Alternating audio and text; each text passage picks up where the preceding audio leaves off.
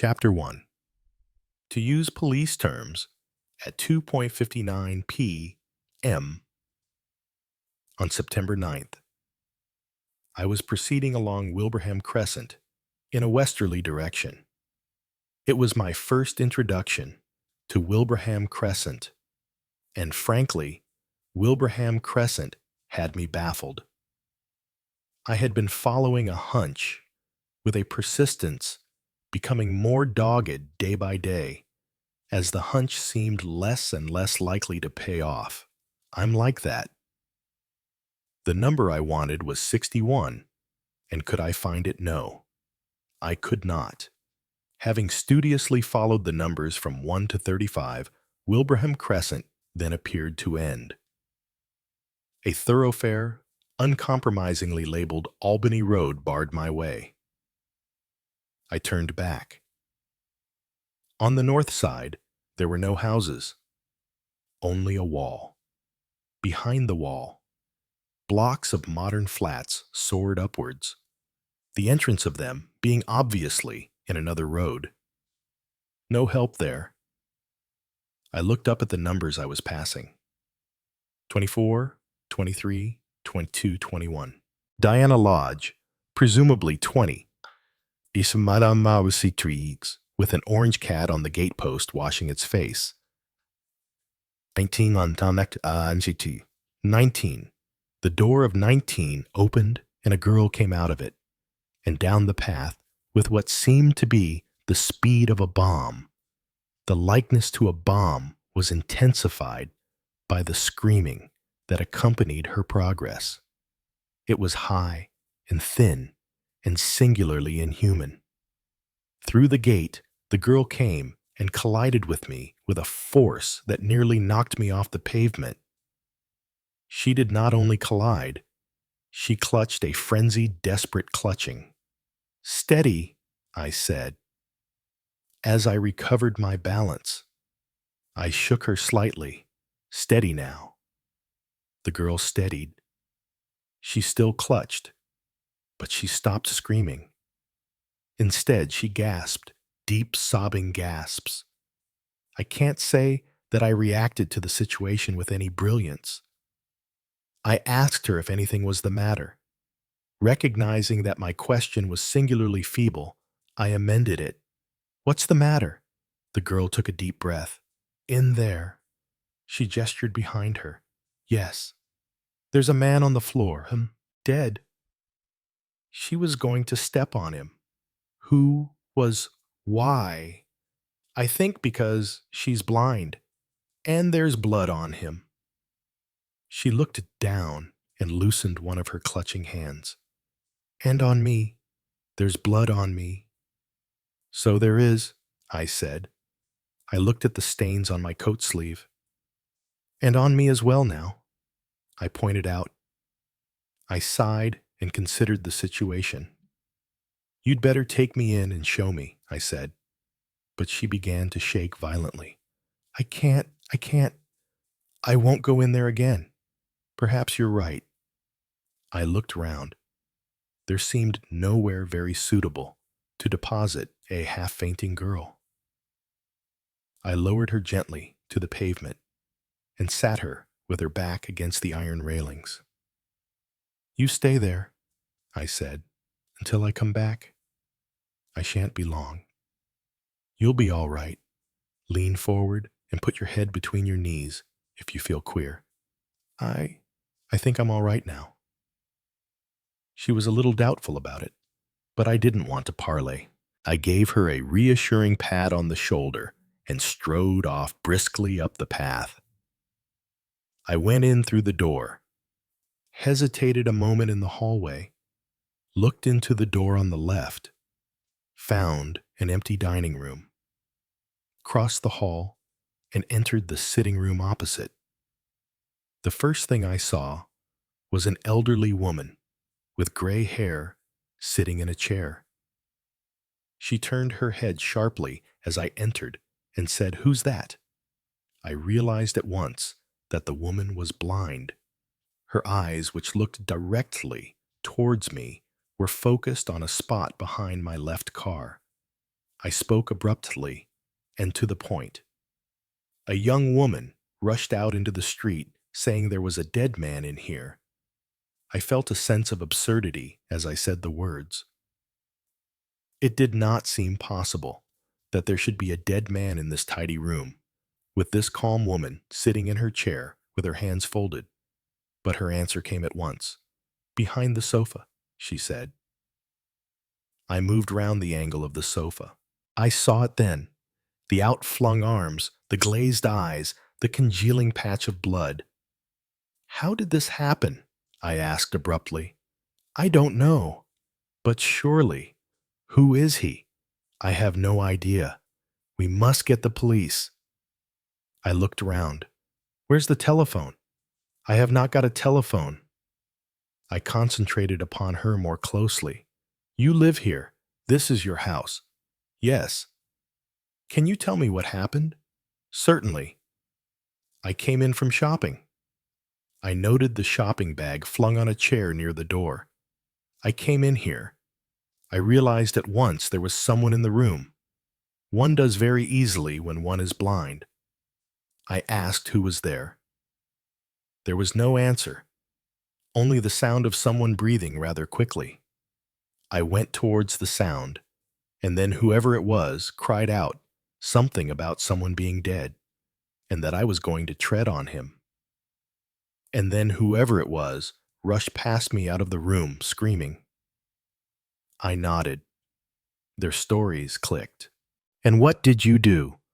I felt my way very carefully until my foot touched an obstacle. And then I knelt down. I touched something, a man's hand. It was cold. There was no pulse. I got up and came over here and sat down to wait. Someone was bound to come in due course. The young woman, whoever she was, would give the alarm. I thought I had better not leave the house. I was impressed with the calm of this woman. She had not screamed or stumbled panic-stricken from the house. She had sat down calmly to wait. It was the sensible thing to do, but it must have taken some doing. Her voice inquired, "Who exactly are you?" "My name is Colin Lamb. I happened to be passing by." "Where is the young woman?" "I left her propped up by the gate. She's suffering from shock." "Where is the nearest telephone?" "There is a call box about 50 yards down the road just before you come to the corner." "Of course. I remember passing it. I'll go and ring the police. Will you?" I hesitated. I didn't know whether to say, "Will you remain here?" or to make it, "Will you be all right?" She relieved me from my choice. "You had better bring the girl into the house," she said decisively. "I don't know that she will come," I said doubtfully. "Not into this room." "Naturally. Put her in the dining room the other side of the hall. Tell her I am making some tea." She rose and came towards me. "But can you manage?" A faint, grim smile showed for a moment on her face. "My dear young man, I have made meals for myself in my own kitchen ever since I came to live in this house 14 years ago. To be blind is not necessarily to be helpless. I'm sorry. It was stupid of me. Perhaps I ought to know your name. Millicent Pebmarsh, miss." I went out and down the path. The girl looked up at me and began to struggle to her feet. I think I'm more or less all right now." I helped her up, saying cheerfully, "Good. There was a dead man in there." "Wasn't there?" I agreed promptly. "Certainly there was. I'm just going down to the telephone box to report it to the police." "I should wait in the house if I were you." I raised my voice to cover her quick protest. "Go into the dining room on the left as you go in. Miss Pebmarsh is making a cup of tea for you." So that was Miss Pebmarsh, and she's blind. Yes, it's been a shock to her, too. Of course, but she's being very sensible. Come on, I'll take you in. A cup of tea will do you good, whilst you are waiting for the police to come." I put an arm round her shoulders and urged her up the path. I settled her comfortably by the dining room table and hurried off again to telephone. An unemotional voice said, "Crowdine Police Station. Can I speak to Detective Inspector Hardcastle?" The voice said cautiously, "I don't know whether he is here. Who is speaking?" "Tell him it's Colin Lamb." "Just a moment, please." I waited. Then Dick Hardcastle's voice spoke. "Colin, I didn't expect you yet a while. Where are you?" "Crowdine. I'm actually in Wilbraham Crescent. There's a man lying dead on the floor of number 19, stabbed, I should think. He's been dead approximately half an hour or so." "Who found him?" "You." "No. I was an innocent passerby." Suddenly a girl came flying out of the house like a batted out of hell. Nearly knocked me so down. She said there was a dead man on the floor, and a blind woman was trampling on him. "You're not having me on, are you?" Dick's voice asked suspiciously. "It does sound fantastic, I admit, but the facts seem to be as stated. The blind woman is Miss Millicent Pebmarsh, who owns the house." "And was she trampling on the dead man?" "Not in the sense you mean it. It seems that being blind, she just didn't know he was there." "I'll set the machinery in motion. Wait for me there." "What have you done with the girl?" "Miss Pebmarsh is making her a cup of tea." Dick's comment was that it all sounded very cozy. Chapter 2. At 19, Wilbraham Crescent, the machinery of the law was in possession. There was a police surgeon, a police photographer, fingerprint men. They moved efficiently, each occupied with his own routine. Finally came Detective Inspector Hardcastle, a tall, poker-faced man with expressive eyebrows, godlike, to see that all he had put in motion was being done, and done properly. He took a final look at the body, exchanged a few brief words with the police surgeon, and then crossed to the dining room where 3 people sat over empty teacups. Miss Pebmarsh, Colin Lamb, and a tall girl with brown curling hair and wide, frightened eyes. "Quite pretty," the inspector noted, parenthetically as it were. He introduced himself to Miss Pebmarsh, Detective Inspector Hardcastle. He knew a little about Miss Pebmarsh, though their paths had never crossed professionally, but he had seen her about, and he was aware that she was an ex-school teacher and that she had a job connected with the teaching of Braille at the Ehrenberg Institute for Handicapped Children. It seemed wildly unlikely that a man should be found murdered in her neat, austere house. But the unlikely happened more often than one would be disposed to believe. "This is a terrible thing to have happened. Miss Pebmarsh," he said. "I'm afraid it must have been a great shock to you. I'll need to get a clear statement of exactly what occurred from you all. I understand that it was Miss—" He glanced quickly at the notebook the constable had handed him. "Sheila Webb, who actually discovered the body. If you'll allow me to use your kitchen, Miss Pebmarsh, I'll take Miss Webb in there where we can be quiet." He opened the connecting door from the dining room to the kitchen and waited until the girl had passed through.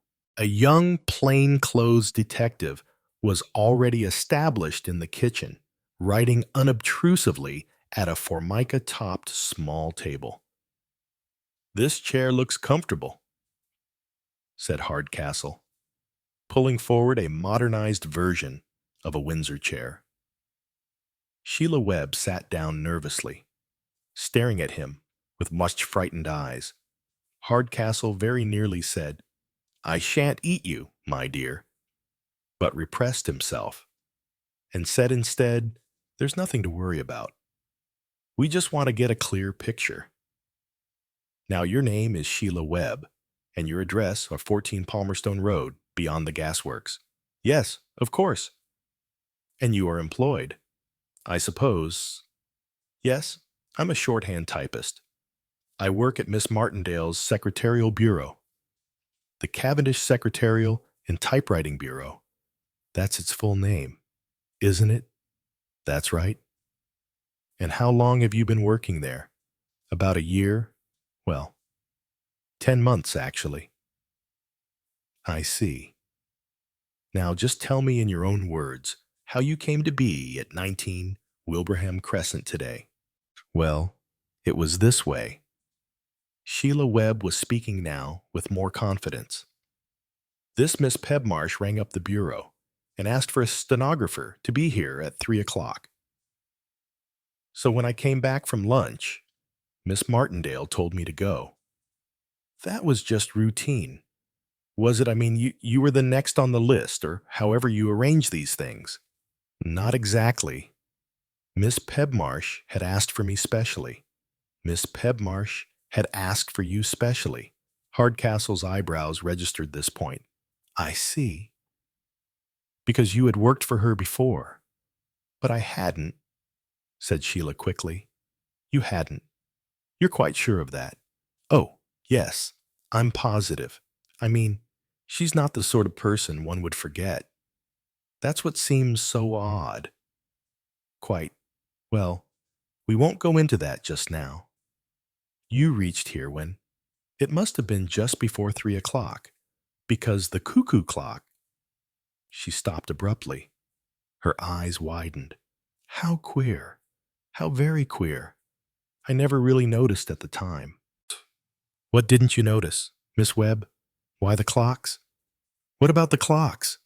"The cuckoo clock struck 3 all right, but all the others were about an hour fast. How very odd." "Certainly very odd," agreed the inspector. "Now, when did you first notice the body?" "Not till I went round behind the sofa, and there he was. It was awful. Yes, awful." "Awful, I agree. Now, did you recognize the man? Was it anyone you had seen before?" "Oh, no. You're quite sure of that?" "He might have looked rather different from the way he usually looked. You know. Think carefully. You're quite sure he was someone you'd never seen before?" "Quite sure?" "Right. That's that. And what did you do?" "What did I do?" "Yes. Why, nothing." "Nothing at all." "I couldn't." "I see. You didn't touch him at all." "Yes. Yes, I did. To see, if I mean just to see. But he was quite cold, and then I got blood on my hand. It was horrible thick and sticky." She began to shake. There," said Hardcastle in an avuncular fashion. "It's all over now. You know, forget about the blood. Go on to the next thing. What happened next?" "I don't know." "Oh, yes. She came home."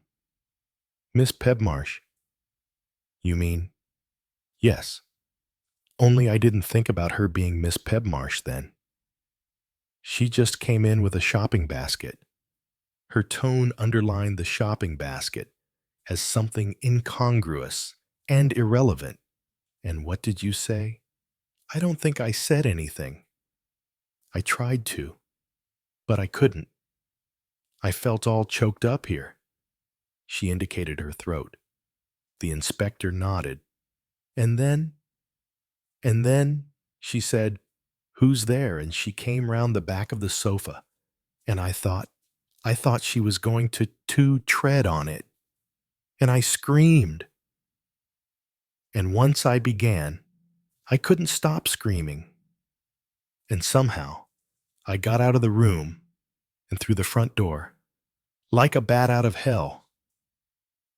The inspector remembered Colin's description. Sheila Webb looked at him out of miserable, frightened eyes and said rather unexpectedly, "I'm sorry. Nothing to be sorry about.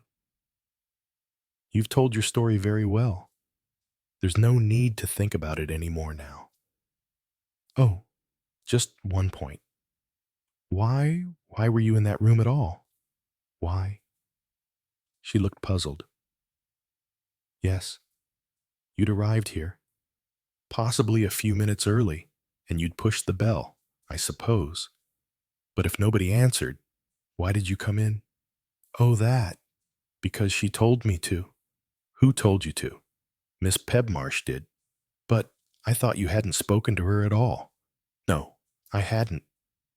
It was Miss Martindale she said it to, that I was to come in and wait in the sitting room on the right of the hall. Hardcastle said, indeed, thoughtfully. Sheila Webb asked timidly, Is that all? I think so. I'd like you to wait here about 10 minutes longer. Perhaps, in case something arises, I might want to ask you about. After that, I'll send you home in a police car. What about your family? You have a family. My father and mother are dead. I live with an aunt, and her name is Mrs. Lawton. The inspector rose and held out his hand. Thank you very much, Miss Webb, he said. Try and get a good night's rest tonight. You'll need it after what you've been through. She smiled at him timidly as she went through the door into the dining room. Look after Miss Webb. Colin, the inspector said. Now, Miss Pebmarsh, can I trouble you to come in here? Hardcastle had half held out a hand to guide Miss Pebmarsh, but she walked resolutely past him, verified a chair against the wall with a touch of her fingertips, drew it out a foot, and sat down. Hardcastle closed the door. Before he could speak, Millicent Pebmarsh said abruptly, Who's that young man? His name is Colin Lamb. So he informed me. But who is he? Why did he come here? Hardcastle looked at her in faint surprise. He happened to be walking down the street when Miss Webb rushed out of this house screaming murder. After coming in and satisfying himself as to what had occurred, he rang us up and was asked to come back here and wait. You spoke to him as Colin. You are very observant, Miss Pebmarsh. Observant hardly the word. And yet none other fitted. Colin Lamb is a friend of mine, though it is some time since I have seen him. He added, He's a marine biologist. Oh, I see. Now, Miss Pebmarsh, I shall be glad if you can tell me anything about this rather surprising affair. Willingly, but there is very little to tell. You have resided here for some time, I believe, since 1950. I was a schoolmistress by profession.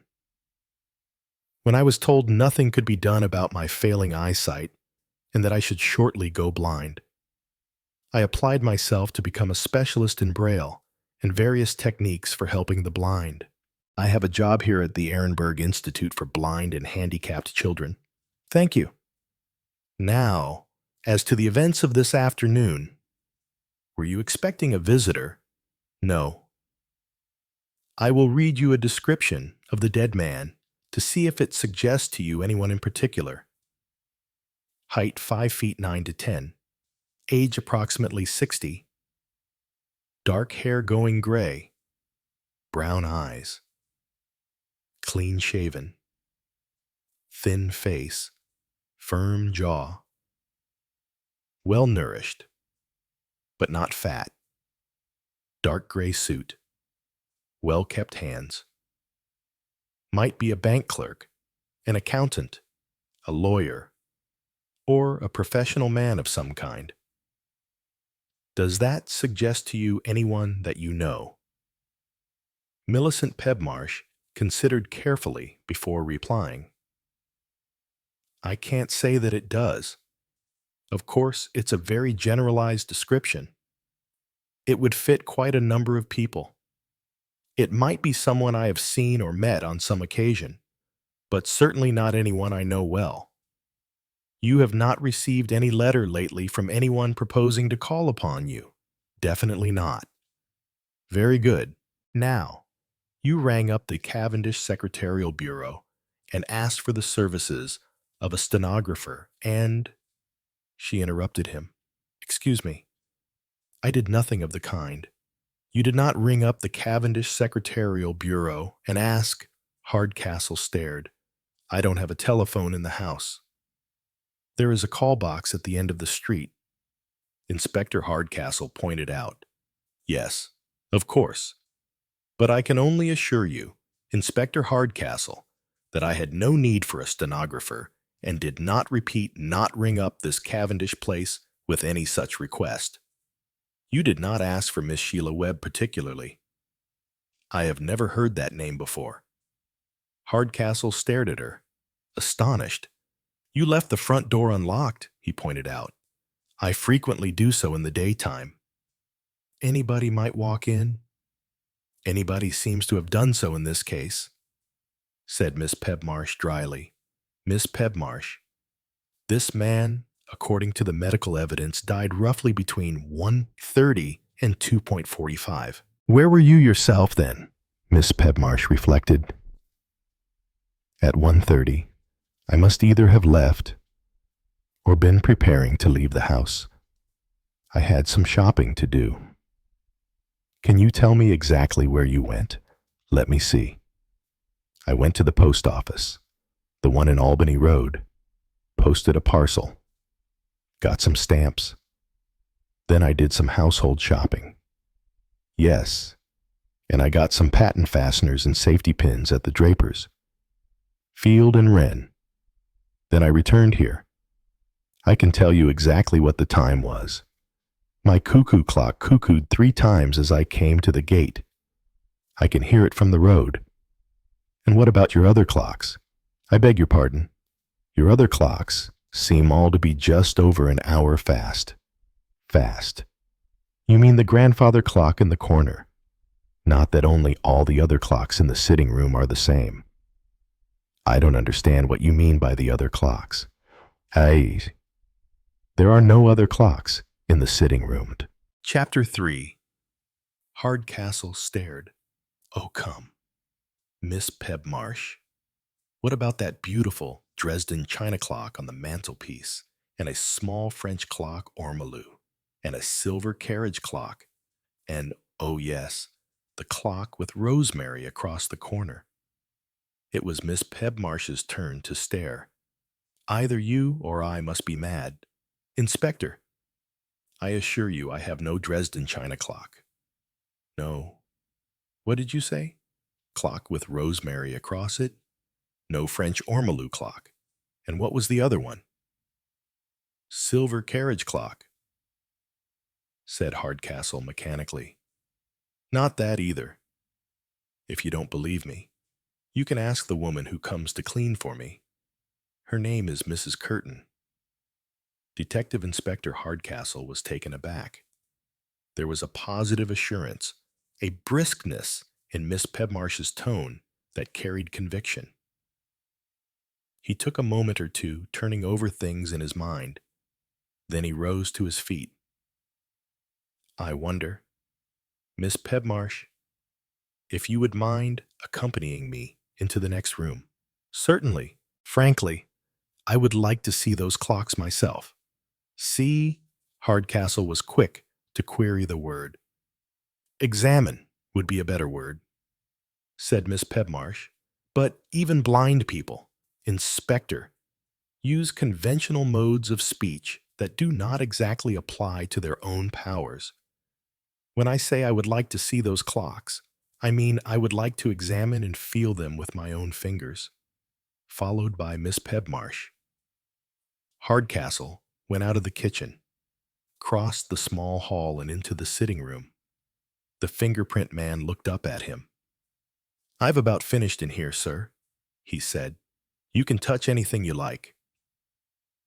Hardcastle nodded and picked up the small traveling clock with rosemary written across the corner. He put it into Miss Pebmarsh's hands. She felt it over carefully. It seems an ordinary traveling clock, she said. "The leather folding kind. It is not mine, Inspector Hardcastle, and it was not in this room. I am fairly sure I can say. When I left the house at 1:30. Thank you." The inspector took it back from her.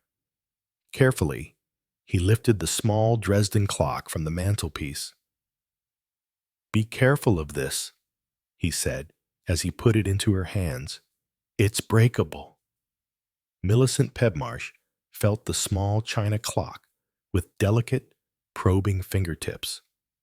Then she shook her head. "It must be a charming clock," she said, "but it's not mine. Where was it?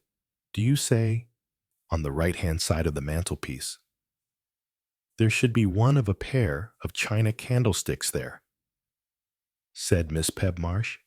"Yes," said Hardcastle, "there is a candlestick there, but it's been pushed to the end. You say there was still another clock. 2 more?" Hardcastle took back the Dresden china clock and gave her the small French gilt ormolu one. She felt it over rapidly, then handed it back to him. "No, that is not mine either." He handed her the silver one, and that, too, she had returned. "The only clocks ordinarily in this room are a grandfather clock there in that corner by the window." "Quite right. And a cuckoo on the wall near the door." Hardcastle found it difficult to know exactly what to say next. He looked searchingly at the woman in front of him, with the additional security of knowing that she could not return his survey. There was a slight frown, as of perplexity, on her forehead. She said sharply, "I can't understand it. I simply can't understand it." She stretched out one hand, with the easy knowledge of where she was in the room, and sat down. Hardcastle looked at the fingerprint man, who was standing by the door. "You've been over these clocks?" he asked. "I've been over everything, sir. No dabs on the gilt clock, but there wouldn't be. The surface wouldn't take it. The same goes for the china one, but there are no dabs on the leather traveling clock or the silver one, and that is a bit unlikely if things were normal. There ought to be dabs. By the way, none of them are wound up, and they are all set to the same time. 13 minutes past 4. What about the rest of the room? There are about 3 or 4 different sets of prints in the room. All women's, I should say. The contents of the pockets are on the table." By an indication of his head, he drew attention to a small pile of things on a table. Hardcastle went over and looked at them. There was a note case containing £7.10, a little loose change, a silk pocket handkerchief, unmarked, a small box of digestive pills, and a printed card. Hardcastle bent to look at it. Mr. R. H. Curry, Metropolis and Provincial Insurance Co. Lidded 7 Denver Street, London, W2. Hardcastle came back to the sofa where Miss Pedmarsh sat. "Were you by any chance expecting someone from an insurance company to call upon you?" "Insurance company? No, certainly not. The Metropolis and Provincial Insurance Company," said Hardcastle. Miss Pedmarsh shook her head. "I've never heard of it," she said. "You were not contemplating taking out insurance of any kind?" "No, I was not. I am insured against fire and burglary with the Jove Insurance Company, which has a branch here. I carry no personal insurance. I have no family or near relations, so I see no point in insuring my life." "I see," said Hardcastle. "Does the name of Curry mean anything to you, Mr. H. Curry?" He was watching her closely. He saw no reaction in her face. "Curry." She repeated the name, then shook her head. "It's not a very usual name.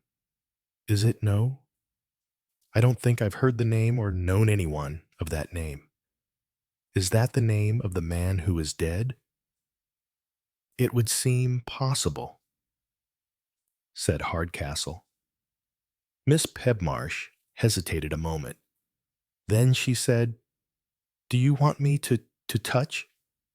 He was quick to understand her. "Would you, Miss Pebmarsh? If it's not asking too much of you.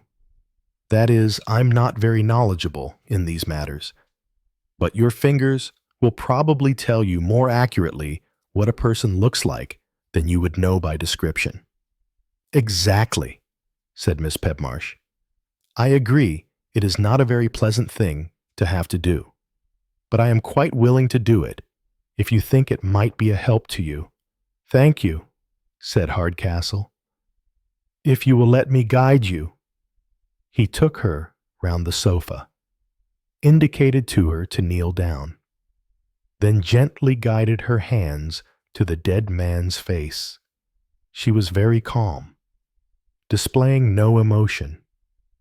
Her fingers traced the hair, the ears, lingering a moment behind the left ear, the line of the nose, mouth, and chin. Then she shook her head and got up. "I have a clear idea what he would look like," she said, "but I'm quite sure that it is no one I have seen or known." The fingerprint man had packed up his kit and gone out of the room. He stuck his head back in. "They've come for him," he said, indicating the body. "All right to take him away." "Right," said Inspector Hardcastle. "Just come and sit over here, will you, Miss Pebmarsh?" He established her in a corner chair. Two men came into the room. The removal of the late Mr. Curry was rapid and professional. Hardcastle went out to the gate and then returned to the sitting room. He sat down near Miss Pebmarsh. "This is an extraordinary business, Miss Pebmarsh," he said. "I'd like to run over the main points with you and see if I've got it right. Correct me if I'm wrong. You expected no visitors today. You've made no inquiries reinsurance of any kind, and you have received no letter from anyone stating that a representative of an insurance company was going to call upon you today. Is that correct?" "Quite correct."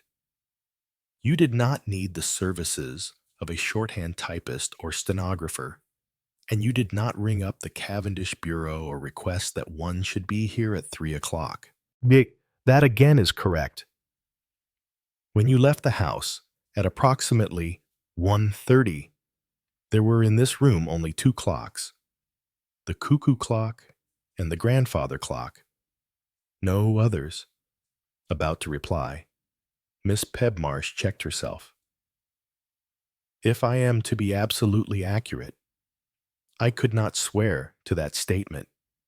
Not having my sight, I would not notice the absence or presence of anything not usually in the room. That is to say, the last time I can be sure of the contents of this room was when I dusted it early this morning. Everything, then, was in its place. I usually do this room myself, as cleaning women are apt to be careless with ornaments. Did you leave the house at all this morning?" "Yes. I went at 10 o'clock as usual to the Ehrenberg Institute. I have classes there until 12:15.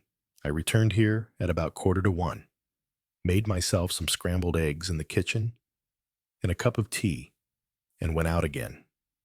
As I have said, at 1:30, I ate my meal in the kitchen, by the way, and did not come into this room." "I see," said Hardcastle. "So while you can say definitely that at 10 o'clock this morning there were no superfluous clocks here, they could possibly have been introduced sometime during the morning. As to that, you would have to ask my cleaning woman, Mrs. Curtin. She comes here about 10 and usually leaves about 12 o'clock. She lives at 17 Dipper Street. Thank you, Miss Pebmarsh. Now we are left with these following facts, and this is where I want you to give me any ideas or suggestions that occur to you. At some time during today, 4 clocks were brought here. The hands of these 4 clocks were set at 13 minutes past 4. Now does that time suggest anything to you? 13 minutes past 4? Miss Pebmarsh shook her head. Nothing at all. Now we pass from the clocks to the dead man. It seems unlikely that he would have been let in by your cleaning woman and left in the house by her, unless you had told her you were expecting him, but that we can learn from her. He came here presumably to see you for some reason, either a business one or a private one. Between 1:30 and 2:45, he was stabbed and killed. If he came here by appointment, you say you know nothing of it.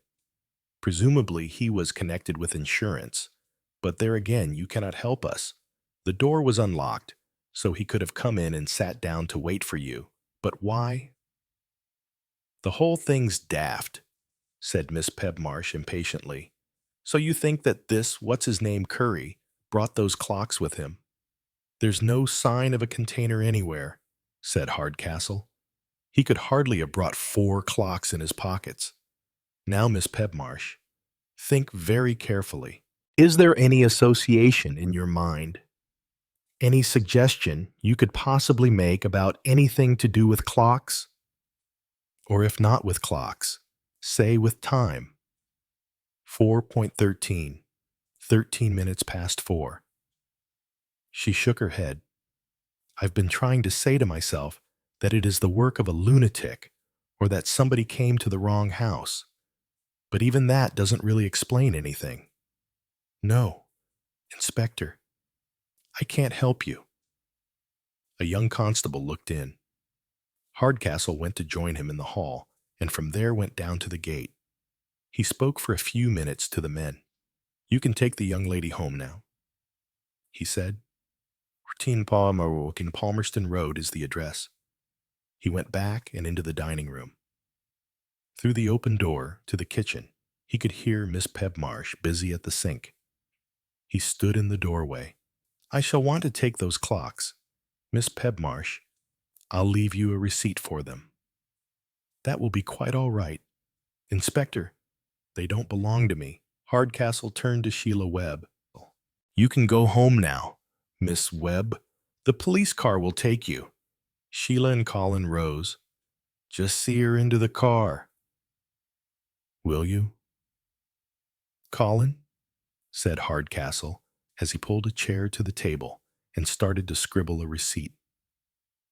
Colin and Sheila went out and started down the path. Sheila paused suddenly. My gloves, I left them. I'll get them. No, I know just where I put them. I don't mind now that they've taken it away.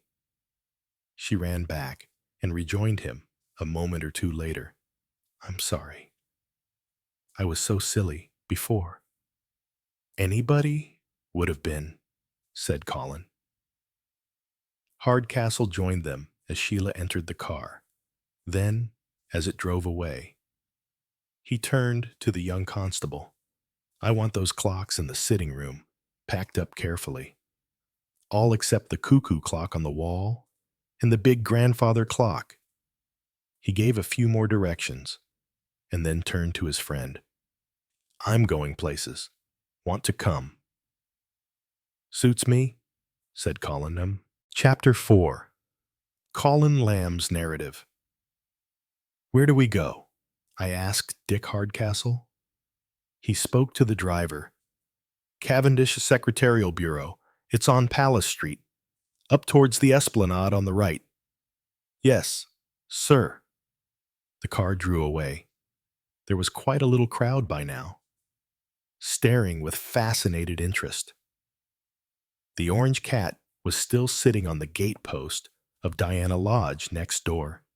He was no longer washing his face, but was sitting up very straight, lashing his tail slightly, and gazing over the heads of the crowd with that complete disdain for the human race that is the special prerogative of cats and camels. The Secretarial Bureau, and then the cleaning woman, In that order, said Hardcastle, because the time is getting on. He glanced at his watch. After 4 o'clock, he paused before adding, rather an attractive girl? Quite, I said. He cast an amused look in my direction. But she told a very remarkable story. The sooner it's checked up on, the better.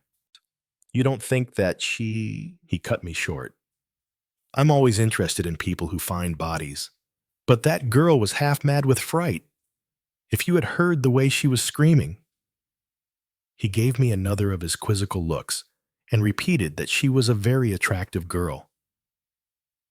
And how did you come to be wandering about in Wilbraham Crescent? Colin, admiring our genteel Victorian architecture, or had you a purpose? I had a purpose. I was looking for number 61, and I couldn't find it. Possibly it doesn't exist. It exists all right. The numbers go up to 88, I think. But look here. Dick, when I came to number 28, Wilbraham Crescent just petered out. It's always puzzling to strangers. If you'd turned to the right up Albany Road and then turned to the right again, you'd have found yourself in the other half of Wilbraham Crescent. It's built back to back. You see, the gardens back on each other. I see, I said, when he had explained this peculiar geography at length. Like those squares and gardens in London. Onslow Square, isn't it? Orcadogan? You start down one side of a square, and then it suddenly becomes a place or gardens. Even taxis are frequently baffled. Anyway, there is a 61. Any idea who lives there? 61. Let me see. Yes. That would be Bland the builder. Oh dear, I said. That's bad. You don't want a builder? No, I don't fancy a builder at all, unless... Perhaps he's only just come here recently, just started up. Bland was born here, I think. He's certainly a local man, been in business for years. Very disappointing. He's a very bad builder, said Hardcastle encouragingly. Uses pretty poor materials. Puts up the kind of houses that look more or less all right until you live in them. Then everything falls down or goes wrong. Sails fairly near the wind sometimes. Sharp practice, but just manages to get away with it. It's no good tempting me. Dick, the man I want, would almost certainly be a pillar of rectitude. Bland came into a lot of money about a year ago. Or rather, his wife did. She's a Canadian, came over here in the war, and met Bland. Her family didn't want her to marry him, and more or less cut her off when she did. Then last year, a great uncle died. His only son had been killed in an air crash, and what with war casualties, and one thing and another. Mrs. Bland was the only one left of the family, so he left his money to her. Just saved Bland from going bankrupt, I believe. You seem to know a lot about Mr. Bland. Oh, that well. You see, the Inland Revenue are always interested when a man suddenly gets rich overnight. They wonder if he's been doing a little fiddling and salting away, so they check up. They checked, and it was all okay. In any case, I said, I'm not interested in a man who has suddenly got rich. It's not the kind of setup that I'm looking for. No, you've had that, haven't you? I nodded. And finished with it, or not finished with it, it's something of a story, I said evasively. Are we dining together tonight, as planned? Or will this business put paid to that? No, that will be all right. At the moment, the first thing to do is set the machinery in motion. We want to find out all about Mr. Curry. In all probability, once we know just who he is and what he does, we'll have a pretty good idea as to who wanted him out of the way. He looked out of the window. Here we are. The Cavendish Secretarial and Typewriting Bureau was situated in the main shopping street, called rather grandly Palace Street. It had been adapted, like many other of the establishments there, from a Victorian house. To the right of it, a similar house displayed the legend Edwin Glenn, artist photographer, specialist, children's photographs, wedding groups, etc. In support of this statement, the window was filled with enlargements of all sizes and ages of children, from babies to 6-year-olds. These presumably were to lure in fond mamas.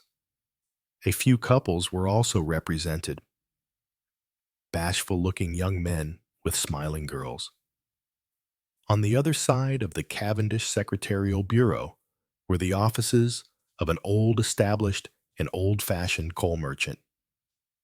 Beyond that again, the original old-fashioned houses had been pulled down, and a glittering 3-story building proclaimed itself as the Orient Cafe and Restaurant. Hardcastle and I walked up the 4 steps, passed through the open front door, and obeying the legend on a door on the right, which said, "Please enter," entered. It was a good-sized room, and 3 young women were typing with assiduity. 2 of them continued to type, paying no attention to the entrance of strangers. The third one, who was typing at a table with a telephone directly opposite the door, stopped and looked at us inquiringly. She appeared to be sucking a sweet of some kind. Having arranged it in a convenient position in her mouth, she inquired in faintly adenoidal tones, "Can I help you, Miss Martindale?" said Hardcastle. "I think she's engaged at the moment on the telephone." At that moment, there was a click, and the girl picked up the telephone receiver and fiddled with the switch, and said, "2 gentlemen to see you, Miss Martindale." She looked at us and asked, "Can I have your names, please?" "Hardcastle," said Dick. "A Mr. Hardcastle, Miss Martindale." She replaced the receiver and rose. "This way, please," she said, going to a door which bore the name Miss Martindale on a brass plate. She opened the door, flattened herself against it to let us pass, said, "Mr. Hardcastle," and shut the door behind us. Miss Martindale looked up at us from a large desk behind which she was sitting. She was an efficient-looking woman of about 50, with a pompadour of pale red hair and an alert glance. She looked from one to the other of us. "Miss Hardcastle?" Dick took out one of his official cards and handed it to her. I effaced myself by taking an upright chair near the door. Miss Martindale's sandy eyebrows rose in surprise and a certain amount of displeasure. "Detective Inspector Hardcastle. What can I do for you?" "Inspector, I have come to you to ask for a little information." "Miss Martindale, I think you may be able to help me." From his tone of voice, I judged that Dick was going to play it in a roundabout way, exerting charm. I was rather doubtful myself whether Miss Martindale would be amenable to charm. She was of the type that the French label so aptly a femme formidable. I was studying the general layout.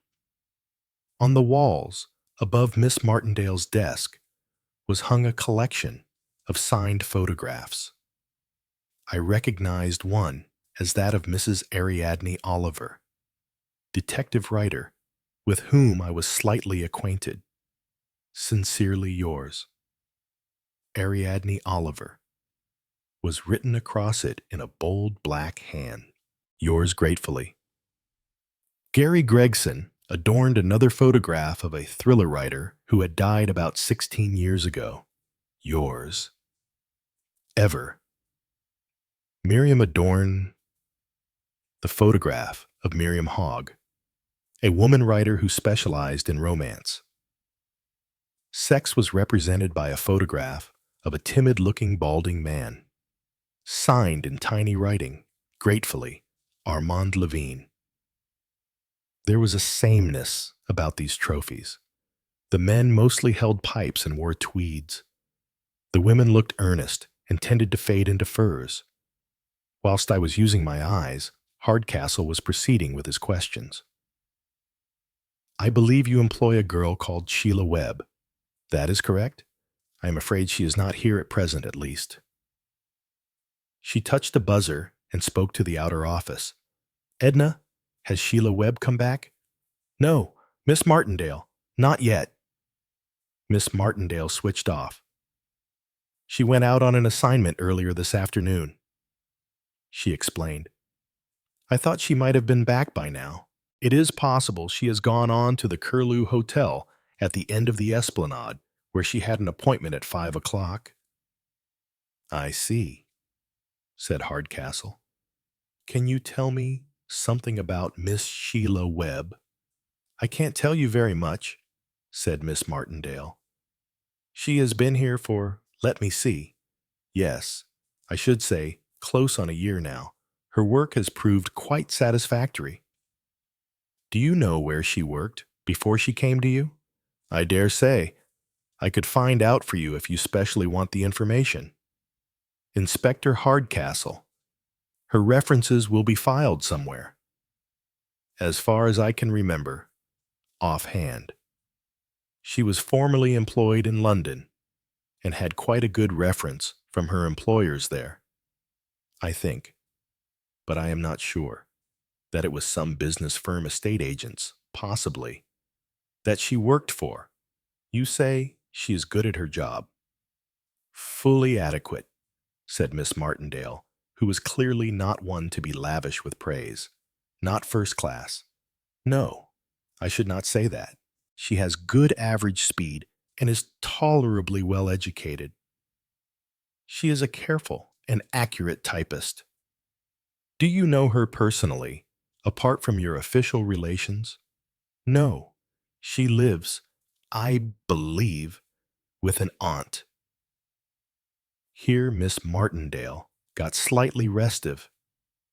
May I ask, Inspector Hardcastle, why you are asking all these questions?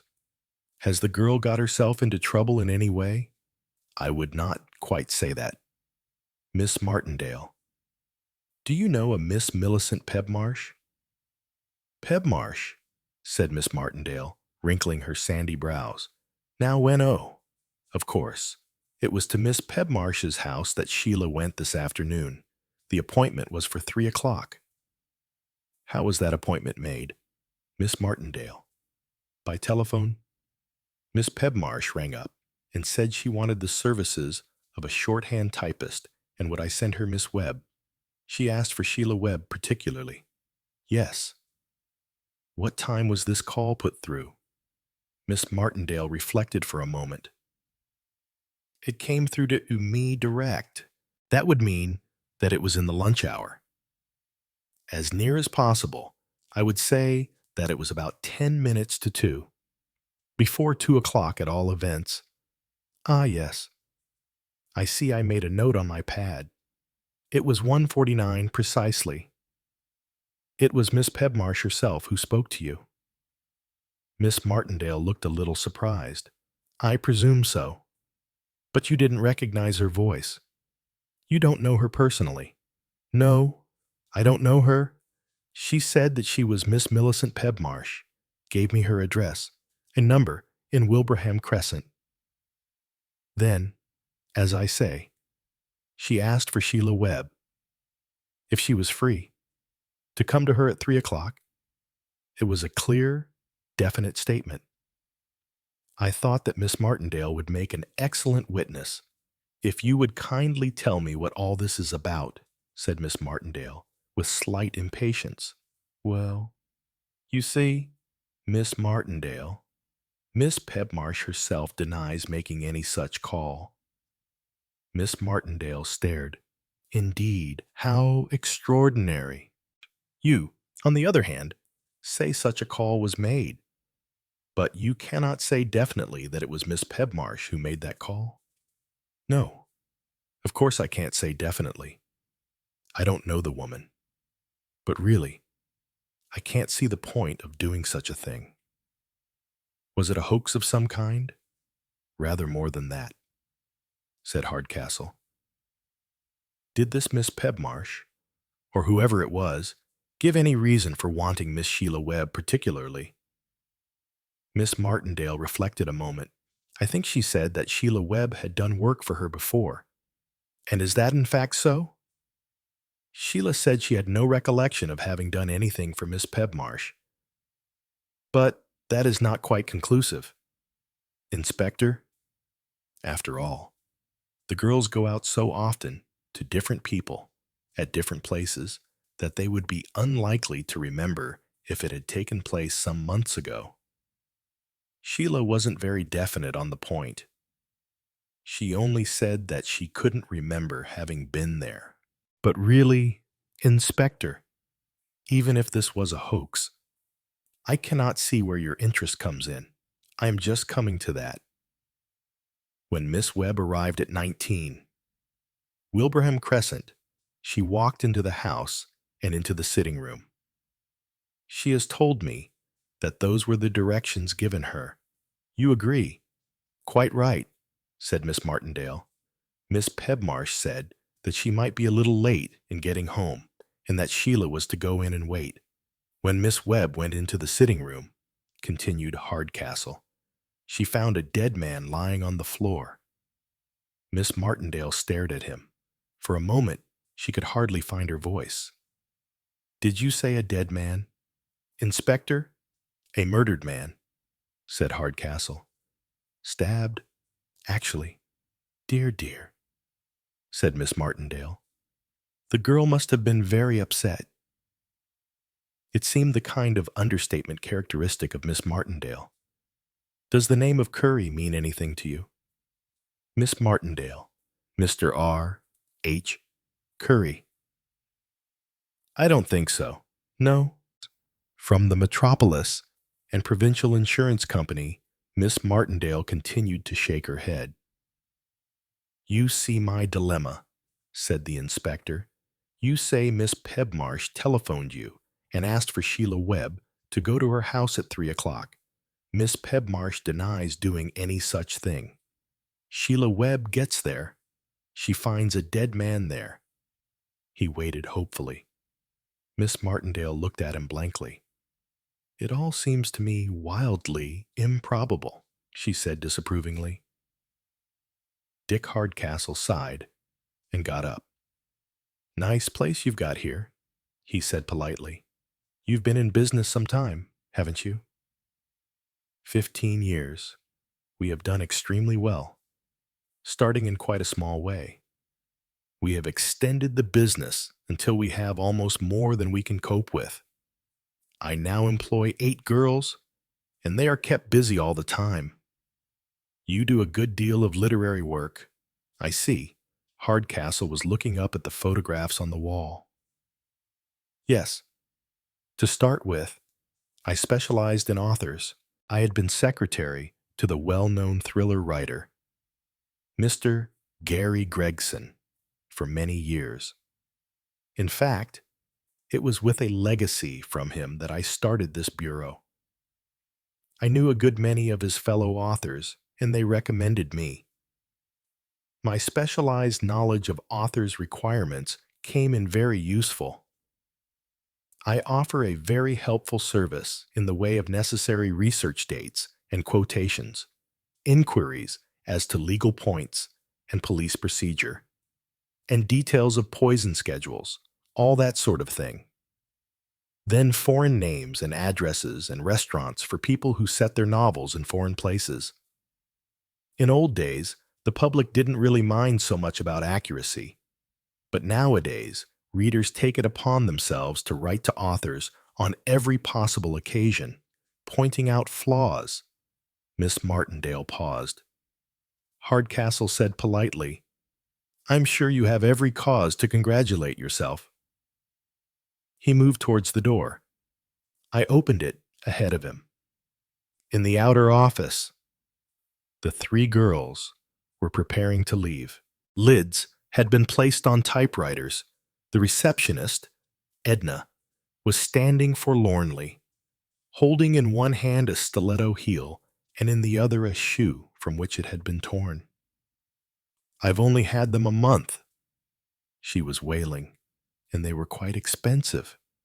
It's that beastly grating, the one at the corner by the cake shop quite near here." I caught my heel in it, and off it came. I couldn't walk.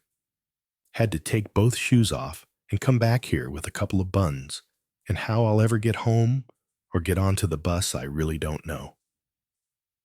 At that moment, our presence was noted, and Edna hastily concealed the offending shoe with an apprehensive glance towards Miss Martindale, whom I appreciated was not the sort of woman to approve of stiletto heels. She herself was wearing sensible flat-heeled leather shoes. "Thank you, Miss Martindale," said Hardcastle.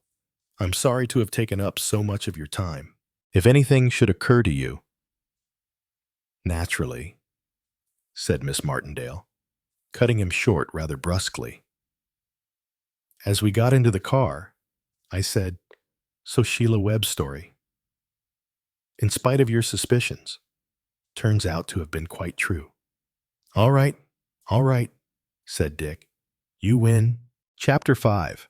"Mom," said Ernie Curtin, desisting for a moment from his occupation of running a small metal model up and down the window pane, accompanying it with a semi-zooming, semi-moaning noise intended to reproduce a rocket ship going through outer space on its way to Venus. "Mom, what do you think?" Mrs. Curtin, a stern-faced woman who was busy washing up crockery in the sink, made no response. "Mom, there's a police car drawn up outside our house." "Don't you tell no more of your lies, Ernie," said Mrs. Curtin as she banged cups and saucers down on the draining board. "You know what I've said to you about that before." "I never," said Ernie virtuously. "And it's a police car right enough. And there's two men getting out." Mrs. Curtin wheeled round on her offspring. "What have you been doing now?" she demanded. "Bringing us into disgrace. That's what it is." "Course I ain't," said Ernie. "I haven't done nothing." "It's going with that Alf," said Mrs. Curtin. "Him and his gang." "Gangs, indeed, I've told you. And your father's told you that gangs isn't respectable. In the end, there's trouble. First, it'll be the juvenile court, and then you'll be sent to a remand home as likely as not, and I won't have it. Do you hear? They're coming up to the front door," Ernie announced. Mrs. Curtin abandoned the sink and joined her offspring at the window. "Well," she muttered. At that moment the knocker was sounded. Wiping her hands quickly on the tea towel, Mrs. Curtin went out into the passage and opened the door. She looked with defiance and doubt at the two men on her doorstep. "Mrs. Curtin," said the taller of the two, pleasantly. "That's right," said Mrs. Curtin. "May I come in a moment? I'm Detective Inspector Hardcastle." Mrs. Curtin drew back rather unwillingly.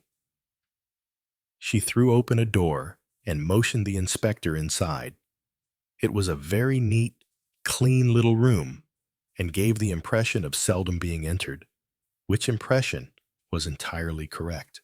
Ernie, drawn by curiosity, came down the passage from the kitchen and sidled inside the door.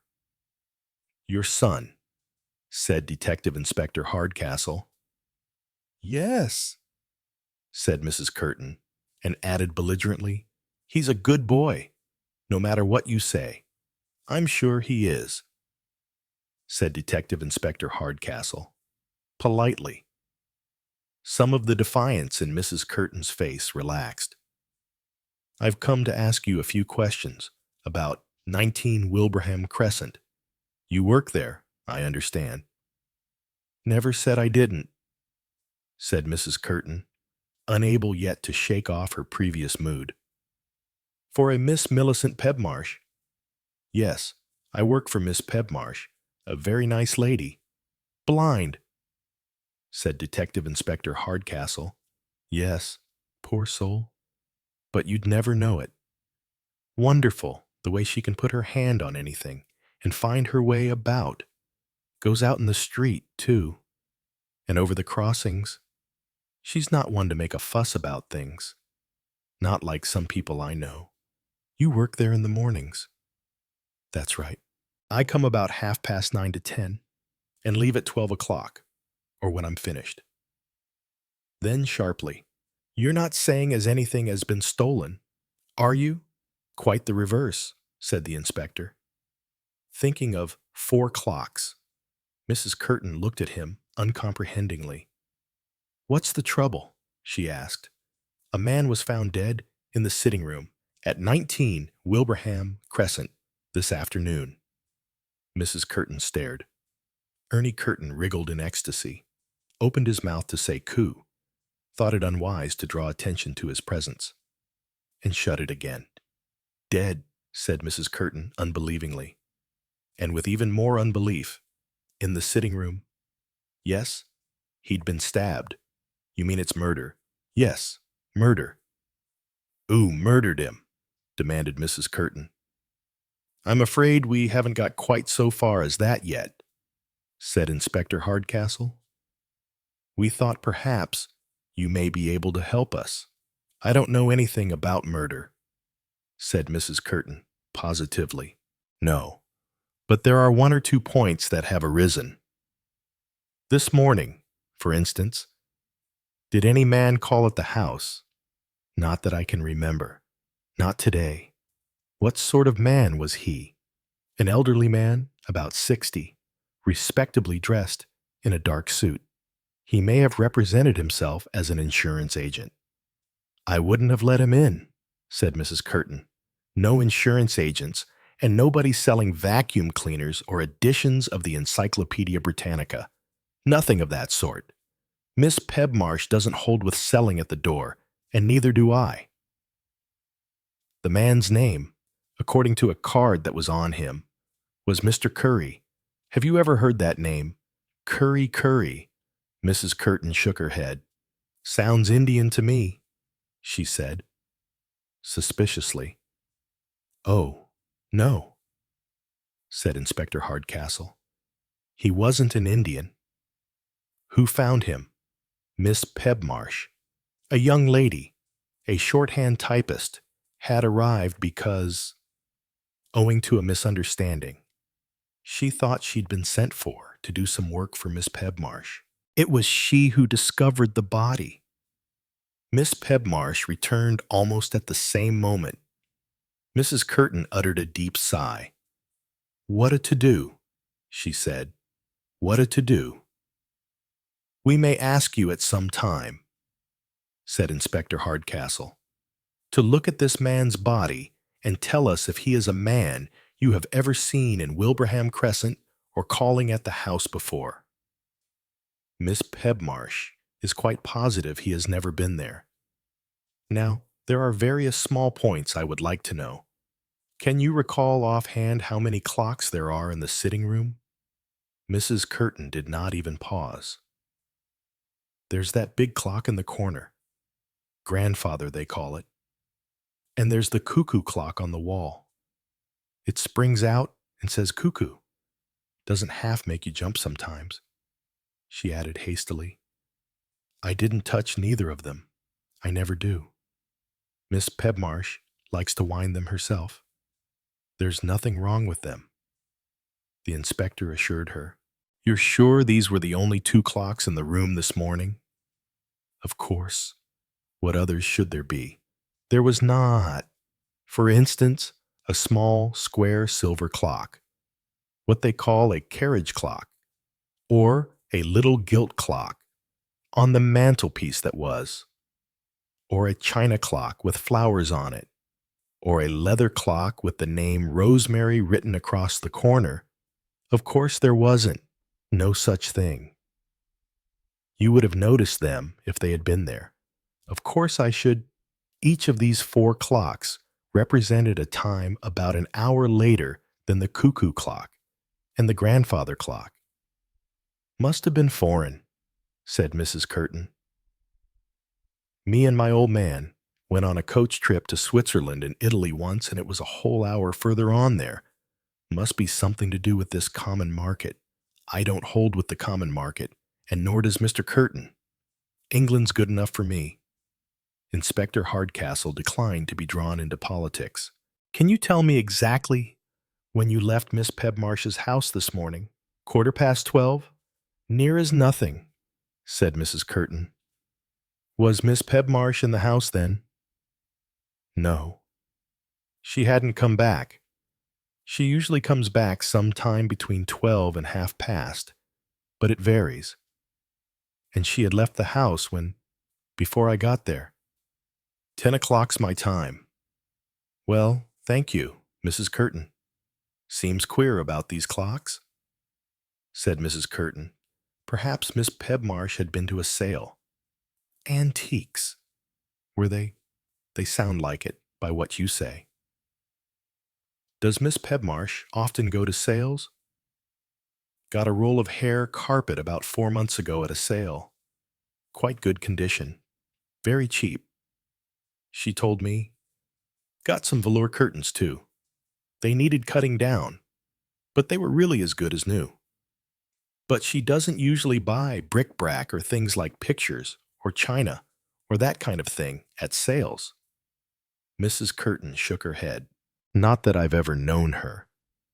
But of course, there's no saying in sales. Is there, I mean? You get carried away. When you get home, you say to yourself, whatever did I want with that bought 6 pots of jam once? When I thought about it, I could have made it cheaper myself. Cups and saucers, too. Them. I could have got better in the market on a Wednesday. She shook her head darkly. Feeling that he had no more to learn for the moment, Inspector Hardcastle departed. Ernie then made his contribution to the subject that had been under discussion. Murder coup, said Ernie.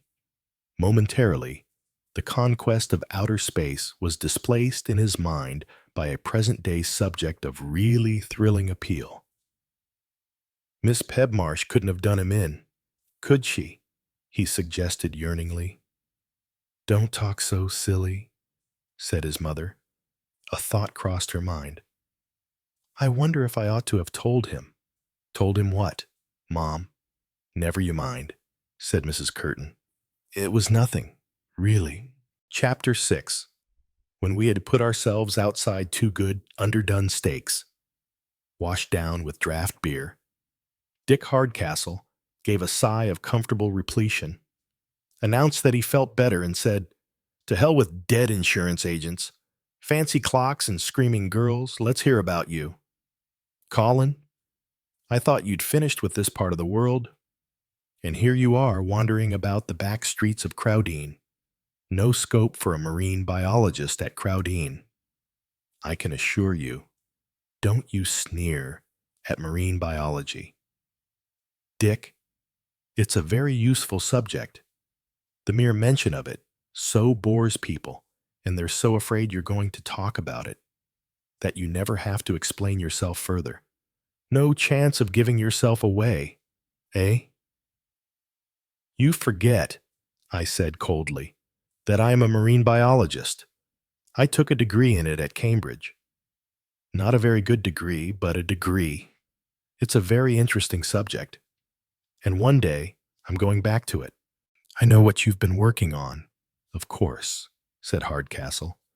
And congratulations to you. Larkin's trial comes on next month, doesn't it? Yes. Amazing the way he managed to carry on passing stuff out for so long. You'd think somebody would have suspected. They didn't. You know, when you've got it into your head that a fellow is a thoroughly good chap, it doesn't occur to you that he mightn't be. He must have been clever, Dick commented. I shook my head. No, I don't think he was. Really. I think he just did as he was told. He had access to very important documents. He walked out with them. They were photographed and returned to him, and they were back again where they belonged the same day. Good organization there. He made a habit of lunching at different places every day.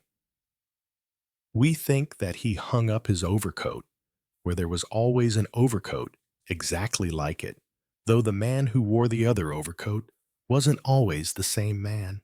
The overcoats were switched, but the man who switched them never spoke to Larkin, and Larkin never spoke to him. We'd like to know a good deal more about the mechanics of it. It was all very well planned with perfect timing. Somebody had brains. And that's why you're still hanging around the naval station at Portalbury. Yes, we know the naval end of it, and we know the London end. We know just when and where Larkin got his pay and how. But there's a gap. In between the two, there's a very pretty little bit of organization. That's the part we'd like to know more about, because that's the part where the brains are. Somewhere, there's a very good headquarters, with excellent planning, which leaves a trail that is confused not once, but probably 7 or 8 times. What did Larkin do it for? Asked Hardcastle, curiously. Political idealist, boosting his ego, or plain money? He was no idealist, I said. Just money, I'd say. Couldn't you have got on to him sooner that way? He spent the money, didn't he? He didn't salt it away. Oh, no, he splashed it about all right. Actually, we got on to him a little sooner than we're admitting. Hardcastle nodded his head understandingly. I see. You tumbled, and then you used him for a bit. Is that it? More or less. He had passed out some quite valuable information before we got on to him. So, we let him pass out more information. Also, apparently valuable. In the service I belong to, we have to resign ourselves to looking fools now and again. I don't think I'd care for your job, Colin, said Hardcastle thoughtfully. It's not the exciting job that people think it is, I said. As a matter of fact, it's usually remarkably tedious. But there's something beyond that.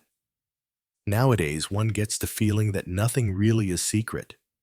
We know their secrets, and they know our secrets. Our agents are often their agents, too. And their agents are very often our agents. And in the end, who is double-crossing? Who becomes a kind of nightmare? Sometimes I think that everybody knows everybody else's secrets, and that they enter into a kind of conspiracy to pretend that they don't. I see what you mean, Dick said thoughtfully. Then he looked at me curiously. I can see why you should still be hanging around Portalbury. But Crowdene's a good 10 miles from Portalbury. What I'm really after, I said, are crescents. Crescents. Hardcastle looked puzzled. Yes. Or alternatively, moons. New moons. Rising moons and so on. I started my quest in Portalbury itself. There's a pub there called the Crescent Moon. I wasted a long time over that. It sounded ideal. Then there's the Moon and Stars, the Rising Moon, the Jolly Sickle, the Cross and the Crescent. That was in a little place called Seamead. Nothing doing. Then I abandoned moons and started on crescents. Several crescents in Portalbury. Lansbury Crescent, Aldridge Crescent, Livermead Crescent, Victoria Crescent. I caught sight of Dick's bewildered face and began to laugh. Don't look so much at sea. Dick. I had something tangible to start me off. I took out my wallet, extracted a sheet of paper, and passed it over to him. It was a single sheet of hotel writing paper on which a rough sketch had been drawn. In clue. Picture illustrations.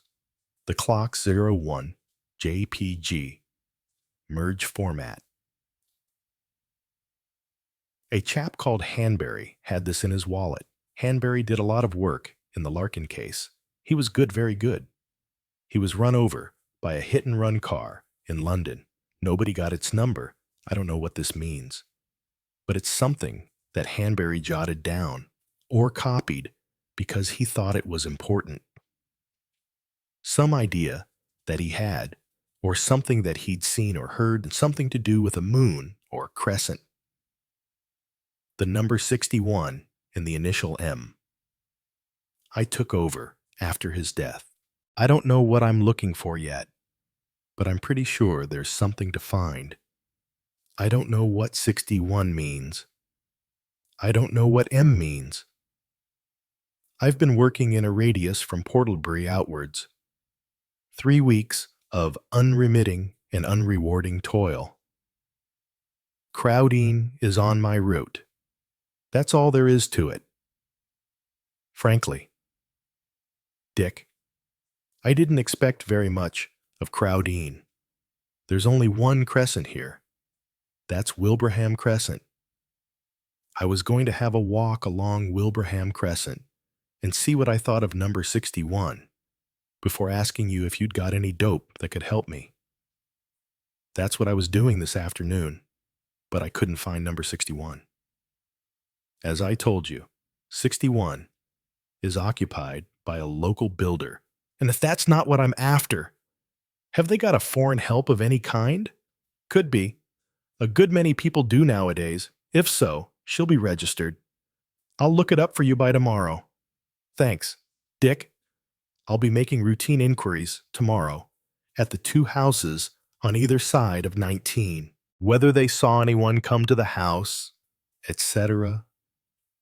I might include the houses directly behind, 19 the ones whose gardens adjoin it. I rather think that 61 is almost directly behind 19. I could take you along with me if you liked. I closed with the offer greedily. I'll be your Sergeant Lamb and take shorthand notes. We agreed that I should come to the police station at 9:30 the following morning. I arrived the next morning promptly at the agreed hour and found my friend literally fuming with rage. When he had dismissed an unhappy subordinate, I inquired delicately what had happened. For a moment, Hardcastle seemed unable to speak. Then he spluttered out, "Those damned clocks. The clocks again, what's happened now? One of them is missing." Missing? Which one? The leather traveling clock? The one with Rosemary across the corner? I whistled. That seems very extraordinary. How did it come about? The damned fools, I'm one of them, really. I suppose. Dick was a very honest man. One's got to remember to cross every T and dot every I, or things go wrong. Well, the clocks were there all right yesterday in the sitting room. I got Miss Pebmarsh to feel them all to see if they felt familiar. She couldn't help. Then they came to remove the body. Yes. I went out to the gate to supervise. Then I came back to the house, spoke to Miss Pebmarsh, who was in the kitchen, and said I must take the clocks away and would give her a receipt for them. I remember. I heard you. Then I told the girl I'd send her home in one of our cars, and I asked you to see her into it. Yes. I gave Miss Pebmarsh the receipt, though she said it wasn't necessary since the clocks weren't hers. Then I joined you. I told Edwards I wanted the clocks in the sitting room packed up carefully and brought here, all of them except the cuckoo clock and, of course, the grandfather. And that's where I went wrong. I should have said, quite definitely.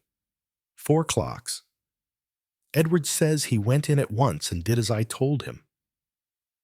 He insists there were only 3 clocks other than the 2 fixtures. That doesn't give much time, I said. It means the Pebmarsh woman could have done it. She could have picked up the clock after I left the room and gone straight to the kitchen with it. True enough, but why? We've got a lot to learn. Is there anybody else? Could the girl have done it? I reflected. I don't think so. I stopped, remembering something. So she did, said Hardcastle. Go on. When was it? We were just going out to the police car, I said unhappily. She'd left her gloves behind. I said, I'll get them for you, and she said, oh, I know just where I must have dropped them. I don't mind going into that room now that the body's gone. And she ran back into the house. But she was only gone a minute. Did she have her gloves on, or in her hand when she rejoined you? I hesitated. Yes, I think she did. Obviously she didn't, said Hardcastle. Or you wouldn't have hesitated. She probably stuffed them in her bag. The trouble is, said Hardcastle in an accusing manner, you've fallen for that girl. Do not be idiotic. I defended myself vigorously. I saw her for the first time yesterday afternoon, and it wasn't exactly what you'd call a romantic introduction. I'm not so sure of that, said Hardcastle. It isn't every day that young men have girls falling into their arms, screaming for help in the approved Victorian fashion. Makes a man feel a hero and a gallant protector. Only you've got to stop protecting her. That's all. So far as you know, that girl may be up to the neck in this murder business. Are you saying that this slip of a girl stuck a knife into a man, hid it somewhere so carefully that none of your sleuths could find it, then deliberately rushed out of the house and did a screaming act all over me? You'd be surprised at what I've seen in my time, said Hardcastle darkly. Don't you realize, I demanded indignantly, that my life has been full of beautiful spies of every nationality, all of them with vital statistics that would make an American private eye forget all about the shot of rye in his collar drawer. I'm immune to all female allurements. Everybody meets his Waterloo in the end, said Hardcastle. It all depends on the type. Sheila Webb seems to be your type. Anyway, I can't see why you're so set on fastening it on her, Hardcastle sighed. I'm not fastening it on her, but I've got to start somewhere. The body was found in Pebmarsh's house. That involves her. The body was found by the Webb girl.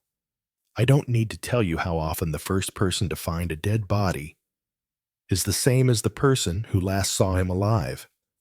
Until more facts turn up, those two remain in the picture.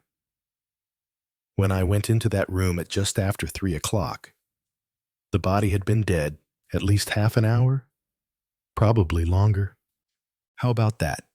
Sheila Webb had her lunch hour from 1:30 to 2:30. I looked at him in exasperation. What have you found out about Curry? Hardcastle said with unexpected bitterness. Nothing. What do you mean, nothing? Just that he doesn't exist. There's no such person. What do the Metropolis insurance companies say? They've nothing to say either. Because there's no such thing. The Metropolis and Provincial Insurance Company doesn't exist. As far as Mr. Curry from Denver Street goes, there's no Mr. Curry, no Denver Street. Number 7 or any other number. Interesting, I said. You mean he just had some bogus cards printed with a bogus name? Address, an insurance company? Presumably. What is the big idea? Do you think? Hardcastle shrugged his shoulders. At the moment, it's guesswork. Perhaps he collected bogus premiums. Perhaps it was a way of introducing himself into houses and working some confidence trick. He may have been a swindler or a confidence trickster, or a picker-up of unconsidered trifles, or a private inquiry agent. We just don't know. But you'll find out. Oh, yes, we'll know in the end. We sent up his fingerprints to see if he's got a record of any kind. If he has, it'll be a big step on the way. If he hasn't, it'll be rather more difficult. A private dick, I said thoughtfully. I rather like that. It opens up possibilities. Possibilities are all we've got so far. When's the inquest? Day after tomorrow, purely formal, and an adjournment. What's the medical evidence? Oh, stabbed with a sharp instrument. Something like a kitchen vegetable knife. That rather lets out Miss Pebmarsh. Doesn't it? I said thoughtfully. A blind woman would hardly be able to stab a man. She really is blind, I suppose. Oh, yes, she's blind. We checked up, and she's exactly what she says she is. She was a teacher of mathematics in a North Country school, lost her sight about 16 years ago, took up training in Braille, etc., and finally got a post with the Ehrenberg Institute here. She could be mental, I suppose, with a fixation on clocks and insurance agents. It really is all too fantastic for words. I couldn't help speaking with some enthusiasm. Like Ariadne Oliver in her worst moments. Or the late Gary Gregson at the top of his form. Go on, enjoy yourself. You're not the wretched in charge. You haven't got to satisfy a superintendent or a chief constable and all the rest of it. Oh well, perhaps we'll get something useful out of the neighbors. I doubt it, said Hardcastle bitterly. If that man was stabbed in the front garden and two masked men carried him into the house, nobody would have looked out of the window or seen anything. This isn't a village. Worse luck. Wilbraham Crescent is a genteel residential road. By 1 o'clock, daily women who might have seen something have gone home. There's not even a pram being wheeled along.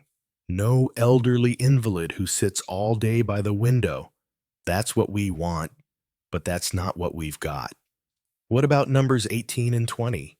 18 is occupied by Mr. Waterhouse, managing clerk to Gainsford and Swettenham, solicitors, and his sister who spends her spare time managing him.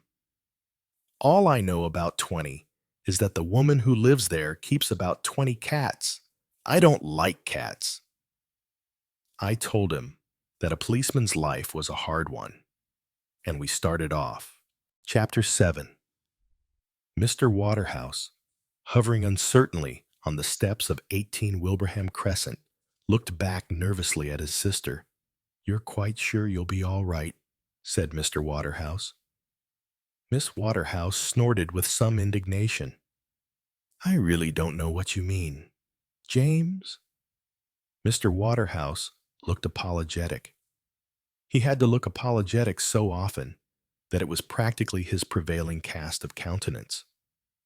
Well, I just meant, my dear, considering what happened next door yesterday. Mr. Waterhouse was prepared for departure to the solicitor's office where he worked. He was a neat, gray-haired man with slightly stooping shoulders and a face that was also gray rather than pink, though not in the least unhealthy looking. Miss Waterhouse was tall, angular, and the kind of woman with no nonsense about her who is extremely intolerant of nonsense in others. Is there any reason, James, because someone was murdered in the next door house that I shall be murdered today? Well, Edith, said Mr. Waterhouse, it depends so much, does it not? By whom the murder was committed, you think, in fact, that there's someone going up and down Wilbraham Crescent selecting a victim from every house. Really, James, that is almost blasphemous. Blasphemous. Edith, said Mr. Waterhouse, in lively surprise. Such an aspect of his remark would never have occurred to him. Reminiscent of the Passover, said Miss Waterhouse, which, let me remind you, is Holy Writ. That is a little far-fetched, I think. Edith, said Mr. Waterhouse, I should like to see anyone coming here, trying to murder me, said Miss Waterhouse with spirit. Her brother reflected to himself that it did seem highly unlikely. If he himself had been choosing a victim, he would not have chosen his sister. If anyone were to attempt such a thing, it was far more likely that the attacker would be knocked out by a poker or a lead doorstop and delivered over to the police in a bleeding and humiliated condition. I just meant, he said, the apologetic air deepening, that there are, well, clearly undesirable characters about. We don't know very much about what did happen yet, said Miss Waterhouse. All sorts of rumors are going about. Mrs. Head had some extraordinary stories this morning. I expect so. I expect so, said Mr. Waterhouse. He looked at his watch. He had no real desire to hear the stories brought in by their loquacious daily help. His sister never lost time in debunking these lurid flights of fancy, but nevertheless enjoyed them. Some people are saying, said Miss Waterhouse, that this man was the treasurer or a trustee of the Ehrenberg Institute, and that there is something wrong in the accounts, and that he came to Miss Pebmarsh to inquire about it, and that Miss Pebmarsh murdered him. Mr. Waterhouse looked mildly amused. A blind woman, surely. Slipped a piece of wire round his neck and strangled him, said Miss Waterhouse. He wouldn't be on his guard. You see, who would be with anyone blind? Not that I believe it myself, she added. I'm sure Miss Pebmarsh is a person of excellent character. If I do not see eye to eye with her on various subjects, that is not because I impute anything of a criminal nature to her. I merely think that her views are bigoted and extravagant. After all, there are other things besides education. All these new peculiar-looking grammar schools, practically built of glass. You might think they were meant to grow cucumbers in, or tomatoes. I'm sure very prejudicial to children in the summer months. Mrs. Head herself told me that her Susan didn't like their new classrooms, said it was impossible to attend to your lessons because, with all those windows, you couldn't help looking out of them all the time. Dear, dear, said Mr. Waterhouse, looking at his watch again. Well, I'm going to be very late, I'm afraid. Goodbye, my dear. Look after yourself. Better keep the door on the chain, perhaps. Miss Waterhouse snorted again. Having shut the door behind her brother, she was about to retire upstairs when she paused thoughtfully, went to her golf bag, removed a niblick, and placed it in a strategic position near the front door. There, said Miss Waterhouse. With some satisfaction, of course James talked nonsense. Still, it was always as well to be prepared. The way they let mental cases out of nursing homes nowadays, urging them to lead a normal life, was in her view fraught with danger to all sorts of innocent people. Miss Waterhouse was in her bedroom when Mrs. Head came bustling up the stairs. Mrs. Head was small and round and very like a rubber ball. She enjoyed practically everything that happened. A couple of gentlemen want to see you, said Mrs. Head with avidity. Leastways, she added, they aren't really gentlemen. It's the police. She shoved forward a card. Miss Waterhouse took it. Detective Inspector Hardcastle, she read. Did you show them into the drawing room? No. I put them in the dining room. I'd cleared away breakfast, and I thought that that would be more proper a place. I mean, they're only the police after all. Miss Waterhouse did not quite follow this reasoning. However, she said, I'll come down. I expect they'll want to ask you about Miss Pebmarsh, said Mrs. Head. Want to know whether you've noticed anything funny in her manner. They say these manias come on very sudden sometimes, and there's very little to show beforehand. But there's usually something, some way of speaking. You know, you can tell by their eyes, they say. But then, that wouldn't hold with a blind woman, would it? She shook her head. Miss Waterhouse marched downstairs and entered the dining room with a certain amount of pleasurable curiosity masked by her usual air of belligerence. Detective Inspector Hardcastle. Good morning, Miss Waterhouse. Hardcastle had risen. He had with him a tall, dark young man whom Miss Waterhouse did not bother to greet. She paid no attention to a faint murmur of Sergeant Lamb. I hope I have not called at too early an hour, said Hardcastle, but I imagine you know what it is about. You've heard what happened next door yesterday. Murder in one's next-door neighbor's house does not usually go unnoticed, said Miss Waterhouse. I even had to turn away one or two reporters who came here asking if I had observed anything. You turned them away, naturally. You were quite right, said Hardcastle. Of course they like to worm their way in anywhere, but I'm sure you are quite capable of dealing with anything of that kind. Miss Waterhouse allowed herself to show a faintly pleasurable reaction to this compliment. I hope you won't mind us asking you the same kind of questions, said Hardcastle, but if you did see anything at all, that could be of interest to us. I can assure you, we should be only too grateful. You were here in the house at the time. I gather, I don't know when the murder was committed, said Miss Waterhouse.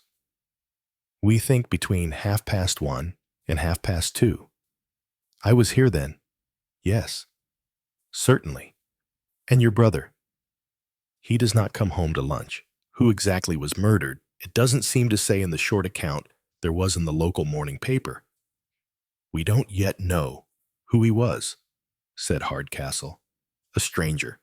So it seems. You don't mean he was a stranger to Miss Pebmarsh also? Miss Pebmarsh assures us that she was not expecting this particular guest and that she has no idea who he was. She can't be sure of that, said Miss Waterhouse. She can't see. We gave her a very careful description. What kind of man was he? Hardcastle took a rough print from an envelope and handed it to her. This is the man, he said. Have you any idea who he can be? Miss Waterhouse looked at the print. No. I'm certain I've never seen him before.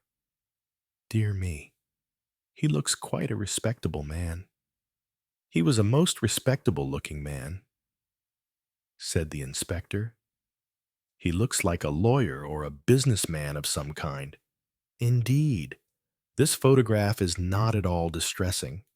He just looks as though he might be asleep. Hardcastle did not tell her that of the various police photographs of the corpse, this one had been selected as the least disturbing to the eye.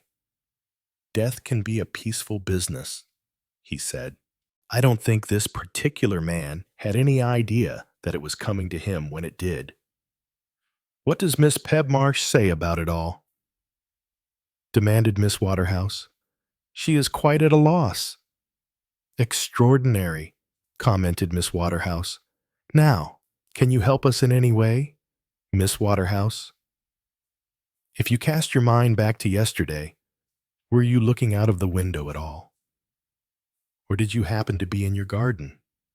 Say any time between 12:30 and 3 o'clock. Miss Waterhouse reflected. Yes, I was in the garden. Now, let me see.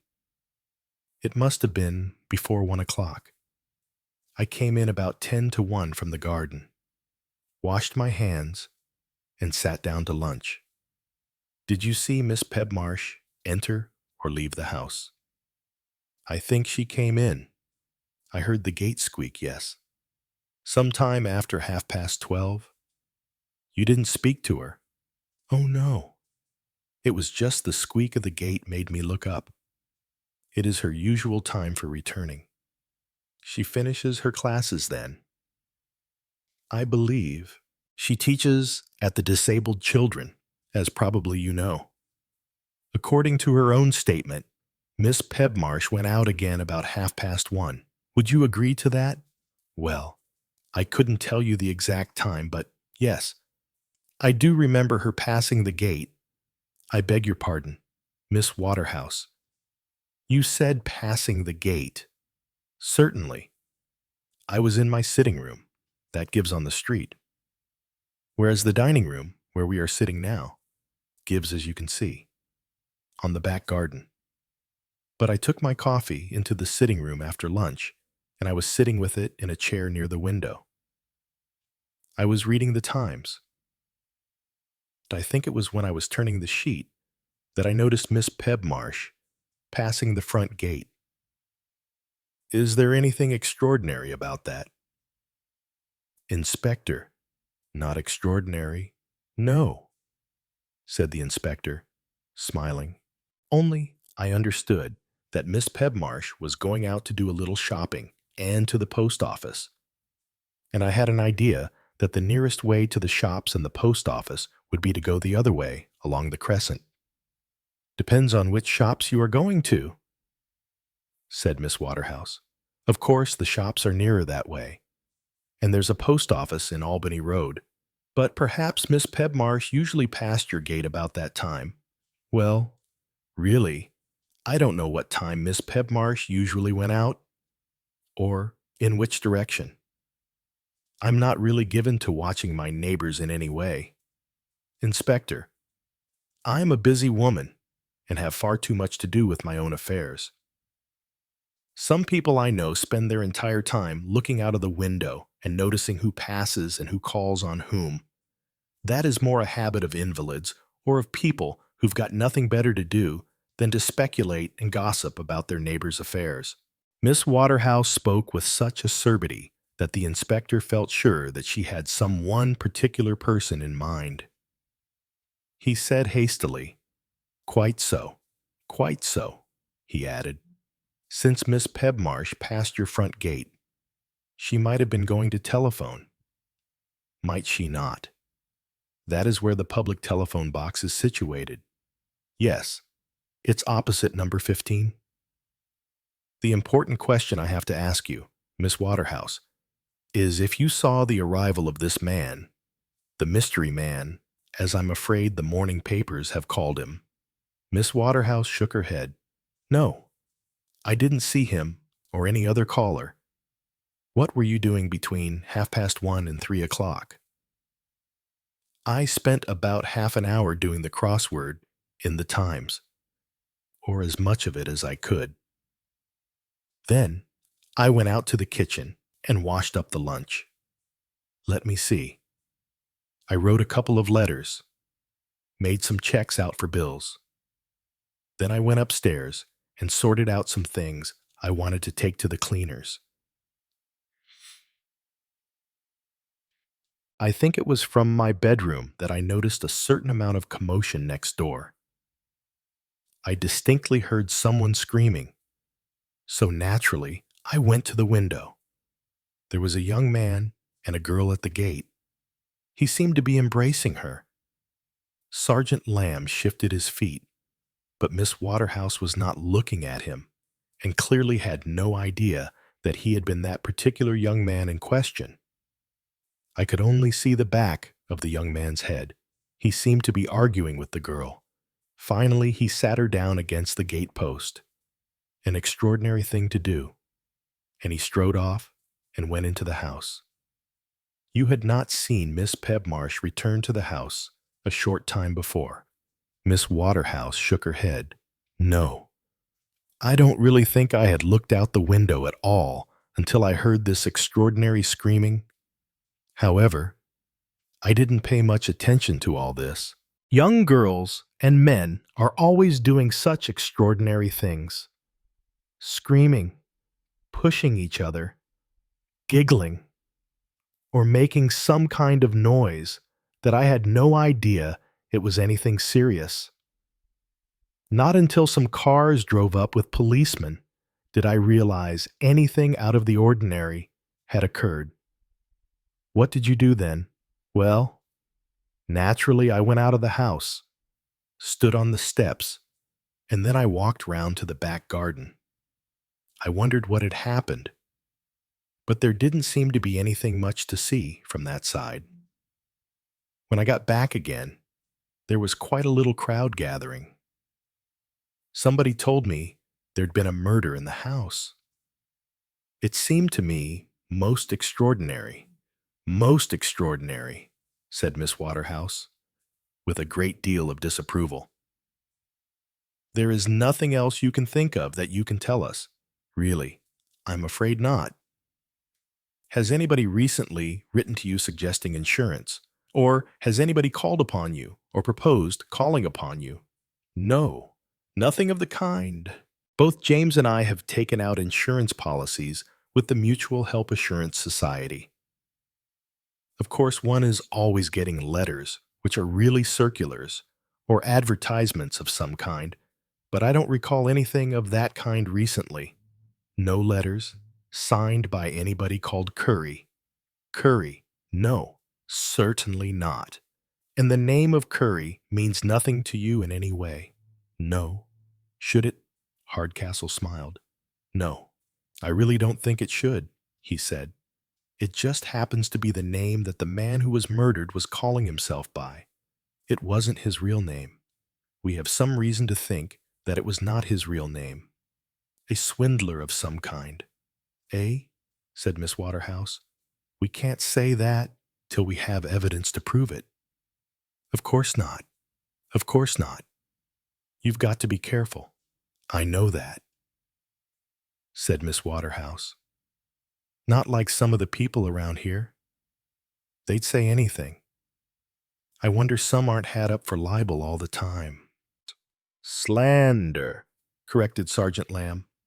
Speaking for the first time, Miss Waterhouse looked at him in some surprise, as though not aware before that he had an entity of his own and was anything other than a necessary appendage to Inspector Hardcastle. I'm sorry, I can't help you. I really am, said Miss Waterhouse. I'm sorry too, said Hardcastle. A person of your intelligence and judgment with a faculty of observation would have been a very useful witness to have. I wish I had seen something, said Miss Waterhouse. For a moment her tone was as wistful as a young girl's. Your brother, Mr. James Waterhouse. James wouldn't know anything, said Miss Waterhouse scornfully. He never does. And anyway, he was at Gainsford and Swettenham's in the High Street. Oh no, James wouldn't be able to help you. As I say, he doesn't come back to lunch. Where does he lunch usually? He usually has sandwiches and coffee at the Three Feathers, a very nice, respectable house. They specialize in quick lunches for professional people. Thank you, Miss Waterhouse. Well, we mustn't keep you any longer. He rose and went out into the hall. Miss Waterhouse accompanied them. Colin Lamb picked up the golf club by the door. Nice club. This, he said, plenty of weight in the head. He weighed it up and down in his hand. I see you are prepared, Miss Waterhouse, for any eventualities. Miss Waterhouse was slightly taken aback. Really, she said, I can't imagine how that club came to be there. She snatched it from him and replaced it in the golf bag. "A very wise precaution to take," said Hardcastle. Miss Waterhouse opened the door and let them out. "Well," said Colin Lamb, with a sigh, "we didn't get much out of her, in spite of you buttering her up so nicely all the time. Is that your invariable method? It gets good results sometimes with a person of her type. The tough kind always respond to flattery." "She was purring like a cat that has been offered a saucer of cream in the end," said Colin. "Unfortunately, it didn't disclose anything of interest." "No," said Hardcastle. Colin looked at him quickly. "What's on your mind?" "A very slight and possibly unimportant point. Miss Pebmarsh went out to the post office and the shops, but she turned left instead of right. And that telephone call, according to Miss Martindale, was put through about 10 minutes to 2. Colin looked at him curiously. "You still think that in spite of her denial, she might have made it?" "She was very positive." "Yes," said Hardcastle. "She was very positive." His tone was noncommittal. "But if she did make it, why?" "Oh, it's all why," said Hardcastle impatiently. "Why? Why? Why all this rigmarole? If Miss Pebmarsh made that call, why did she want to get the girl there, if it was someone else? Why did they want to involve Miss Pebmarsh? We don't know anything yet. If that Martindale woman had known Miss Pebmarsh personally, she'd have known whether it was her voice or not, or at any rate, whether it was reasonably like Miss Pebmarsh's. Oh well, we haven't got much from number 18. Let's see whether number 20 will do us any better." Chapter 8. In addition to its number, 20, Wilbraham Crescent had a name. It was called Diana Lodge. The gates had obstacles against intruders by being heavily wired on the inside, rather melancholy speckled laurels, imperfectly trimmed, also interfered with the efforts of anyone to enter through the gate. If ever a house could have been called the Laurels, this one could, remarked Colin Lamb. "Why call it Diana Lodge, I wonder?" He looked round him appraisingly. Diana Lodge did not run to neatness or to flower beds.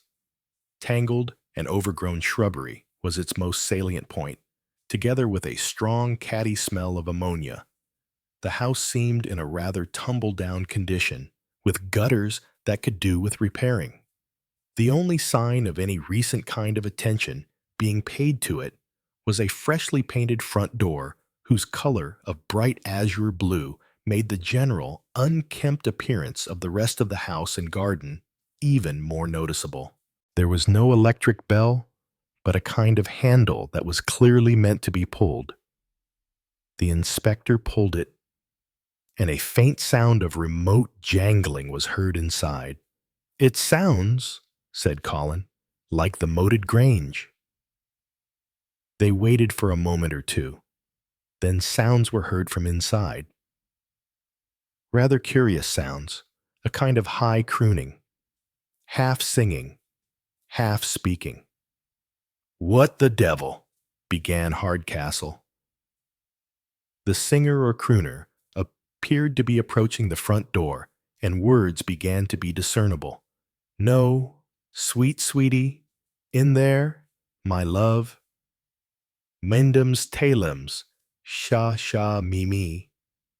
Cleo Cleopatra, ah de doodlums, ah loo loo." Doors were heard to shut. Finally, the front door opened. Facing them was a lady in a pale moss green, rather rubbed, velvet tea gown. Her hair, in flaxen gray wisps, was twirled elaborately in a kind of coiffure of some 30 years back. Round her neck, she was wearing a necklet of orange fur.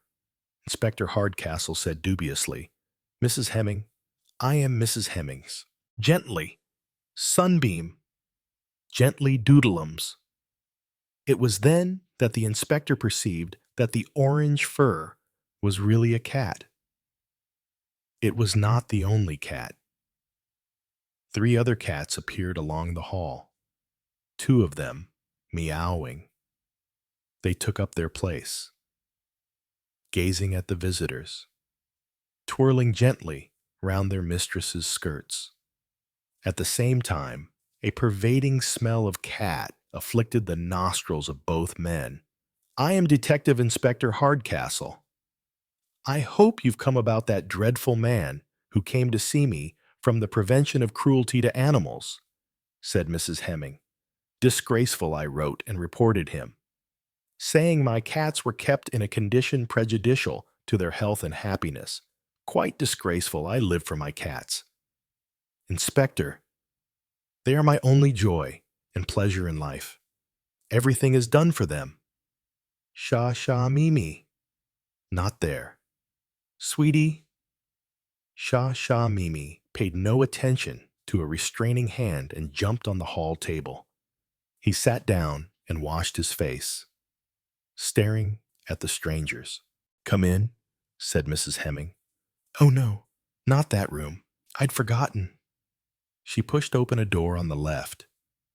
The atmosphere here was even more pungent. "Come on, my pretties, come on."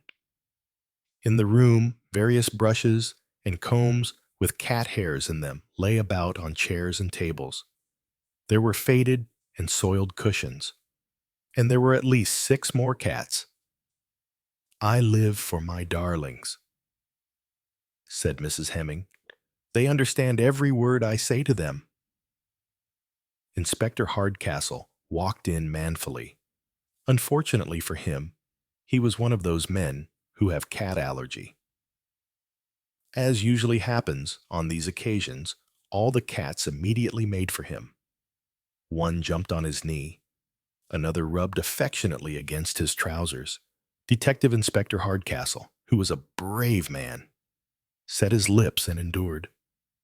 "I wonder if I could ask you a few questions, Mrs. Hemming, about anything you please," said Mrs. Hemming, interrupting him. "I have nothing to hide. I can show you the cats' food, their beds, where they sleep. 5 in my room. The other 7 down here, they have only the very best fish cooked by myself." "This has nothing to do with cats," said Hardcastle, raising his voice. "I came to talk to you about the unfortunate affair which happened next door. You have probably heard about it." "Next door? You mean Mr. Joshua's dog?" "No," said Hardcastle, "I do not. I mean at number 19, where a man was found murdered yesterday." "Indeed," said Mrs. Hemming, with polite interest but no more. Her eyes were still straying over her pets. "Were you at home yesterday afternoon? May I ask? That is to say, between 1:30 and 3:30. "Oh, yes, indeed. I usually do my shopping quite early in the day, and then get back so that I can do the darlings' lunch, and then comb and groom them. And you didn't notice any activity next door, police cars, ambulance, anything like that?" "Well, I'm afraid I didn't look out of the front windows. I went out of the back of the house into the garden because dear Arabella was missing. She is quite a young cat, and she had climbed up one of the trees, and I was afraid she might not be able to get down. I tried to tempt her with a saucer of fish, but she was frightened. Poor little thing. I had to give up in the end and come back into the house. And would you believe it? Just as I went through the door, down she came and followed me in. She looked from one man to the other as though testing their powers of belief. Matter of fact, I would believe it," said Colin, unable to keep silence any more. "I beg your pardon." Mrs. Hemming looked at him, slightly startled. I am much attached to cats, said Colin, and I have therefore made a study of cat nature. What you have told me illustrates perfectly the pattern of cat behavior and the rules they have made for themselves. In the same way, your cats are all congregating round my friend, who frankly does not care for cats. They will pay no attention to me in spite of all my blandishments. If it occurred to Mrs. Hemming that Colin was hardly speaking in the proper role of sergeant of police, no trace of it appeared in her face. She merely murmured vaguely, "They always know. The dear things, don't they?" A handsome gray Persian put two paws on Inspector Hardcastle's knees, looked at him in an ecstasy of pleasure, and dug his claws in hard with a kneading action as though the inspector was a pincushion, goaded beyond endurance. Inspector Hardcastle rose to his feet. "I wonder, madam," he said, "if I could see this back garden of yours." Colin grinned slightly. "Oh, of course, of course. Anything you please." Mrs. Hemming rose. The orange cat unwound itself from her neck. She replaced it, in an absent-minded way, with the gray Persian. She led the way out of the room. Hardcastle and Colin followed. "We've met before," said Colin to the orange cat, and added, "And you're a beauty, aren't you?" addressing another gray Persian who was sitting on a table by a Chinese lamp. Swishing his tail slightly, Colin stroked him, tickled him behind the ears, and the gray cat condescended to purr. "Shut the door, please, as you come out, Mr. said Mrs. Hemming from the hall. "There's a sharp wind today, and I don't want my dears to get cold. Besides, there are those terrible boys. It's really not safe to let the dear things wander about in the garden by themselves." She walked towards the back of the hall and opened a side door. "What terrible boys?" asked Hardcastle. "Mrs. Ramsay's two boys. They live in the south part of the crescent. Our gardens more or less back on each other. Absolute young hooligans. That's what they are. They have a catapult, you know. Or they had. I insisted on its being confiscated, but I have my suspicions. They make ambushes and hide. In the summer, they throw apples." "Disgraceful," said Colin. The back garden was like the front, only more so. It had some unkempt grass, some unpruned and crowded shrubs, and a great many more laurels of the speckled variety, and some rather gloomy macrocarpus. In Colin's opinion, both he and Hardcastle were wasting their time. There was a solid barrage of laurels, trees and shrubs through which nothing of Miss Pebmarsh's garden could possibly be seen. Diana Lodge could be described as a fully detached house. From the point of view of its inhabitants, it might have had no neighbors. "Number 19, did you say?" said Mrs. Hemming, pausing irresolutely in the middle of her back garden. "But I thought there was only one person living in the house, a blind woman." "The murdered man was not an occupant of the house," said the inspector. "Oh, I see," said Mrs. Hemming, still vaguely. "He came here to be murdered. How odd." "Now that," said Colin thoughtfully to himself, "is a damn good description." Chapter 9. They drove along Wilbraham Crescent, turned to the right up Albany Road, and then to the right again along the second installment of Wilbraham Crescent. "Simple, really," said Hardcastle. "Once you know," said Colin. 61 really backs on Mrs. Hemming's house, but a corner of it touches on 19, so that's good enough. It will give you a chance to look at your Mr. Bland. No foreign help, by the way, so there goes a beautiful theory. The car drew up, and the two men got out. "Well," Well, said Colin, some front garden. It was indeed a model of suburban perfection in a small way. There were beds of geraniums with lobelia edging. There were large, fleshy-looking begonias. And there was a fine display of garden ornaments, frogs, toadstools, comic gnomes, and pixies. I'm sure Mr. Bland must be a nice, worthy man, said Colin, with a shudder. He couldn't have these terrible ideas if he wasn't. He added, as Hardcastle pushed the bell, "Do you expect him to be in at this time of the morning?" "I rang up," explained Hardcastle. "Asked him if it would be convenient." At that moment, a smart little traveler van drew up and turned into the garage, which had obviously been a late addition to the house. Mr. Josiah Bland got out, slammed the door, and advanced towards them. He was a man of medium height, with a bald head and rather small blue eyes. He had a hearty manner. "Inspector Hardcastle, come right in." He led the way into the sitting room. It evinced several proofs of prosperity. There were expensive and rather ornate lamps, an Empire writing desk, a coruscated ormolu set of mantelpiece ornaments, a marquetry cabinet, and a jardin full of flowers in the window. The chairs were modern and richly upholstered. "Sit down," said Mr. Bland heartily. "Smoke, or can't you when you're on the job?"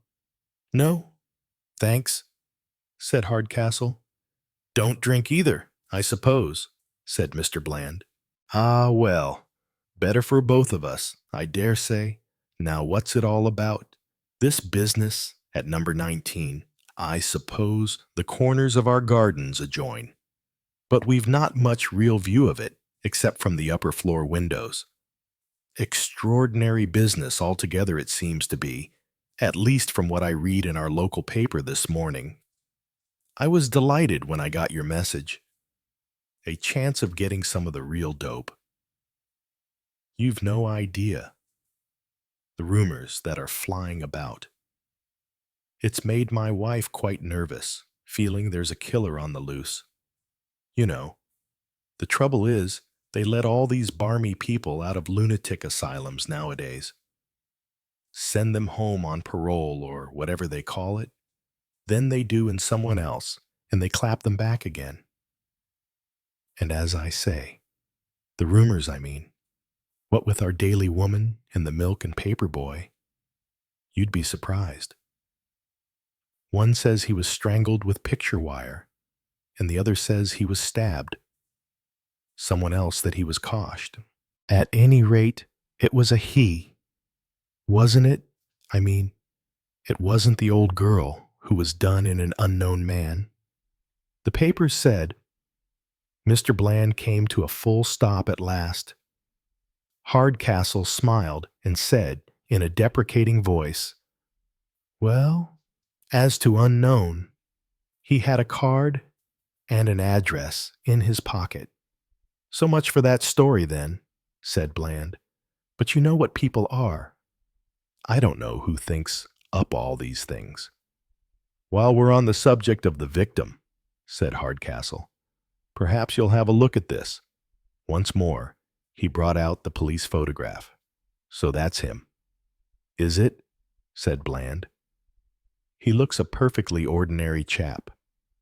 Doesn't he? Ordinary as you and me. I suppose I mustn't ask if he had any particular reason to be murdered." "It's early days to talk about that," said Hardcastle. "What I want to know, Mr. Bland, is if you've ever seen this man before." Bland shook his head. "I'm sure I haven't. I'm quite good at remembering faces." "He hasn't called upon you for any particular purpose, selling insurance, or vacuum cleaners, or washing machines, or anything of that kind?" No, certainly not." "We ought perhaps to ask your wife," said Hardcastle. After all, if he called at the house, it's your wife he would see. Yes, that's perfectly true. I don't know. Though, Valerie's not got very good health. You know, I wouldn't like to upset her. What I mean is, well, I suppose that's a picture of him when he's dead, isn't it? Yes, said Hardcastle. That is quite true. But it is not a painful photograph in any way. No, no. Very well done. The chap might be asleep. Really? Are you talking about me, Josiah? An adjoining door from the other room was pushed open, and a middle-aged woman entered the room. She had, Hardcastle decided, been listening with close attention on the other side of the door. Ah, there you are, my dear, said Bland. I thought you were having your morning nap. This is my wife, Detective Inspector Hardcastle. That terrible murder, murmured Mrs. Bland. It really makes me shiver to think of it. She sat down on the sofa with a little gasping sigh. Put your feet up, dear, said Bland. Mrs. Bland obeyed. She was a sandy-haired woman, with a faint, whining voice. She looked anemic, and had all the airs of an invalid who accepts her invalidism with a certain amount of enjoyment. For a moment or two, she reminded Inspector Hardcastle of somebody. He tried to think who it was, but failed. The faint, rather plaintive voice continued, My health isn't very good, Inspector Hardcastle, so my husband naturally tries to spare me any shocks or worry. I'm very sensitive. You were speaking about a photograph, I think. Of the murdered man? Oh dear, how terrible that sounds. I don't know that I can bear to look, dying to see it, really, thought Hardcastle to himself, with faint malice in his voice. He said, Perhaps I'd better not ask you to look at it. Then, Mrs. Bland, I just thought you might be able to help us, in case the man has called at this house at any time. I must do my duty, mustn't I? Said Mrs. Bland, with a sweet, brave smile. She held out her hand. Do you think you'd better upset yourself, Val? Don't be foolish, Josiah. Of course I must see.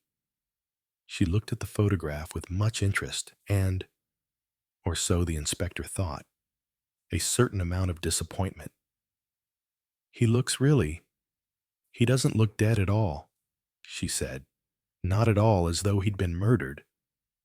Was he can't have been strangled? He was stabbed, said the inspector. Mrs. Bland closed her eyes and shivered. Oh dear, she said, how terrible. You don't feel you've ever seen him, Mrs. Bland? No, said Mrs. Bland with obvious reluctance. No, no, I'm afraid not. Was he the sort of man who calls at houses selling things? He seems to have been an insurance agent, said the inspector carefully. Oh, I see. No, there's been nobody of that kind, I'm sure. You never remember my mentioning anything of that kind, do you? Josiah? Can't say I do, said Mr. Bland. Was he any relation to Miss Pebmarsh? Asked Mrs. Bland. No, said the inspector. He was quite unknown to her. Very peculiar, said Mrs. Bland. You know Mrs. Pebmarsh. Oh, yes. I mean, we know her as neighbors. Of course. She asks my husband for advice sometimes about the garden. You're a very keen gardener, I gather, said the inspector. Not really, said Bland deprecatingly. Haven't the time. You know, of course, I know what's what. But I've got an excellent fellow, comes twice a week. He sees the gardens kept well stocked and well tidied up. I'd say you couldn't beat our garden round here. But I'm not one of those real gardeners like my neighbor. I'm Mrs. Ramsay, said Hardcastle in some surprise. No, no. Farther along, 63. Mere McNaughton. He just lives for his garden. In it all day long. And mad on compost. Really. He's quite a bore on the subject of compost, but I don't suppose that's what you want to talk about. Not exactly, said the inspector. I only wondered if anyone, you or your wife.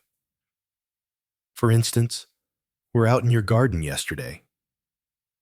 After all, as you say, it does touch on the border of 19, and there's just a chance that you might have seen something interesting yesterday or heard something. Perhaps midday, wasn't it?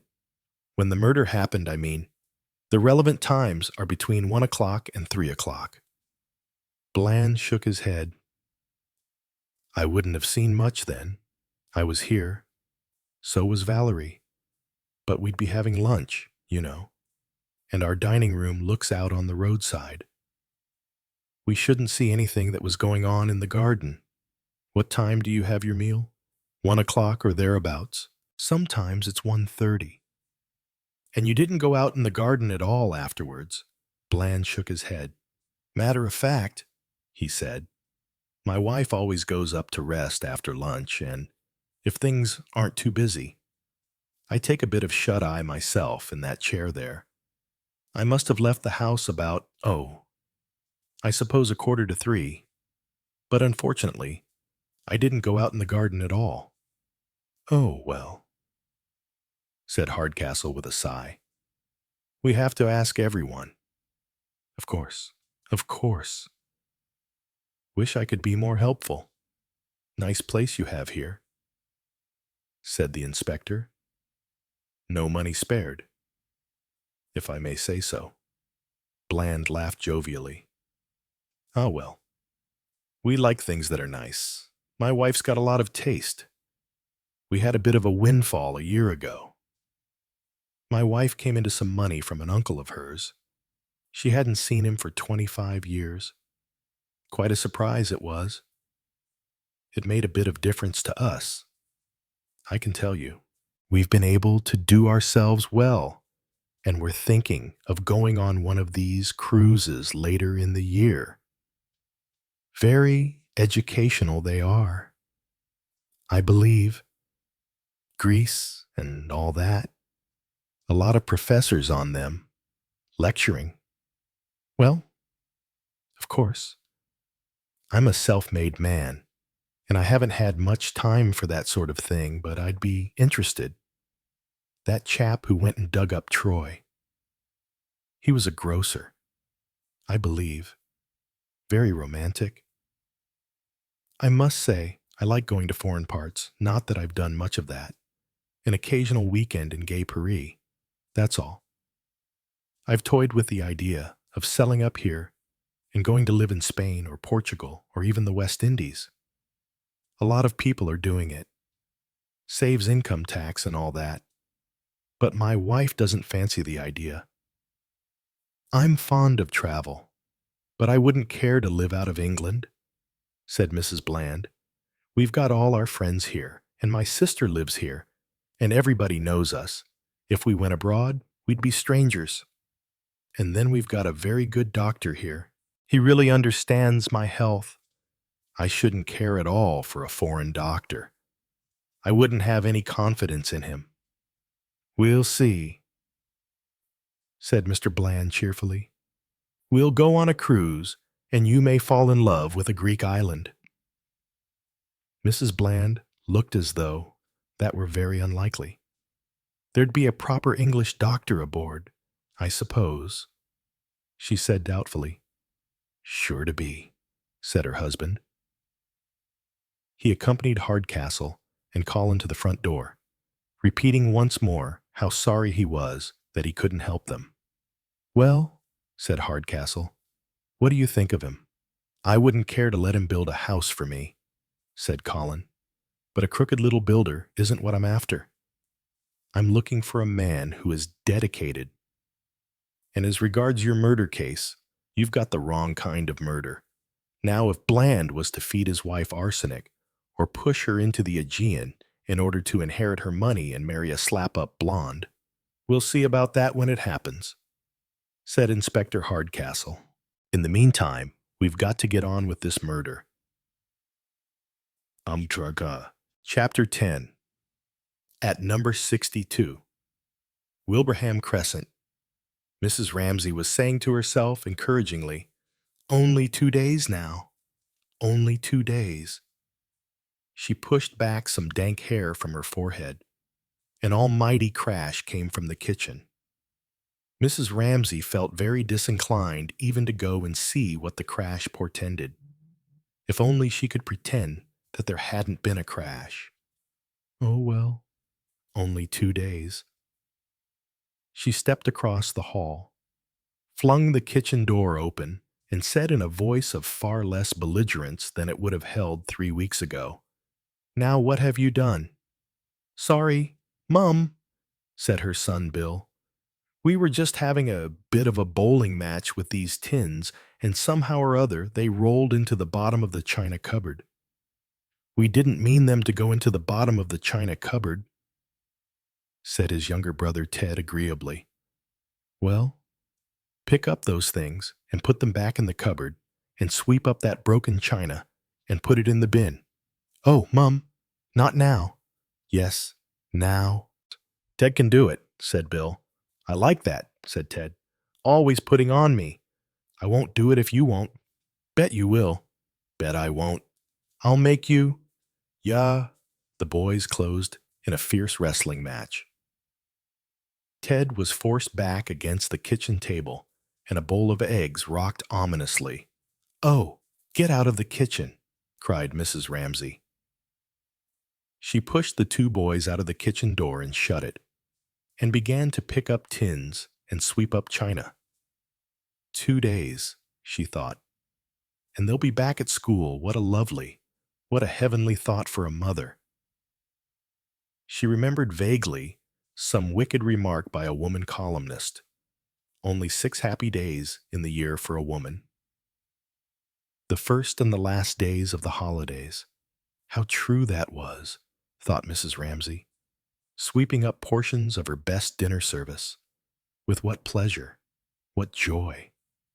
Had she contemplated the return of her offspring a bare 5 weeks before, and now, the day after tomorrow, she repeated to herself, the day after tomorrow, Bill and Ted will be back at school.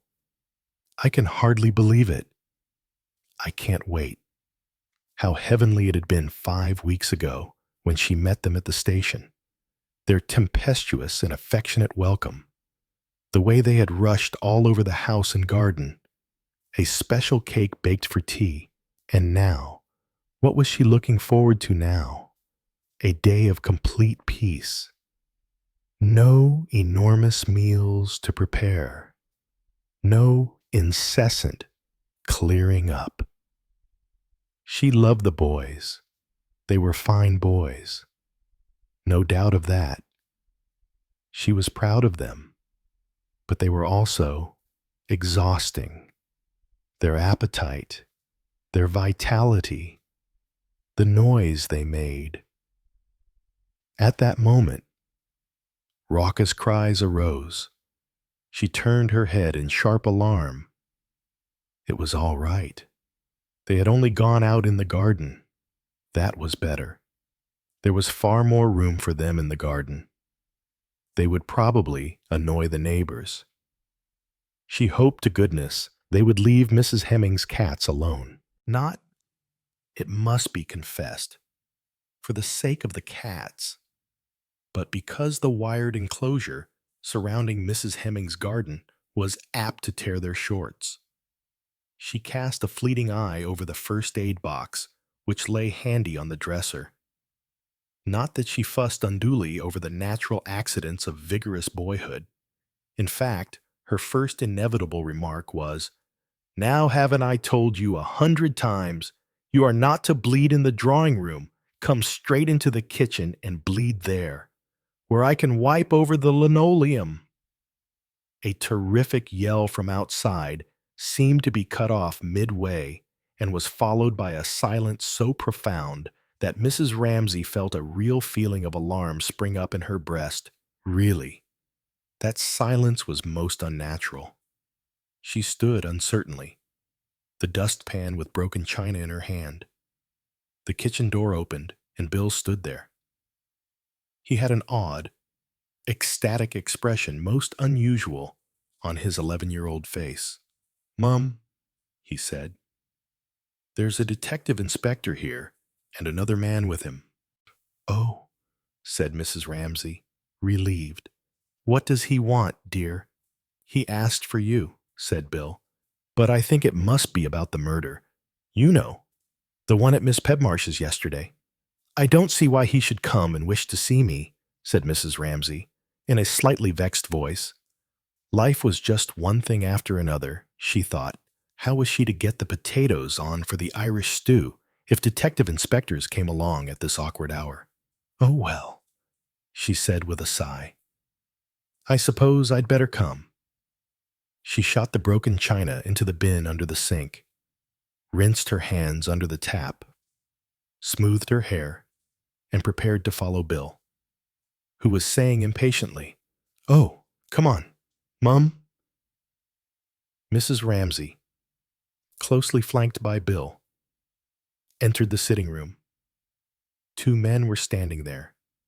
Her younger son, Ted, was in attendance upon them, staring at them with wide, appreciative eyes. "Mrs. Ramsay, good morning." "Eh?" "I expect these young men have told you that I am Detective Inspector Hardcastle." "It's very awkward," said Mrs. Ramsay. "Very awkward this morning. I'm very busy. Will it take very long?" "Hardly any time at all," said Detective Inspector Hardcastle reassuringly. "May we sit down?" "Oh, yes. Do. Mrs. Ramsay took an upright chair and looked at them impatiently. She had suspicions that it was not going to take hardly any time at all. "No need for you two to remain," said Hardcastle to the boys, pleasantly. "Oh, we're not going," said Bill. "We're not going," echoed Ted. "We want to hear all about it," said Bill. "Sure we do," said Ted. "Was there a lot of blood?" asked Bill. "Was it a burglar?" said Ted. "Be quiet, boys," said Mrs. Ramsay. "Didn't you hear Mr. Hardcastle say he didn't want you in here?" "We're not going," said Bill. "We want to hear." Hardcastle moved across to the door and opened it. He looked at the boys. "Out," he said. It was only one word, quietly uttered, but it had behind it the quality of authority. Without more ado, both boys got up, shuffled their feet, and shuffled out of the room. "How wonderful," thought Mrs. Ramsay appreciatively. "Now why can't I be like that?" But then she reflected. She was the boys' mother. She knew by hearsay that the boys, when they went out, behaved in a manner entirely different from at home. It was always mothers who got the worst of things. But perhaps, she reflected, one would rather have it like that, to have nice, quiet, attentive, polite boys at home, and to have little hooligans going out, creating unfavorable opinions of themselves, would be worse, yes, that would be worse. She recalled herself to what was required of her, as Inspector Hardcastle came back and sat down again. "If it's about what happened at number 19 yesterday," she said nervously, "I really don't see that I can tell you anything. Inspector, I don't know anything about it. I don't even know the people who live there. The house is lived in by a Miss Pedmarsh. She's blind and works at the Ehrenberg Institute." "Oh, I see," said Mrs. Ramsay. "I'm afraid I know hardly anybody in the Lower Crescent." Were you yourself here yesterday between 12:30 and 3 o'clock? Oh, yes, said Mrs. Ramsay. There was dinner to cook and all that. I went out before 3, though. I took the boys to the cinema. The inspector took the photograph from his pocket and handed it to her. I'd like you to tell me if you've ever seen this man before. Mrs. Ramsay looked at it with a slight awakening of interest.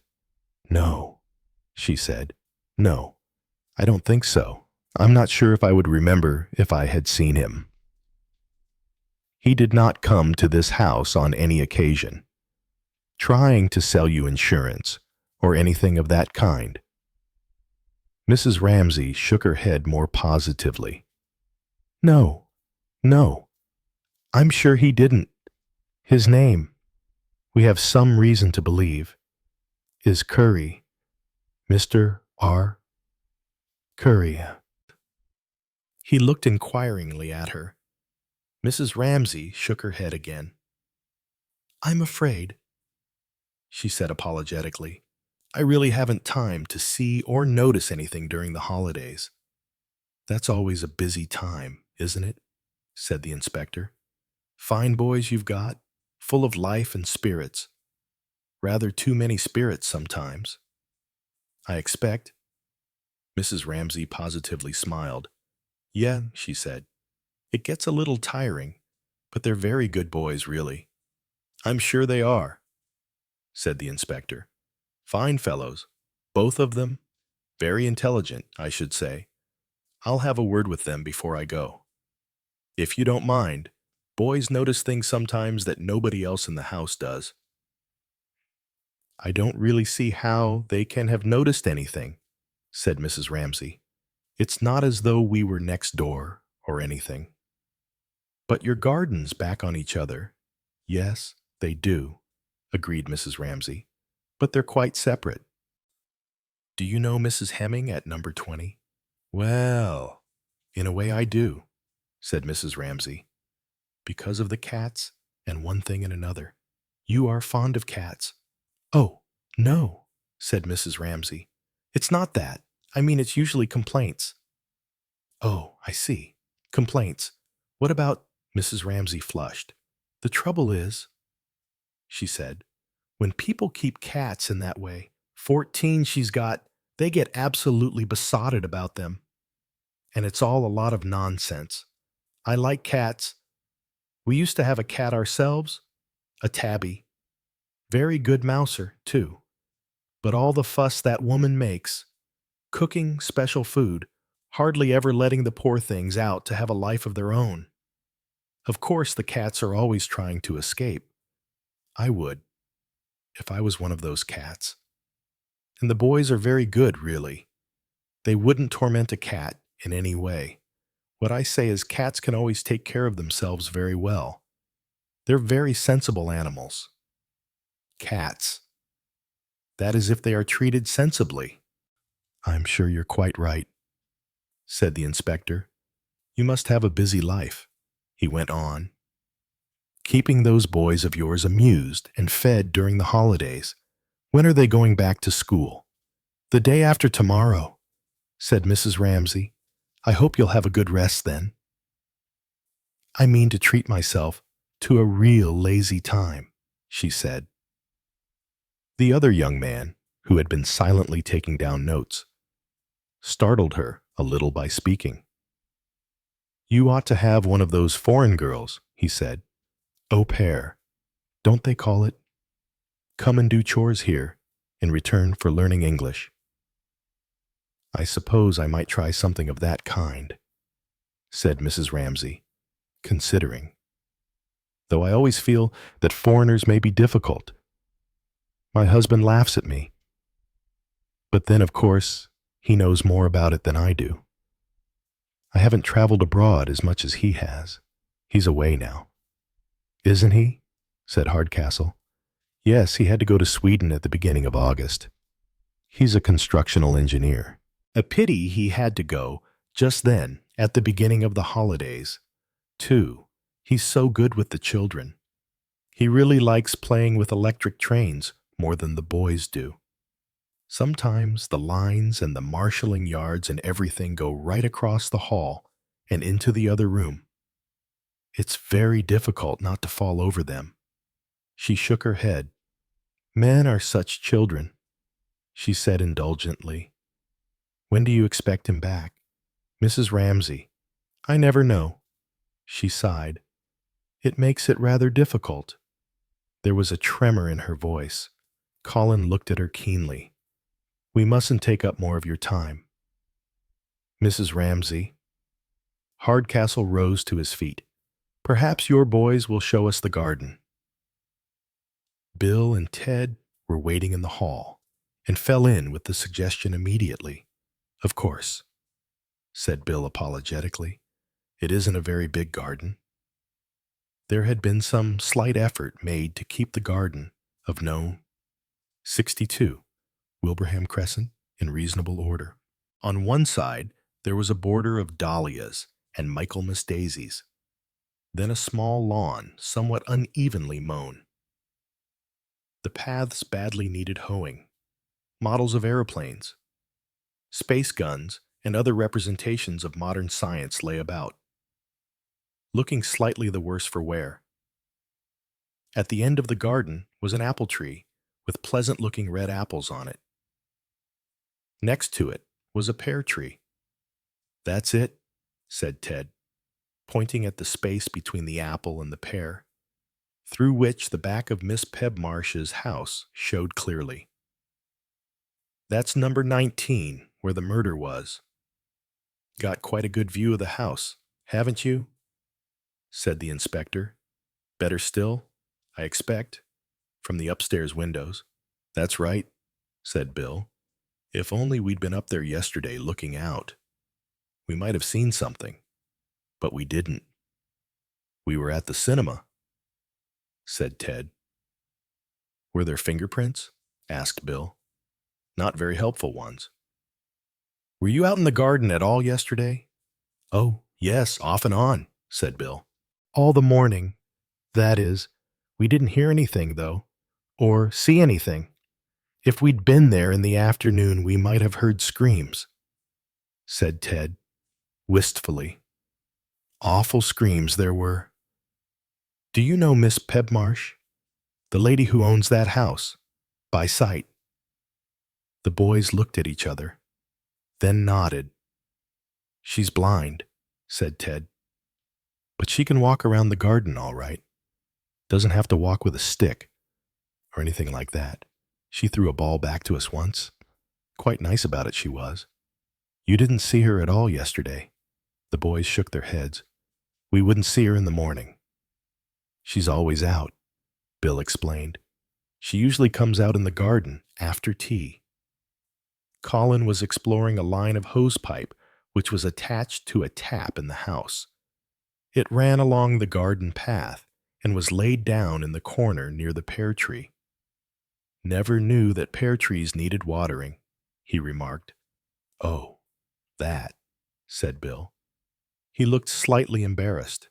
"On the other hand," said Colin, "if you climbed up in this tree," he looked at both boys and grinned suddenly, "you could get a very nice little line of water to play on a cat, couldn't you?" Both boys scuffled the gravel with their feet and looked in every other direction but at Colin. "That's what you do, isn't it?" said Colin. "Oh, well," said Bill.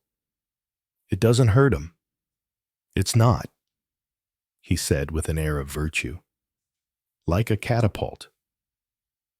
"I suppose you used to use a catapult at one time." "Not properly," said Ted. "We never seemed to hit anything. Anyway, you do have a bit of fun with that hose sometimes," said Colin. "And then Mrs. Hemming comes along and complains." "She's always complaining," said Bill. "You ever get through her fence?" "Not through that wire here," said Ted, unguardedly. "But you do get through into her garden sometimes. Is that right? How do you do it?" "Well, you can get through the fence into Miss Pebmarsh's garden. Then a little way down to the right, you can push through the hedge into Mrs. Hemming's garden. There's a hole there in the wire. Can't you shut up, you fool? Said Bill. I suppose you've done a bit of hunting about for clues since the murder, said Hardcastle. The boys looked at each other. When you came back from the cinema and heard what had happened, I bet you went through the fence into the garden of 19 and had a jolly good look round. Well, Bill paused cautiously. It's always possible, said Hardcastle seriously, that you may have found something that we missed. If you have a recollection, I should be much obliged if you would show it to me. Bill made up his mind. Get 'em, Ted, he said. Ted departed obediently at a run. I'm afraid we haven't got anything really good, admitted Bill. We only sort of pretended. He looked at Hardcastle anxiously. I quite understand, said the inspector. Most of police work is like that. A lot of disappointments. Bill looked relieved. Ted returned at a run. He passed over a grubby knotted handkerchief, which chinked. Hardcastle unknotted it, with a boy on either side of him, and spread out the contents. There was the handle off a cup, a fragment of willow-patterned china, a broken trowel, a rusty fork, a coin, a clothes peg, a bit of iridescent glass, and half a pair of scissors. An interesting lot, said the inspector solemnly. He took pity on the eager faces of the boys and picked up the piece of glass. I'll take this. It may just possibly tie up with something. Colin had picked up the coin and was examining it. It's not English, said Ted. No, said Colin. It's not English. He looked across at Hardcastle. We might perhaps take this too, he suggested. Don't say a word about this to anyone, said Hardcastle in a conspiratorial fashion. The boys promised delightedly that they wouldn't. Chapter 11. Ramsay, said Colin, thoughtfully. What about him? I like the sound of him, that's all. He travels abroad at a moment's notice. His wife says he's a construction engineer, but that's all she seems to know about him. She's a nice woman, said Hardcastle. Yes, and not a very happy one. Tired, that's all. Kids are tiring. I think it's more than that. Surely the sort of person you want wouldn't be burdened with a wife and 2 sons, Hardcastle said skeptically. You never know, said Colin. You'd be surprised what some of the boys do for camouflage.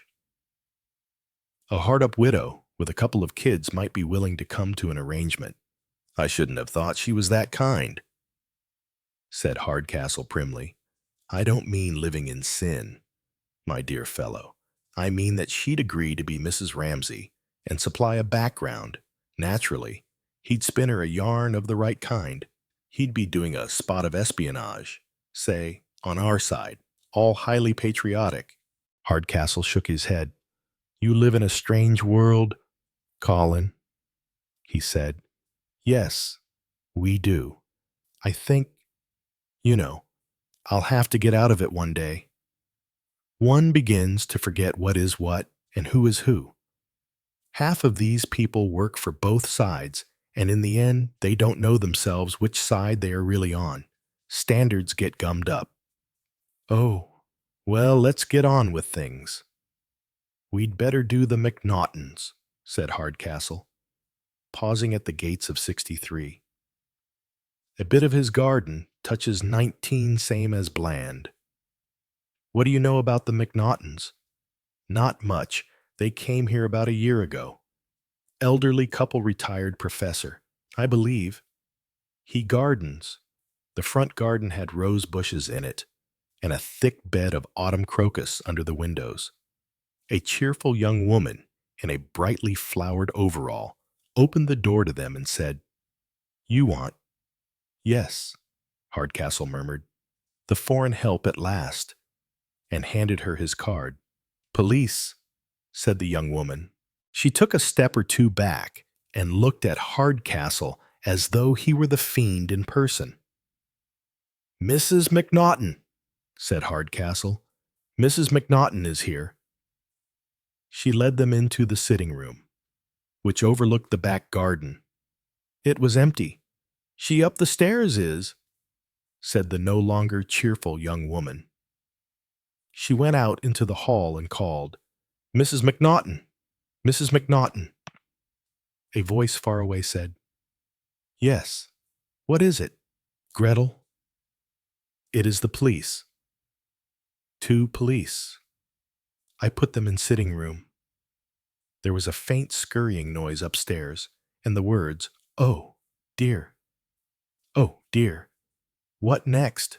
Floated down. Then there was a patter of feet, and presently Mrs. McNaughton entered the room with a worried expression on her face. There was, Hardcastle decided quite soon, usually a worried expression on Mrs. McNaughton's face. Oh, dear? She said again. Oh, dear. Inspector, what is it? Hardcastle, oh, yes. She looked at the card. But why do you want to see us? We don't know anything about it. I mean, I suppose it is this murder. Isn't it? I mean, it wouldn't be the television license. Hardcastle reassured her on that point. It all seems so extraordinary, doesn't it? Said Mrs. McNaughton, brightening up. And more or less midday, too. Such an odd time to come and burgle a house. Just the time when people are usually at home. But then one does read of such terrible things nowadays, all happening in broad daylight. Why, some friends of ours, they were out for lunch, and a furniture van drove up, and the men broke in and carried out every stick of furniture. The whole street saw it happen, but of course, they never thought there was anything wrong. You know, I did think I heard someone screaming yesterday, but Angus said it was those dreadful boys of Mrs. Ramsay's. They rush about the garden making noises like spaceships, you know, or rockets, or atom bombs. It really is quite frightening sometimes. Once again, Hardcastle produced his photograph. Have you ever seen this man? Mrs. McNaughton? Mrs. McNaughton stared at it with avidity. I'm almost sure I've seen him. Yes. Yes. I'm practically certain. Now, where was it? Was it the man who came and asked me if I wanted to buy a new encyclopedia in 14 volumes? Or was it the man who came with a new model, a vacuum cleaner? I wouldn't have anything to do with him. And he went out and worried my husband in the front garden. Angus was planting some bulbs, you know, and he didn't want to be interrupted. And the man went on and on saying what the thing would do. You know, how it would run up and down curtains, and would clean doorsteps, and do the stairs and cushions, and spring clean things. Everything, he said. Absolutely everything. And then Angus just looked up at him and said, Can it plant bulbs? And I must say I had to laugh because it took the man quite aback, and he went away. And you really think that was the man in this photograph? Well, no, I don't really, said Mrs. McNaughton, because that was a much younger man. Now I come to think of it. But all the same, I think I have seen this face before. Yes, the more I look at it, the more sure I am that he came here and asked me to buy something. Insurance, perhaps? No, not insurance. My husband attends to all that kind of thing. We are fully insured in every way. No, but all the same, yes. The more I look at that photograph, Hardcastle was less encouraged by this than he might have been. He put down Mrs. McNaughton. from the fund of his experience. As a woman who would be anxious for the excitement of having seen someone connected with murder, the longer she looked at the picture, the more sure she would be that she could remember someone just like it. He sighed. "He was driving a van, I believe," said Mrs. McNaughton. "But just when I saw him, I can't remember. A baker's van, I think." "You didn't see him yesterday, did you, Mrs. McNaughton?" Mrs. McNaughton's face fell slightly. She pushed back her rather untidy, gray waved hair from her forehead. "No, no, not yesterday," she said. "At least," she paused, "I don't think so." Then she brightened a little. "Perhaps my husband will remember. Is he at home? Oh, he's out in the garden." She pointed through the window, where at this moment an elderly man was pushing a wheelbarrow along the path. "Perhaps we might go out and speak to him." "Of course. Come this way." She led the way out through a side door and into the garden. Mr. McNaughton was in a fine state of perspiration. "These gentlemen are from the police." "Angus," said his wife breathlessly, "come about the murder at Miss Pebmarsh's. There's a photograph they've got of the dead man. Do you know? I'm sure I've seen him somewhere." "It wasn't the man, was it, who came last week and asked us if we had any antiques to dispose of?" "Let's see," said Mr. McNaughton. "Just hold it for me, will you?" He said to Hardcastle, "My hands are too earthy to touch anything." He took a brief look and remarked, "Never seen that fellow in my life." "Your neighbor tells me you're very fond of gardening," said Hardcastle. "Who told you that? Not Mrs. Ramsay?" "No, Mr. Bland," Angus McNaughton snorted. "Bland doesn't know what gardening means," he said. "Bedding out, that's all he does. Shoves in begonias and geraniums and lobelia edging. That's not what I call gardening. Might as well live in a public park." "Are you interested in shrubs at all?"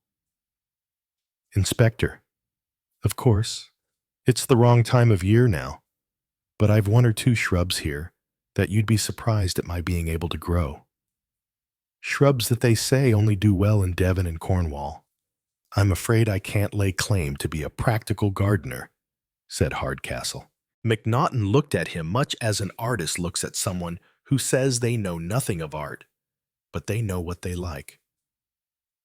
"I'm afraid I've called about a much less pleasant subject," Hardcastle said. "Of course, this business yesterday. I was out in the garden, you know, when it happened." "Indeed. Well, I mean, I was here when the girl screamed. What did you do?" "Well," said Mr. McNaughton rather sheepishly, "I didn't do anything. As a matter of fact, I thought it was those blasted Ramsay boys, always yelling and screaming and making a noise. But surely this scream didn't come from quite the same direction. Not if those blasted boys ever stayed in their own garden. But they don't. You know, they get through people's fences and hedges, and they chase those wretched cats of Mrs. Hemming's all over the place. There's nobody to keep a firm hand on them. That's the trouble. Their mother's weak as water. Of course, when there's no man in the house, boys do get out of hand. Mr. Ramsay is abroad a good deal, I understand. Construction engineer, I believe," said Mr. McNaughton vaguely. "Always going off somewhere. Dams. You know. I'm not swearing, my dear," he assured his wife. "I mean jobs to do with the building of dams. Or else it's oil or pipelines or something like that. I don't really know. He had to go off to Sweden a month ago, at a moment's notice. That left the boy's mother with a lot to do. Cooking and housework, well, of course, they were bound to run wild. They're not bad boys, mind you, but they need discipline. You yourself didn't see anything. Apart. I mean, from hearing the scream. When was that, by the way? No idea, said Mr. McNaughton. I take my watch off always before I come out here. Ran the hose over it the other day and had quite a job getting it repaired afterwards. What time was it? My dear, you heard it, didn't you?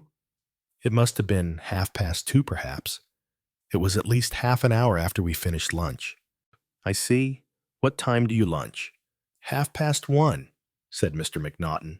If we're lucky, our Danish girl has got no sense of time. And afterwards, do you have a nap? Sometimes. I didn't today. I wanted to get on with what I was doing. I was clearing away a lot of stuff, adding to the compost heap and all that. Wonderful thing, a compost heap, said Hardcastle, solemnly. Mr. McNaughton brightened immediately. Absolutely. Nothing like it. The number of people I've converted, using all these chemical manures, suicide. Let me show you. He drew Hardcastle eagerly by the arm, and trundling his barrow, went along the path to the edge of the fence that divided his garden from that of number 19. Screened by lilac bushes, the compost heap was displayed in its glory. Mr. McNaughton wheeled the wheelbarrow to a small shed beside it. Inside the shed were several nicely arranged tools. Very tidy you keep everything, remarked Hardcastle. Got to take care of your tools, said McNaughton. Hardcastle was looking thoughtfully towards number 19. On the other side of the fence was a rose pergola which led up to the side of the house. You didn't see anyone in the garden at number 19, or looking out of the window in the house, or anything like that while you were at your compost heap. McNaughton shook his head. Didn't see anything at all, he said. Sorry I can't help you, Inspector. You know, Angus, said his wife. I believe I did see a figure skulking in the garden of 19. I don't think you did, my dear, said her husband firmly. I didn't either. That woman would say she'd seen anything. Hardcastle growled when they were back in the car. You don't think she recognized the photograph? Hardcastle shook his head. I doubt it. She just wants to think she's seen him.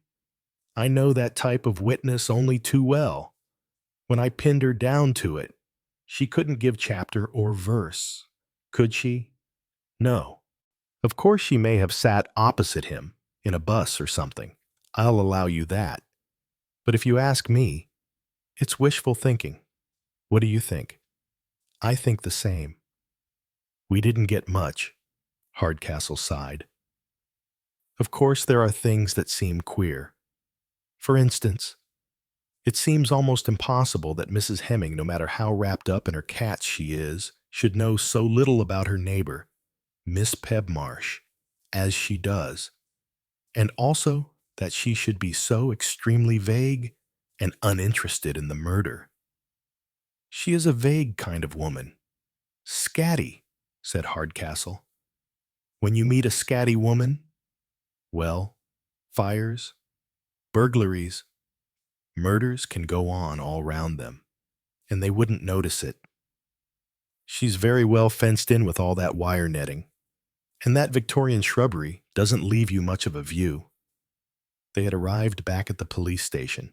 Hardcastle grinned at his friend and said, Well, Sergeant Lamb, I can let you go off duty now. No more visits to pay. Not just now.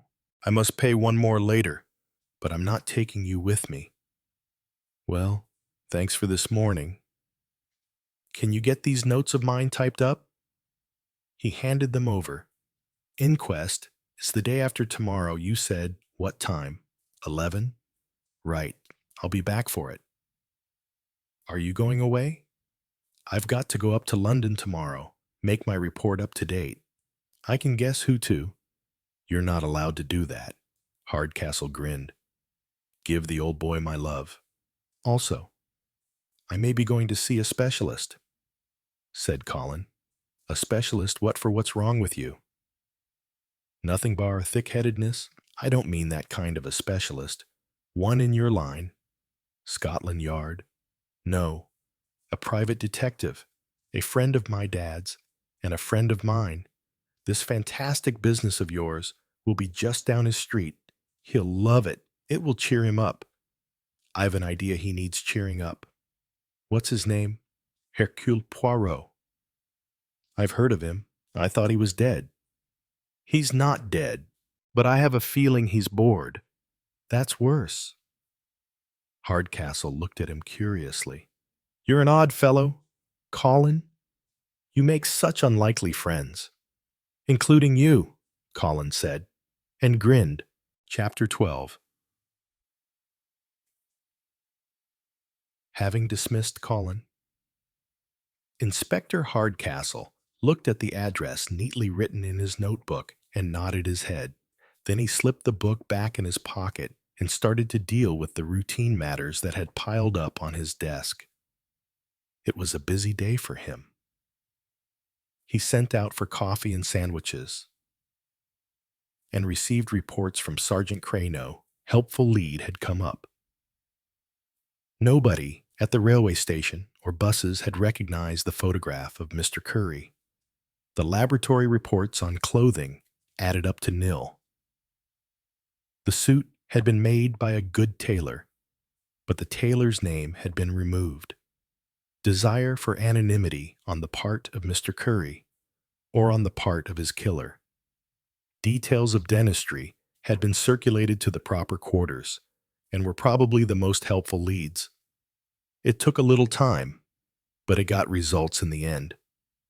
Unless, of course, Mr. Curry had been a foreigner. Hardcastle considered the idea. There might be a possibility that the dead man was French. On the other hand, his clothes were definitely not French. No laundry marks had helped yet. Hardcastle was not impatient. Identification was quite often a slow job. But in the end, someone always came forward. A laundry, a dentist, a doctor, a landlady. The picture of the dead man would be circulated to police stations, would be reproduced in newspapers.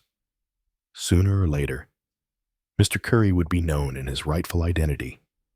In the meantime, there was work to be done. And not only on the Curry case. Hardcastle worked without a break until 5:30. He looked at his wristwatch again and decided the time was ripe for the call he wanted to make. Sergeant Cray had reported that Sheila Webb had resumed work at the Cavendish Bureau, and that at 5 o'clock she would be working with Professor Purdy at the Curlew Hotel, and that she was unlikely to leave there until well after 6. What was the aunt's name again? Lawton. Mrs. Lawton. 14. Palmerston Road. He did not take a police car, but chose to walk the short distance. Palmerston Road was a gloomy street that had known, as is said, better days. The houses, Hardcastle noted, had been mainly converted into flats or maisonettes. As he turned the corner, a girl who was approaching him along the sidewalk hesitated for a moment. His mind occupied. The inspector had some momentary idea that she was going to ask him the way to somewhere. However, if that was so, the girl thought better of it and resumed her walk past him. He wondered why the idea of shoes came into his mind so suddenly. Shoes? No. One shoe. The girl's face was faintly familiar to him. Who was it now? Someone he had seen just lately. Perhaps she had recognized him and was about to speak to him. He paused for a moment, looking back after her. She was walking quite fast now. The trouble was, he thought, she had one of those indeterminate faces that are very hard to recognize unless there is some special reason for doing so. Blue eyes, fair complexion, slightly open mouth. Mouth. That recalled something also. Something that she'd been doing with her mouth. Talking, putting on lipstick. No, he felt slightly annoyed with himself.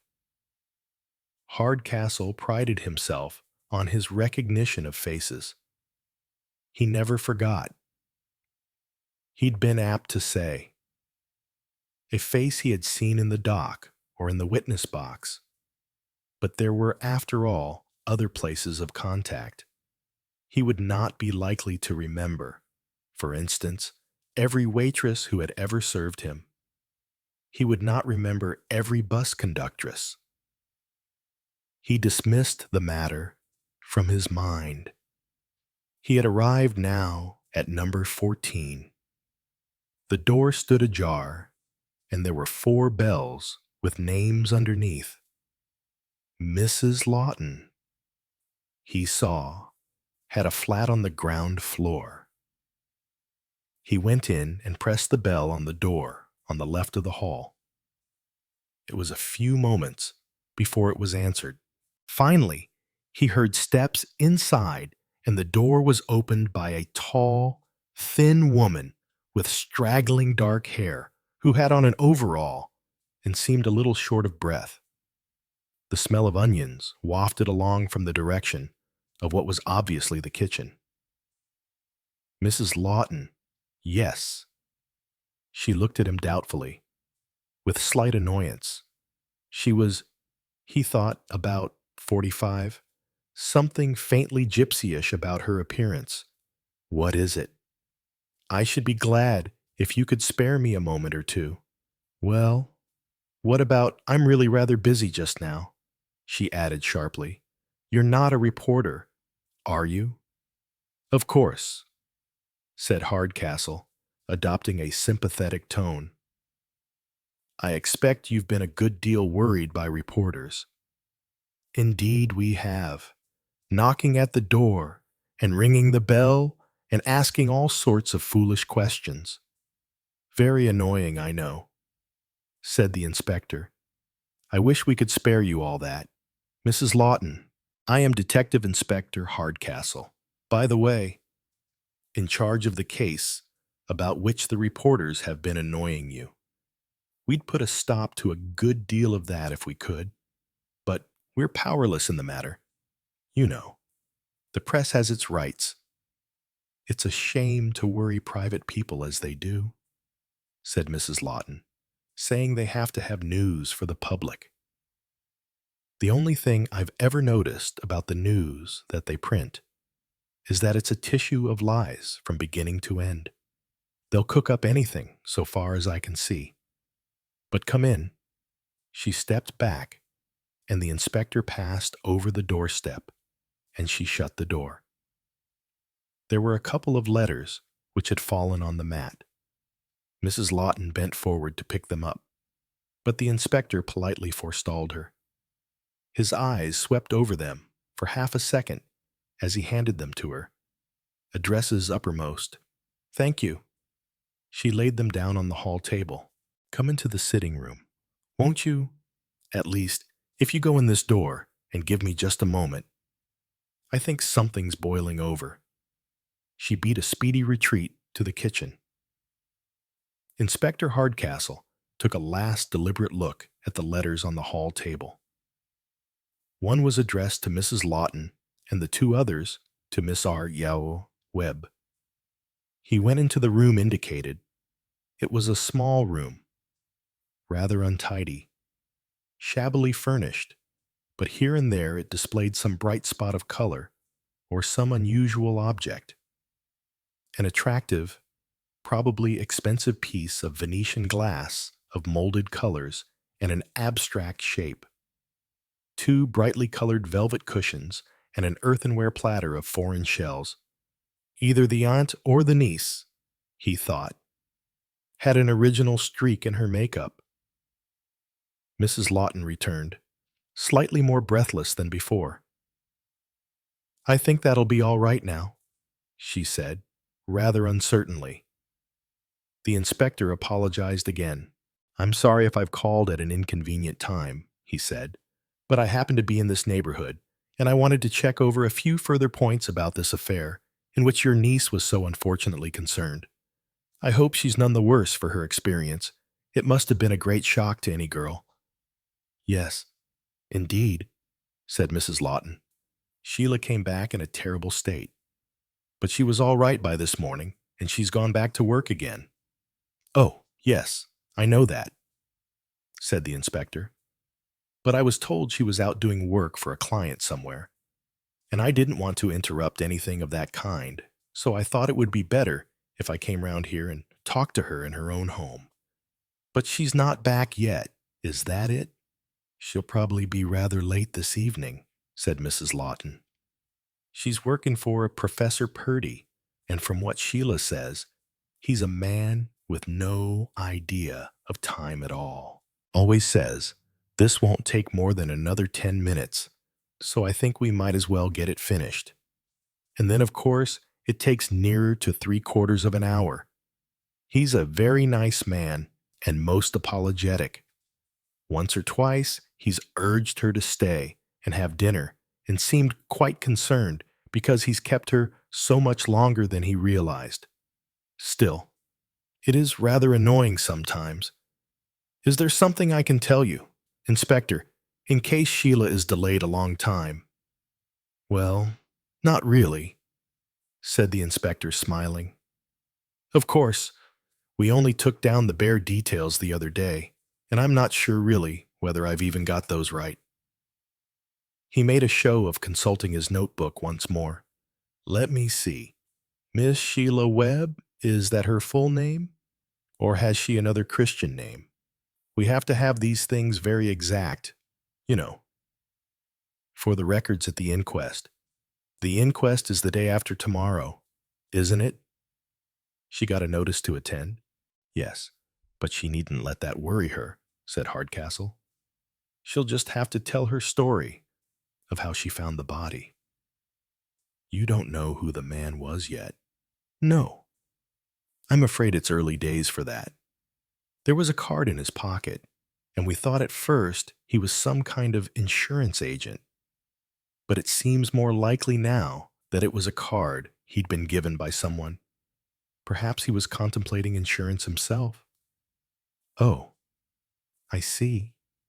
Mrs. Lawton looked vaguely interested. Now I'll just get these names right, said the inspector. I think I've got it down as Miss Sheila Webb or Miss Sheila R. Webb. I just couldn't remember what the other name was. Was it Rosalie? Rosemary, said Mrs. Lawton. She was christened Rosemary Sheila, but Sheila always thought Rosemary was rather fanciful, so she's never called anything but Sheila. I see.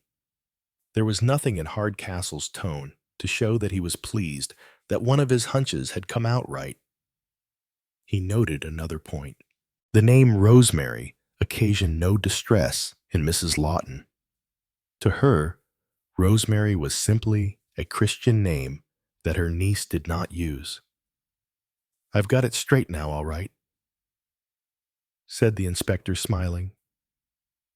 I gather that your niece came from London and has been working for the Cavendish Bureau for the last 10 months or so. You don't know the exact date, I suppose. Well, really, I couldn't say now. It was last November sometime. I think more towards the end of November. Quite so. It doesn't really matter. She was not living with you here previously to taking the job at the Cavendish Bureau. No. She was living in London before that. Have you got her address in London? Well, I've got it somewhere.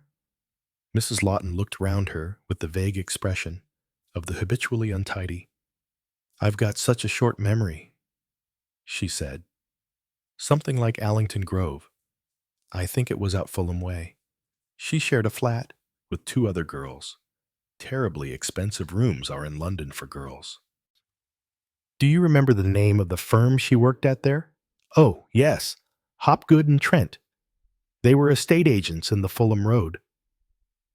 Thank you. Well, all that seems very clear. Miss Webb is an orphan, I understand. Yep, Petrush hushes, said Mrs. Lawton. She moved uneasily. Her eyes strayed to the door.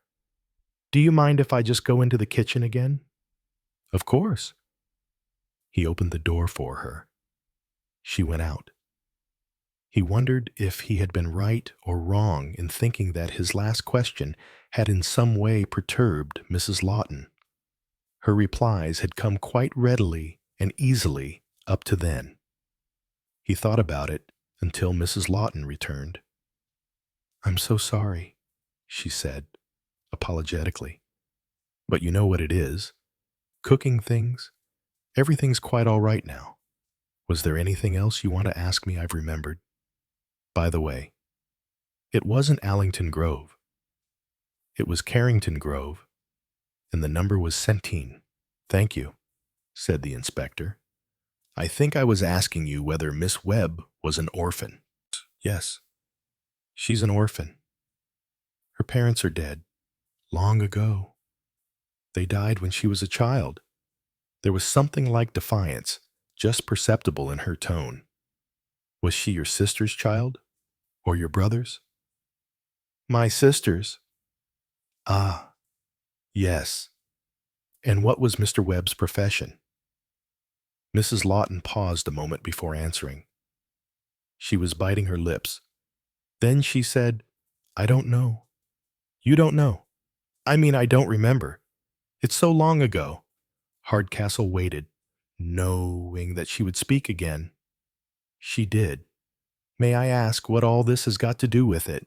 I mean, what does it matter who her father and mother were, and what her father did, and where he came from, or anything like that?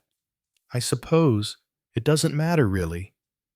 Mrs. Lawton, not from your point of view, that is. But you see, the circumstances are rather unusual. What do you mean? The circumstances are unusual. Well, we have reason to believe that Miss Webb went to that house yesterday because she had been specially asked for at the Cavendish Bureau by name. It looks, therefore, as though someone had deliberately arranged for her to be there. Someone, perhaps, he hesitated, with a grudge against her? I can't imagine that anyone could have a grudge against Sheila. She's a very sweet girl, a nice, friendly girl. Yes, said Hardcastle mildly. That's what I should have thought myself. And I don't like to hear anybody suggesting the contrary, said Mrs. Lawton belligerently. Exactly. Hardcastle continued to smile appeasingly. But you must realize, Mrs. Lawton, that it looks as though your niece has been deliberately made a victim. She was being, as they say on the films, put on the spot. Somebody was arranging for her to go into a house where there was a dead man, and that dead man had died very recently. It seems, on the face of it, a malicious thing to do. You mean someone was trying to make it appear that Sheila killed him? Oh, no. I can't believe it. It is rather difficult to believe, agreed the inspector. But we've got to make quite sure and clear up the matter. Could there be, for instance, some young man, someone perhaps who had fallen in love with your niece, and whom she, perhaps, did not care for young men sometimes do some very bitter and revengeful things, especially if they're rather ill-balanced. I don't think it could be anything of that kind, said Mrs. Lawton, puckering her eyes in thought and frowning. Sheila has had 1 or 2 boys she's been friendly with, but there's been nothing serious. Nobody steady of any kind. It might have been while she was living in London, the inspector suggested. After all, I don't suppose you know very much about what friends she had there. No, Perhaps not. Well, you'll have to ask her about that yourself. Inspector Hardcastle. But I never heard of any trouble of any kind. Or it might have been another girl, suggested Hardcastle. Perhaps one of the girls she shared rooms with there was jealous of her. I suppose, said Mrs. Lawton doubtfully, that there might be a girl who'd want to do her a bad turn, but not involving murder, surely. It was a shrewd appreciation, and Hardcastle noted that Mrs. Lawton was by no means a fool. He said quickly, I know it all sounds most unlikely, but then this whole business is unlikely. It must have been someone mad, said Mrs. Lawton. Even in madness, said Hardcastle. There's a definite idea behind the madness. You know, something that's given rise to it. And that really, he went on, is why I was asking you about Sheila Webb's father and mother. You'd be surprised how often motives arise that have their roots in the past. Since Miss Webb's father and mother died when she was a young child, naturally, she can't tell me anything about them. That's why I'm applying to you. Yes, I see. But, well... He noted that the trouble and uncertainty were back in her voice. Were they killed at the same time? In an accident? Anything like that? No. There was no accident. They both died from natural causes. Well, yes. I mean, I do not really know. I think you must know a little more than you are telling me. Mrs. Lawton. He hazarded a guess. Were they, perhaps, divorced, something of that kind? No, they weren't divorced. Come now. Mrs. Lawton, you know you must know of what your sister died.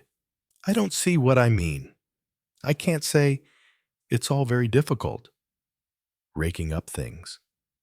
It's much better not raking them up. There was a kind of desperate perplexity in her glance.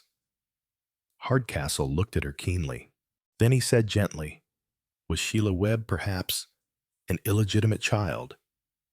He saw immediately a mixture of consternation and relief in her face. She's not my child, she said. She is your sister's illegitimate child, yes, but she doesn't know it herself. I've never told her. I told her her parents died young, so that's why, well, you see, oh, yes, I see, said the inspector, and I assure you that unless something comes of this particular line of inquiry, there is no need for me to question Miss Webb on this subject. You mean you needn't tell her? Not unless there is some relevance to the case, which, I may say, seems unlikely, but I do want all the facts that you know, Mrs. Lawton, and I assure you that I'll do my best to keep what you tell me entirely between ourselves. It's not a nice thing to happen, said Mrs. Lawton, and I was very distressed about it. I can tell you, my sister, you see, had always been the clever one of the family. She was a school teacher and doing very well. Highly respected and everything else. The last person you'd ever think would, well, said the inspector tactfully. It often happens that way. She got to know this man, this Webb. I never even knew what his name was, said Mrs. Lawton. I never met him, but she came to me and told me what had happened, that she was expecting a child and that the man couldn't or wouldn't. I never knew which marry her. She was ambitious, and it would have meant giving up her job if the whole thing came out. So naturally, I said I'd help. Where is your sister now, Mrs. Lawton? I've no idea. Absolutely no idea at all. She was emphatic. She's alive, though. I suppose so. But you haven't kept in touch with her. That's the way she wanted it. She thought it was best for the child and best for her that there should be a clean break. So, it was fixed that way. We both had a little income of our own that our mother left us. Anne turned her half share over to me to be used for the child's bringing up and keep. She was going to continue with her profession, she said, but she would change schools. There was some idea, I believe, of a year's exchange with a teacher abroad, Australia or somewhere. That's all I know. Inspector Hardcastle. And that's all I can tell you. He looked at her thoughtfully. Was that really all she knew? It was a difficult question to answer with any certainty. It was certainly all that she meant to tell him. It might very well be all she knew, slight as the reference to the sister had been. Hardcastle got an impression of a forceful, bitter, angry personality, the sort of woman who was determined not to have her life blasted by one mistake. In a cold, hard-headed way, she had provided for the upkeep and presumable happiness of her child. From that moment on, she had cut herself adrift to start life again on her own. It was conceivable, he thought, that she might feel like that about the child. But what about her sister? He said mildly. It seems odd that she did not at least keep in touch with you by letter. Did not want to know how the child was progressing? Mrs. Lawton shook her head. Not if you knew Anne, she said. She was always very clear-cut in her decisions, and then she and I weren't very close. I was younger than she was, by a good deal, 12 years, as I say. We were never very close. And what did your husband feel about this adoption? I was a widow then, said Mrs. Lawton. I married young, and my husband was killed in the war. I kept a small sweet shop at the time. Where was all this not here in Crowdine? No, we were living in Lincolnshire at the time. I came here in the holidays once, and I liked it so much that I sold the shop and came here to live.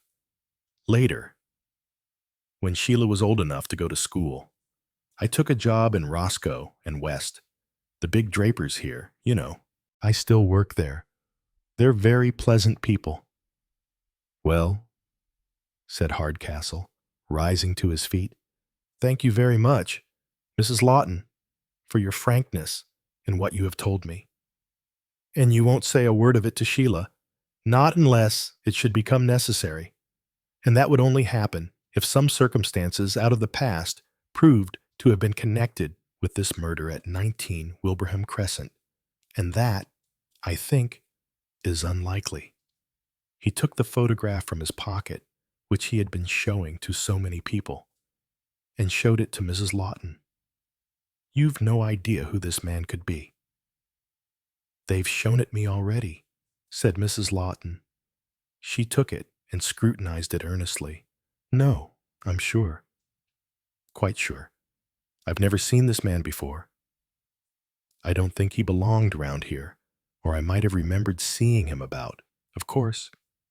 She looked closely. She paused a moment before adding, rather unexpectedly, he looks a nice man, I think. A gentleman, I'd say, wouldn't you? It was a slightly outmoded term in the inspector's experience, yet it fell very naturally from Mrs. Lawton's lips. Brought up in the country, he thought. They still think of things that way. He looked at the photograph again, himself reflecting, with faint surprise, that he had not thought of the dead man in quite that way. Was he a nice man?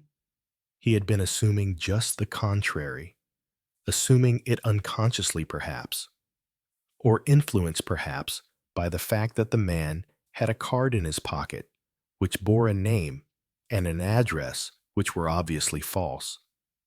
But the explanation he had given to Mrs. Lawton just now might have been the true one. It might have been that the card did represent some bogus insurance agent who had pressed the card upon the dead man And that, he thought wryly, would really make the whole thing even more difficult. He glanced at his watch again. I mustn't keep you from your cooking any longer, he said, since your niece is not home yet.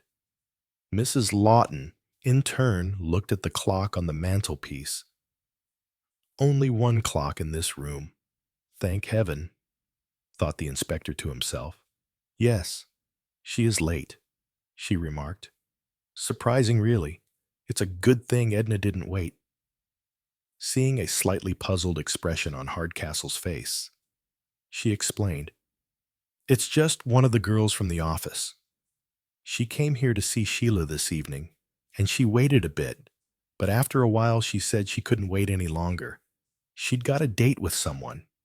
She said it would do tomorrow, or some other time. Enlightenment came to the inspector. The girl he had passed in the street. He knew now why she'd made him think of shoes. Of course, it was the girl who had received him in the Cavendish Bureau, and the girl who, when he left, had been holding up a shoe with a stiletto heel torn off it, and had been discussing in unhappy puzzlement how on earth she was going to get home like that, a nondescript kind of girl. He remembered, not very attractive, sucking some kind of sweet as she talked. She had recognized him when she passed him in the street. Although he had not recognized her, she had hesitated too, as though she thought of speaking to him. He wondered rather idly what she had wanted to say. Had she wanted to explain why she was calling on Sheila Webb, or had she thought he would expect her to say something? He asked, Is she a great friend of your niece's? Well, not particularly, said Mrs. Lawton. I mean, they work in the same office and all that, but she's rather a dull girl, not very bright, and she and Sheila aren't particular friends. In fact, I wondered why she was so keen to see Sheila tonight. She said it was something she couldn't understand, and that she wanted to ask Sheila about it. She didn't tell you what it was? No. She said it would keep, and it didn't matter. I see. Well, I must be going. It's odd, said Mrs. Lawton, that Sheila hasn't telephoned. She usually does if she's late, because the professor sometimes asks her to stay to dinner. Ah, well, I expect she'll be here any moment now. There are a lot of bus queues sometimes, and the Curlew Hotel is quite a good way along the esplanade. There's no message you want to leave for Sheila. I think not, said the inspector. As he went out, he asked, By the way, who chose your niece's Christian names? Rosemary and Sheila. Your sister or yourself? Sheila was our mother's name. Rosemary was my sister's choice. Funny name to choose, really. Fanciful. And yet, my sister wasn't fanciful or sentimental in any way. Well, good night, Mrs. Lawton. As the inspector turned the corner from the gateway into the street, he thought, Rosemary, Rosemary for remembrance, romantic remembrance, or something quite different. Chapter 13. Colin Lamb's Narrative. I walked up Charing Cross Road and turned into the maze of streets that twist their way between New Oxford Street and Covent Garden. All sorts of unsuspected shops did business there. Antique shops, a doll's hospital, ballet shoes, foreign delicatessen shops. I resisted the lure of the doll's hospital with its various pairs of blue or brown glass eyes, and came at last to my objective. It was a small, dingy bookshop in a side street not far from the British Museum. It had the usual trays of books outside, ancient novels, old textbooks, odds and ends of all kinds, labeled 3D, 6D, ones. even some aristocrats which had nearly all their pages, and occasionally even their binding intact. I sidled through the doorway. It was necessary to sidle since precariously arranged books impinged more and more every day on the passageway from the street. Inside, it was clear that the books owned the shop rather than the other way about. Everywhere they had run wild and taken possession of their habitat, breeding and multiplying and clearly lacking any strong hand to keep them down. The distance between bookshelves was so narrow that you could only get along with great difficulty. There were piles of books perched on every shelf or table, on a stool in a corner, hemmed in by books, was an old man in a pork pie hat with a large flat face like a stuffed fish. He had the air of one who has given up an equal struggle. He had attempted to master the books, but the books had obviously succeeded in mastering him. He was a kind of King Canute of the book world, retreating before the advancing book tide. If he ordered it to retreat, it would have been with the sure and hopeless certainty that it would not do so. This was Mr. Solomon, proprietor of the shop. He recognized me. His fish-like stare softened for a moment, and he nodded. "Got anything in my line, some?" I asked. "You'll have to go up and see, Mr. Lamb." "Still on seaweeds and that stuff." "That's right. Well, you know where they are.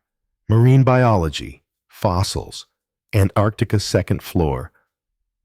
I had a new parcel in day before yesterday. I started to unpack 'em, but I haven't got round to it properly yet.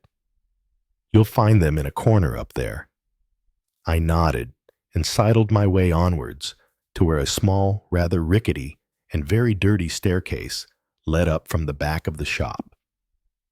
On the first floor were Orientalia, art books, medicine, and French classics.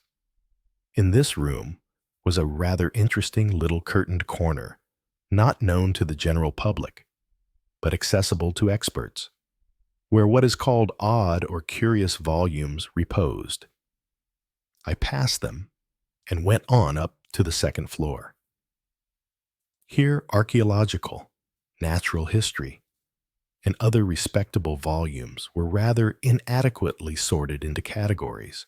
I steered my way through students and elderly colonels and clergymen, passed round the angle of a bookcase, stepped over various gaping parcels of books on the floor, and found my further progress barred by two students of opposite sexes lost to the world in a closely knit embrace.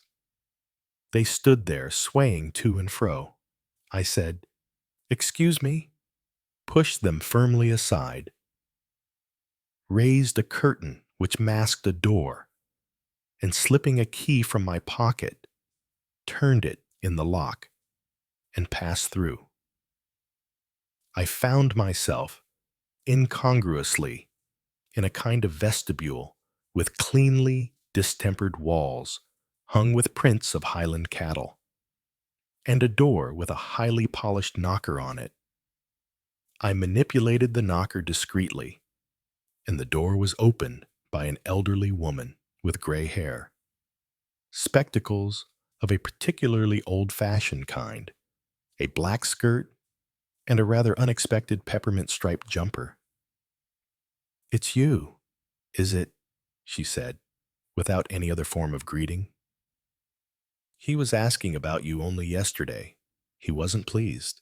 She shook her head at me, rather as an elderly governess might do at a disappointing child. "You'll have to try and do better," she said. "Oh, come off it, Nanny," I said.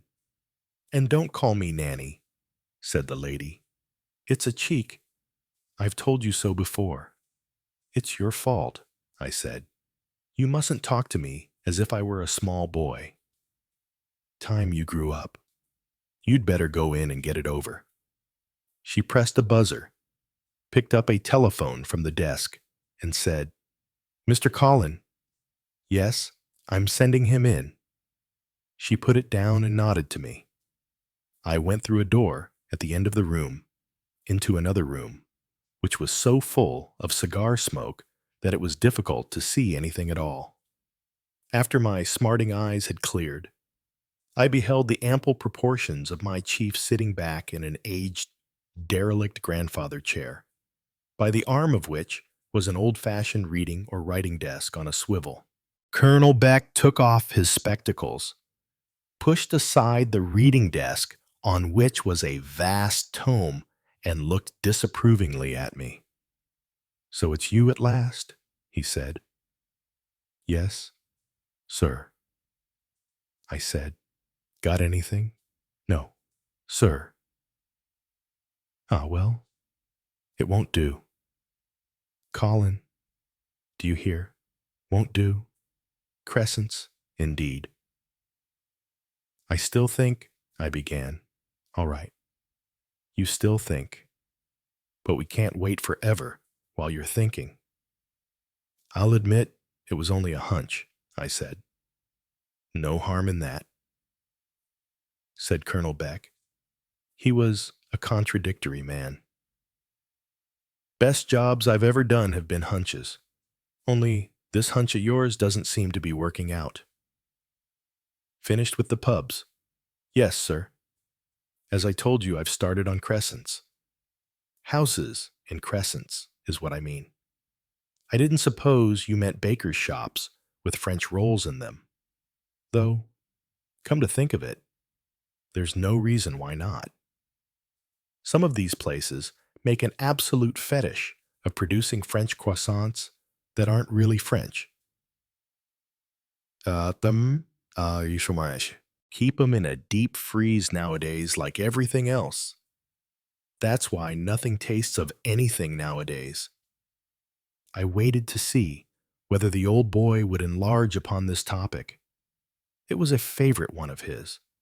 But seeing that I was expecting him to do so, Colonel Beck refrained. Wash out all round, he demanded. Almost. I've still got a little way to go. You want more time. Is that it? I want more time. Yes, I said. But I don't want to move on to another place this minute. There's been a kind of coincidence, and it might mean something. Don't waffle. Give me facts. Subject of investigation. Wilbraham Crescent. And you drew a blank. Or didn't you? I'm not sure. Define yourself. Define yourself. Boy, the coincidence is that a man was murdered in Wilbraham Crescent. Who was murdered? As yet, he's unknown. Had a card with a name and address in his pocket, but that was bogus. Yes, suggestive. Tie up in any way? I can't see that it does, sir, but all the same. I know, all the same. Well, what have you come for? Come for permission to go on nosing about Wilbraham Crescent, wherever that absurd-sounding place is. It's a place called Crowdine, 10 miles from Portlebury. Yes, very good locality. But what are you here for? You don't usually ask permission. You go your own pig-headed way, don't you? That's right, sir. I'm afraid I do. Well, then, what is it? There are a couple of people I want vetted. With a sigh, Colonel Beck drew his reading desk back into position, took a ball pen from his pocket, blew on it, and looked at me. Well, house called Diana Lodge. Actually, 20 Wilbraham Crescent. Woman called Mrs. Hemming, and about 18 cats live there. Diana? Said Colonel Beck. Moon Goddess Diana Lodge. Right. What does she do? This Mrs. Hemming. Nothing, I said. She's absorbed in her cats. Damned good cover, I dare say, said Beck appreciatively. Certainly could be. Is that all? No, I said. There's a man called Ramsey. Lives at 62 Wilbraham Crescent. Said to be a construction engineer. Whatever that is. Goes abroad a good deal. I like the sound of that, said Colonel Beck. I like the sound of that very much. You want to know about him, do you? All right. He's got a wife, I said. Quite a nice wife, and 2 obstreperous children boys. Well, he might have, said Colonel Beck. It has been known. You remember Pendleton? He had a wife and children. Very nice wife. Stupidest woman I've ever come across. No idea in her head that her husband wasn't a pillar of respectability in Oriental book dealing. Come to think of it, now I remember. Pendleton had a German wife as well, and a couple of daughters, and he also had a wife in Switzerland. I don't know what the wives were, his private excesses, or just camouflage. He'd say, of course, that they were camouflage. Well, anyway, you want to know about Mr. Ramsey. Anything else? I'm not sure. There's a couple at 63, retired professor, McNaughton by name, Scottish, elderly, spends his time gardening. No reason to think he and his wife are not all right, but all right, we'll check. We'll put him through the machine to make sure. What are all these people? By the way, they're people whose gardens verge on or touch the garden of the house where the murder was committed. Sounds like a French exercise, said Beck. Where is the dead body of my uncle? In the garden of the cousin of my aunt. What about number 19 itself? A blind woman, a former school teacher, lives there. She works in an institute for the blind, and she's been thoroughly investigated by the local police. Live by herself? Yes.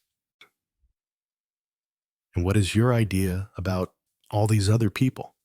My idea is, I said, that if a murder was committed by any of these other people in any of these other houses that I have mentioned to you, it would be perfectly easy, though risky, to convey the dead body into number 19 at a suitable time of day. It's a mere possibility. That's all. And there's something I'd like to show you. This. Beck took the earth-stained coin I held out to him. A check holler. Where did you find it? I didn't, but it was found in the back garden of number 19. Interesting. You may have something after all in your persistent fixation on crescents and rising moons, he added thoughtfully. There's a pub called the Rising Moon in the next street to this. Why don't you go and try your luck there? I've been there already, I said. You've always got an answer, haven't you? Said Colonel Beck. Have a cigar? I shook my head. Thank you. No time today. Going back to Crowdine? Yes. There's the inquest to attend. It will only be adjourned. Sure, it's not some girl you're running after in Crowdine. Certainly not, I said sharply. Colonel Beck began to chuckle unexpectedly. You mind your step. My boy Sex rearing its ugly head as usual. How long have you known her? There isn't any... well, there was a girl who discovered the body. What did she do when she discovered it? Screamed. Very nice, too, said the colonel. She rushed to you, cried on your shoulder and told you about it. Is that it? I don't know what you're talking about, I said coldly. Have a look at these. I gave him a selection of the police photographs. Who's this? Demanded Colonel Beck. The dead man. 10-1 this girl you're so keen about killed him. The whole story sounds very fishy to me. You haven't even heard it yet, I said. I haven't told it to you. I don't need telling. Colonel Beck waved his cigar. Go away to your inquest, my boy, and look out for that girl. Is her name Diana or Artemis or anything crescenty or moon-like? No, it isn't. Well, remember that it might be. Chapter 14. Colin Lamb's Narrative. It had been quite a long time since I had visited Whitehaven Mansions. Some years ago, it had been an outstanding building of modern flats. Now, there were many other, more imposing, and even more modern blocks of buildings flanking it on either side. Inside, I noted, it had recently had a facelift. It had been repainted in pale shades of yellow and green. I went up in the lift and pressed the bell of number 203. It was opened to me by that impeccable manservant, George. A smile of welcome came to his face. "Mr. Colin, it's a long time since we've seen you here." "Yes, I know. How are you, George?" "I am in good health. I am thankful to say, sir." I lowered my voice. "And how's he?" George lowered his own voice, though that was hardly necessary since it had been pitched in a most discreet key from the beginning of our conversation. "I think, sir, that sometimes he gets a little depressed." I nodded sympathetically. "If you will come this way, sir." He relieved me of my hat. "Announce me, please, as Mr. Colin Lamb." "Very good, sir." He opened a door and spoke in a clear voice. "Mr. Colin Lamb to see you, sir." He drew back to allow me to pass him, and I went into the room. My friend, Hercule Poirot, was sitting in his usual large, square armchair in front of the fireplace. I noted that one bar of the rectangular electric fire glowed red. It was early September. The weather was warm, but Poirot was one of the first men to recognize the autumn chill and to take precautions against it. On either side of him, on the floor, was a neat pile of books. More books stood on the table at his left side. At his right hand was a cup from which steam rose. A tisane, I suspected. He was fond of tisanes and often urged them on me. They were nauseating to taste and pungent to smell. "Don't get up," I said. But Poirot was already on his feet. He came towards me on twinkling, patent leather shod feet with outstretched hands. "Aha, so it is you. It is you, my friend. My young friend Colin. But why do you call yourself by the name of Lamb? Let me think now. There is a proverb or a saying. Something about mutton dressed as on my. No, that is what is said of elderly ladies who are trying to appear younger than they are. That does not apply to you. Aha, I have it. You are a wolf in sheep's clothing. Is that it?" "Not even that," I said. "It's just that in my line of business, I thought my own name might be rather a mistake, that it might be connected too much with my old man, hence Lamb, short, simple, easily remembered, suiting. I flatter myself. My personality." "Of that I cannot be sure," said Poirot. "And how is my good friend, your father?" "The old man's fine," I said. "Very busy with his hollyhocks, or is it chrysanthemums? The seasons go by so fast, I can never remember what it is at the moment." "Asha kamikam." "He busies himself, then, with the horticulture. Everyone seems to come to that in the end," I said. "Not me," said Hercule Poirot. "Once the vegetable marrows. Yes, but never again. If you want the best flowers, Why not go to the florist shop? I thought the good superintendent was going to write his memoirs. He started, I said, but he found that so much would have to be left out that he finally came to the conclusion that what was left in would be so unbearably tame as not to be worth writing. One has to have the discretion. Yes. It is unfortunate, said Poirot, because your father could tell some very interesting things. I have much admiration for him. I always had. You know, his methods were to me very interesting. He was so straightforward. He used the obvious as no man has used it before. He would set the trap, the very obvious trap, and the people he wished to catch would say it is too obvious, that it cannot be true, and so they fell into it. I laughed. Well, I said, it's not the fashion nowadays for sons to admire their fathers. Most of them seem to sit down, venom in their pens, and remember all the dirty things they can and put them down with obvious satisfaction. But personally, I've got enormous respect for my old man. I hope I'll even be as good as he was. Not that I'm exactly in his line of business, of course, but related to it, said Poirot, closely related to it, though you have to work behind the scenes in a way that he did not.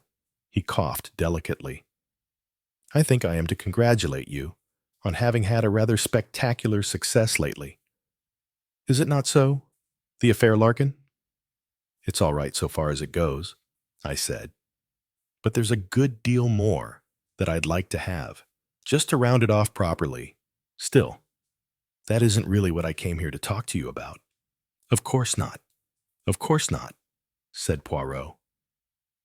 He waved me to a chair and offered me some tisane, which I instantly refused. George entered at the apposite moment with a whiskey decanter, a glass and a siphon, which he placed at my elbow. And what are you doing with yourself these days? I asked Poirot. Casting a look at the various books around him, I said, It looks as though you are doing a little research. Poirot sighed. You may call it that. Yes, perhaps in a way it is true. Lately, I have felt very badly the need for a problem. It does not matter, I said to myself, what the problem is. It can be like the good Sherlock Holmes, the depth at which the parsley has sunk in the butter. All that matters is that there should be a problem. It is not the muscles I need to exercise. You see, it is the cells of the brain. Just a question of keeping fit. I understand. As you say. He sighed. But problems, mon cher, are not so easy to come by.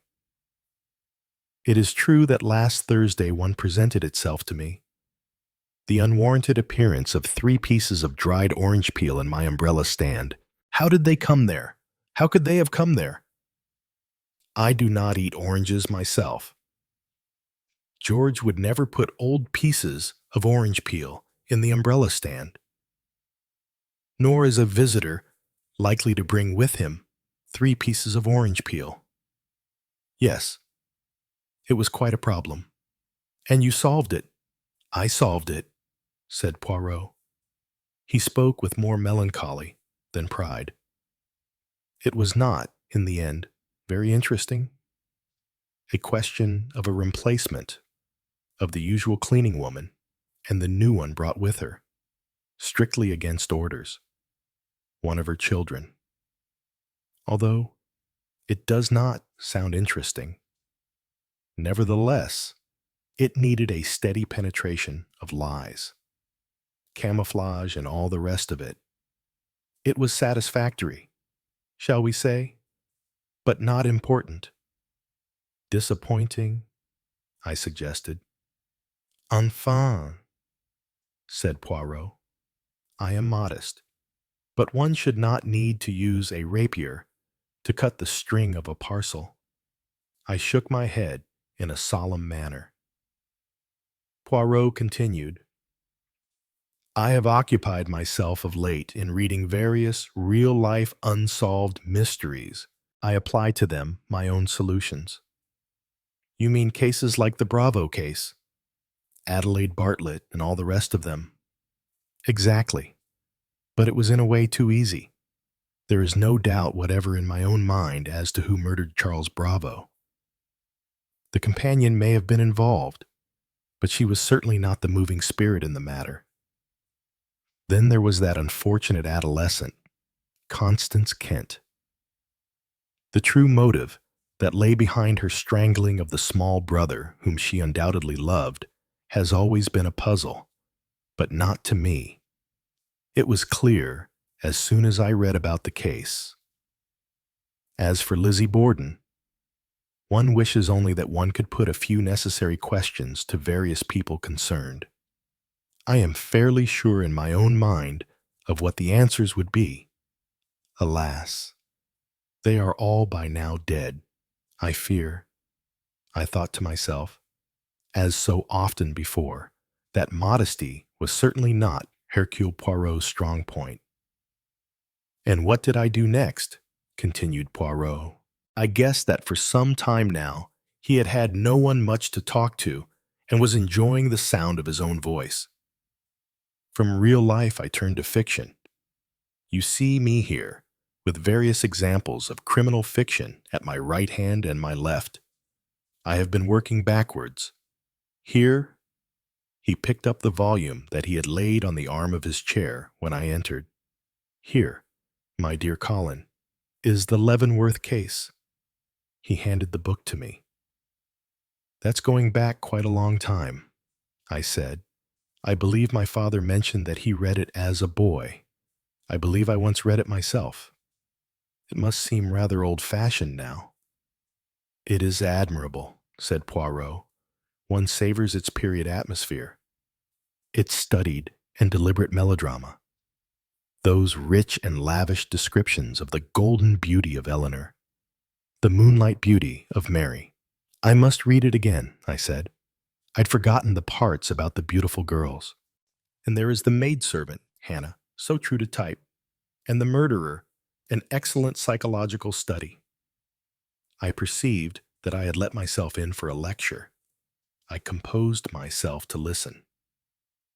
Then we will take the adventures of Arsène Lupin. Poirot went on. How fantastic, how unreal. And yet what vitality there is in them. What vigor, what life. They are preposterous. But they have panache. There is humor too. He laid down the adventures of Arsène Lupin and picked up another book. And there is the mystery of the Yellow Room. That is really a classic. I approve of it from start to finish. Such a logical approach. There were criticisms of it, I remember, which said that it was unfair. But it is not unfair.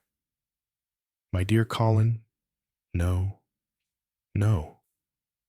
Very nearly so. Perhaps, but not quite. There is the hair's breadth of difference. No. All through there is truth, concealed with a careful and cunning use of words. Everything should be clear at that supreme moment when the men meet at the angle of 3 corridors. He laid it down reverently. Definitely a masterpiece, and, I gather, almost forgotten nowadays. Poirot skipped 20 years or so to approach the works of somewhat later authors. I have read also, he said, some of the early works of Mrs. Ariadne Oliver. She is by way of being a friend of mine, and of yours. I think I do not wholly approve of her works. Mind you, the happenings in them are highly improbable. The long arm of coincidence is far too freely employed. Danny Caussaud, being young at the time, she was foolish enough to make her detective a Finn, and it is clear that she knows nothing about Finns or Finland, except possibly the works of Sibelius. Still, she has an original habit of mind. She makes an occasional shrewd deduction, and of later years, she has learnt a good deal about things which she did not know before. police procedure, for instance. She is also now a little more reliable on the subject of firearms. What was even more needed?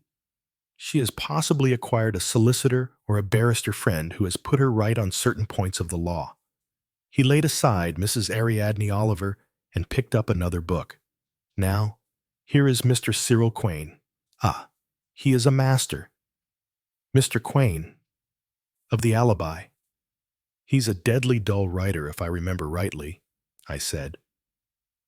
It is true, said Poirot, that nothing particularly thrilling happens in his books. There is a corpse, of course, occasionally more than one. But the whole point is always the alibi. The railway timetable, the bus routes, the plans of the cross-country roads. I confess I enjoy this intricate, this elaborate use of the alibi. I enjoy trying to catch Mr. Cyril Quain out. And I suppose you always succeed, I said. Poirot was honest. Not always, he admitted. No, not always. Of course. After a time, one realizes that one book of his is almost exactly like another. The alibis resemble each other every time, even though they are not exactly the same. You know, mon cher Colin, I imagine this Cyril Quain sitting in his room, smoking his pipe as he is represented to do in his photographs, sitting there with around him the A, B, C, S, the Continental Bradshaws, the airline brochures, the timetables of every kind, even the movements of liners. Say what you will. Colin, there is order and method in Mr. Cyril Quain. He laid Mr. Quain down and picked up another book. Now here is Mr. Gary Gregson, a prodigious writer of thrillers. He has written at least 64. I understand. He is almost the exact opposite of Mr. Quain. In Mr. Quain's books, nothing much happens. In Gary Gregson's, far too many things happen. They happen implausibly and in mass confusion. They are all highly colored. It is melodrama stirred up with a stick. Bloodshed bodies, clues, thrills, piled up and bulging over. All lurid, all very unlike life. He is not quite, as you would say, my cup of tea. He is, in fact, not a cup of tea at all. He is more like one of these American cocktails of the more obscure kind, whose ingredients are highly suspect. Poirot paused, sighed, and resumed his lecture. Then we turned to America. He plucked a book from the left-hand pile. Florence Elk's. Now, there is order and method there. Colorful happenings. Yes, but plenty of point in them. Gay and alive. She has wit, this lady, though perhaps, like so many American writers, a little too obsessed with drink. I am, as you know, mon ami, a connoisseur of wine. A claret, or a Burgundy introduced into a story, with its vintage and date properly authenticated, I always find pleasing. But the exact amount of rye and bourbon that are consumed on every other page by the detective in an American thriller do not seem to me interesting at all. Whether he drinks a pint or a half pint, which he takes from his collar drawer, does not seem to me really to affect the action of the story in any way. This drink motive in American books is very much what King Charles's head was to poor Mr. Dick when he tried to write his memoirs. Impossible to keep it out. What about the tough school? I asked. Poirot waved aside the tough school, much as he would have waved an intruding fly or mosquito. Violence for violence sake. Since when has that been interesting? I have seen plenty of violence in my early career as a police officer. Bah! You might as well read a medical textbook. Toe to my man. I give American crime fiction on the whole a pretty high place. I think it is more ingenious, more imaginative than English writing. It is less atmospheric and overladen with atmosphere than most French writers. Now take Louisa O'Malley, for instance. He dived once more for a book. What a model of fine scholarly writing is hers. Yet what excitement, what mounting apprehension she arouses in her reader. Those brownstone mansions in New York. Enfin, what is a brownstone mansion? I have never known. Those exclusive apartments and soulful snobberies, and underneath, deep, unsuspected seams of crime run their uncharted course. It could happen so, and it does happen so. She is very good. This Louisa O'Malley. She is very good indeed. He sighed, leaned back, shook his head, and drank off the remainder of his tisane. And then there are always the old favorites. Again, he dived for a book. The Adventures of Sherlock Holmes, he murmured lovingly, and even uttered reverently the one word, matre. Sherlock Holmes, I asked. Ah, non, non, not Sherlock Holmes. It is the author, Sir Arthur Conan Doyle, that I salute. These tales of Sherlock Holmes are in reality far-fetched, full of fallacies and most artificially contrived. But the art of the writing, that is entirely different. The pleasure of the language, the creation above all of that magnificent character, Dr. Watson, that was indeed a triumph. He sighed and shook his head and murmured, obviously by a natural association of ideas, "C'est cher Hastings, my friend Hastings, of whom you have often heard me speak. It is a long time since I have had news of him. What an absurdity to go and bury oneself in South America, where they are always having revolutions. That's not confined to South America," I pointed out. "They're having revolutions all over the world nowadays." "Let us not discuss the bomb," said Hercule Poirot. "If it has to be, it has to be. But let us not discuss it. Actually," I said, "I came to discuss something quite different with you. Ah, you are about to be married. Is that it? I am delighted, mon cher. Delighted. What on earth put that in your head?" "Poirot," I asked. "Nothing of the kind. It happens," said Poirot. "It happens every day." "Perhaps," I said firmly, "but not to me. Actually, I came to tell you that I'd run across rather a pretty little problem in murder." "Indeed, a pretty problem in murder, you say, and you have brought it to me. Why, well," I was slightly embarrassed. I thought you might enjoy it," I said. Poirot looked at me thoughtfully. He caressed his mustache with a loving hand. Then he spoke. "A master," he said, "is often kind to his dog. He goes out and throws a ball for the dog, a dog, however, is also capable of being kind to its master. A dog kills a rabbit or a rat, and he brings it and lays it at his master's feet. And what does he do then? He wags his tail." I laughed in spite of myself. "Am I wagging my tail?" "I think you are." "My friend?" "Yes, I think you are." "All right then," I said. "And what does master say? Does he want to see Doggy's rat? Does he want to know all about it?" "Of course. Naturally. It is a crime that you think will interest me. Is that right?"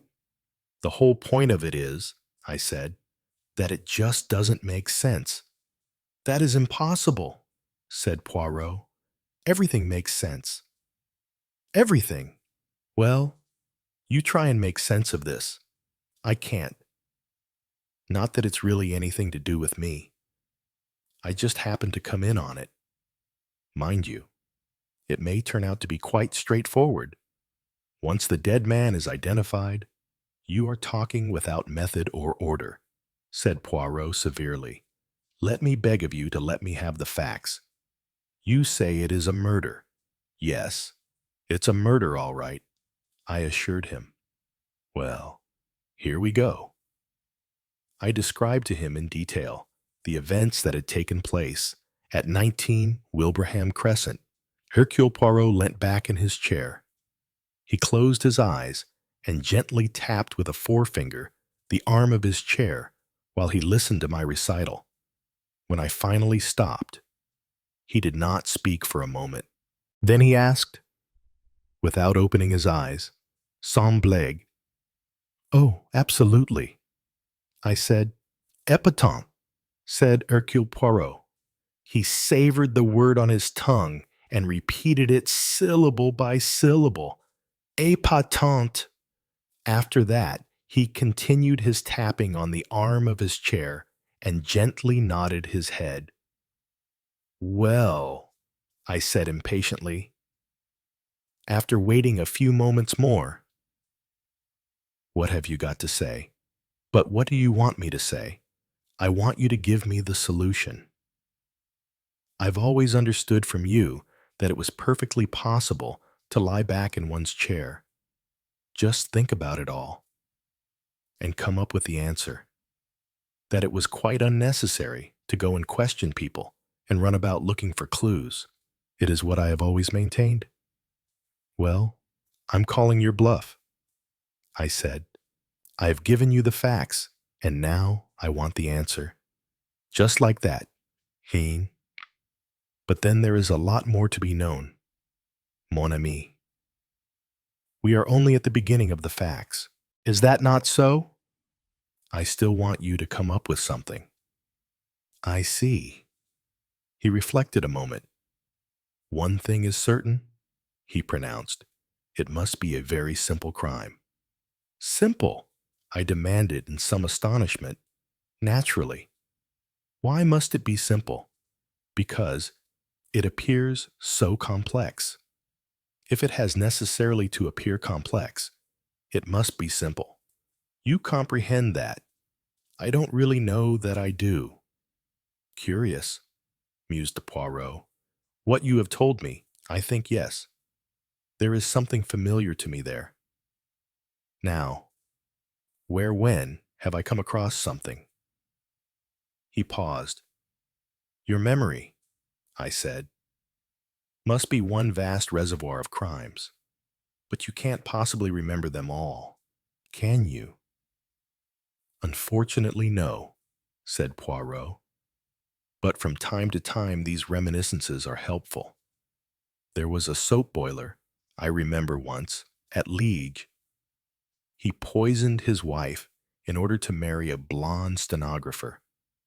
The crime made a pattern. Later, much later, that pattern recurred. I recognized it. This time, it was an affair of a kidnapped Pekingese dog. But the pattern was the same.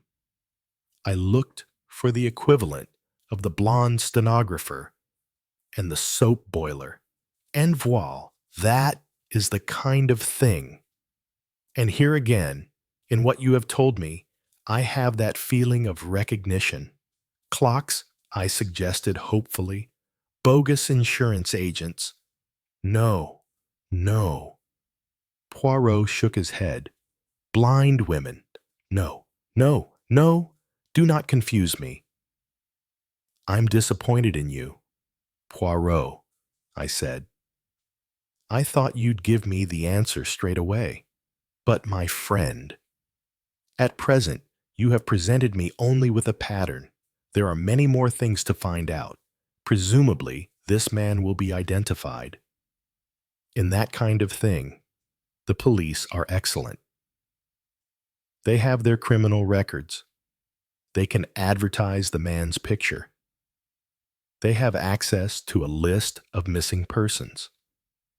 There is scientific examination of the dead man's clothing, and so on and so on.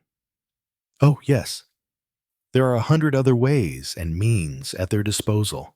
Undoubtedly, this man will be identified. So, there's nothing to do at the moment. Is that what you think? There is always something to do, said Hercule Poirot, severely, such as... He wagged an emphatic forefinger at me. Talk to the neighbors, he said. I've done that. I said, I went with Hardcastle when he was questioning them. They don't know anything useful. Ah, cha-cha. That is what you think. But I assure you, that cannot be so. You go to them. You ask them, have you seen anything suspicious? And they say no. And you think that that is all there is to it. But that is not what I mean when I say talk to the neighbors. I say talk to them. Let them talk to you. And from their conversation, always, somewhere, you will find a clue. They may be talking about their gardens, or their pets, or their hairdressing, or their dressmaker, or their friends, or the kind of food they like. Always somewhere, there will be a word that sheds light. You say there was nothing in those conversations that was useful. I say that cannot be so. If you could repeat them to him word for word. Well, that's practically what I can do, I said. I took shorthand transcripts of what was said, acting in my role of assistant police officer. I've had them transcribed and typed, and I've brought them along to you. Here they are. Ah, but you are a good boy. You are a very good boy indeed. What you have done is exactly right. Exactly. Je vous remercie infiniment. I felt quite embarrassed. Have you any more suggestions? I asked. Yes, always I have suggestions. There is this girl. You can talk to this girl. Go and see her. Already, you are friends. Are you not? Have you not clasped her in your arms when she flew from the house in terror? You've been affected by reading Gary Gregson. I said, you've caught the melodramatic style. Perhaps you are right, Poirot admitted. One gets infected, it is true, by the style of a work that one has been reading. As for the girl, I said, then paused. Poirot looked at me inquiringly. Yes, he said, I don't want. Ah, so that is it. At the back of your mind, you think she is concerned somehow in this case. No, I don't. It was absolutely pure chance that she happened to be there. No, mon ami, it was not pure chance. You know that very well. You've told me so. She was asked for over the telephone, asked for specially, but she doesn't know why. You cannot be sure that she does not know why. Very likely she does know why, and is hiding the fact. I don't think so, I said obstinately. It is even possible you may find out why by talking to her, even if she herself does not realize the truth. I don't see very well how I mean. I hardly know her. Hercule Poirot shut his eyes again.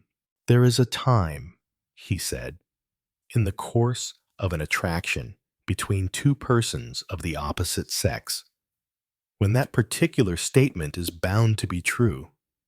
She is an attractive girl, I suppose. Well, yes, I said, quite attractive. You will talk to her, Poirot ordered, because you are already friends, and you will go again and see this blind woman with some excuse.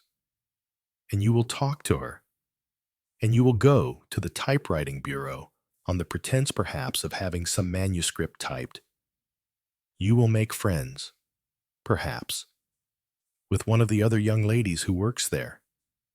You will talk to all these people, and then you will come and see me again, and you will tell me all the things that they will say.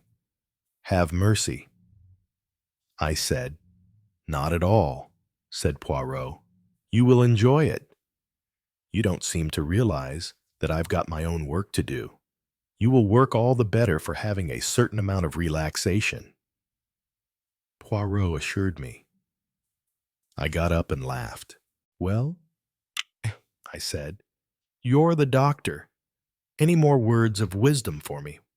What do you feel about this strange business of the clocks?" Poirot leaned back in his chair again and closed his eyes. The words he spoke were quite unexpected.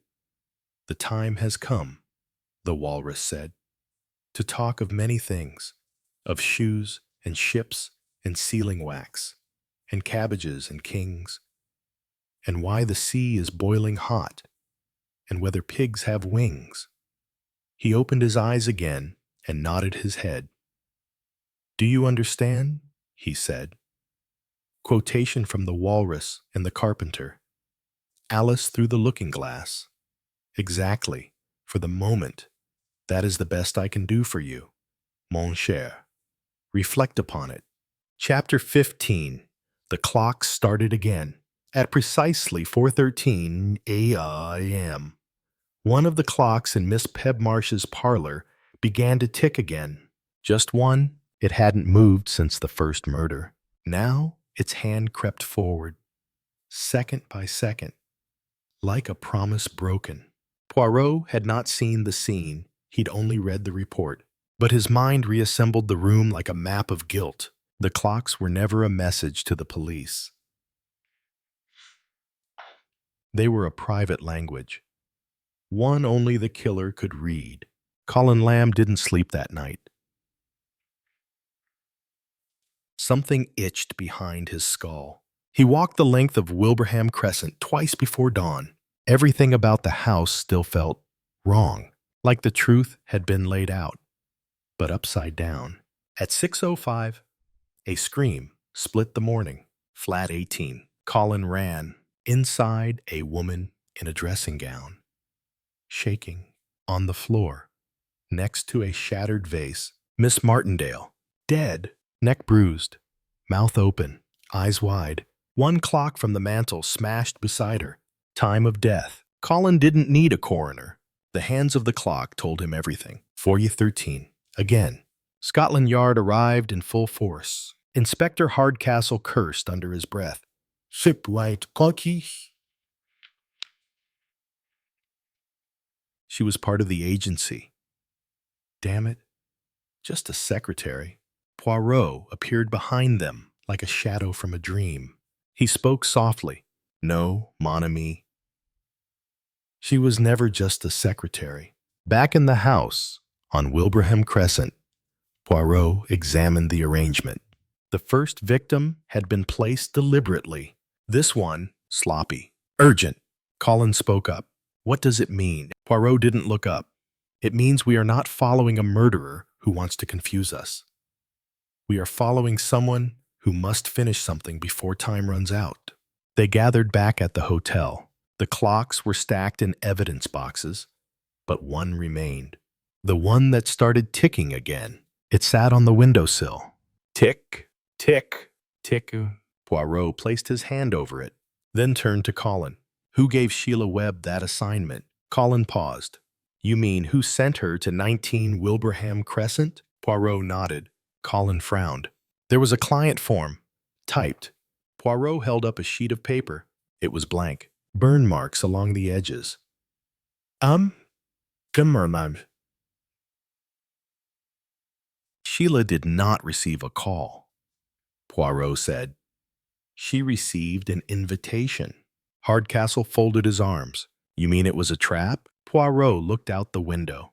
"No, it was an audition." Back at the Crescent, Sheila stood alone in the room where it began. She didn't cry. She stared at the spot where the first body had been. She whispered, "They made me find him." Poirot's voice from behind her, "Yes, Because you had the perfect alibi. You didn't know you were in the play until it started. She turned. You think I did it? Poirot shook his head. I think you were chosen because someone believed you could take the fall. She sat, hands folded. The clocks, they were never here before. Poirot nodded. No, because they arrived with the body. She blinked. Then who? Poirot turned to the door. That is what we must answer before 4:13 strikes again. But the clocks had already started. The killer had wound them all.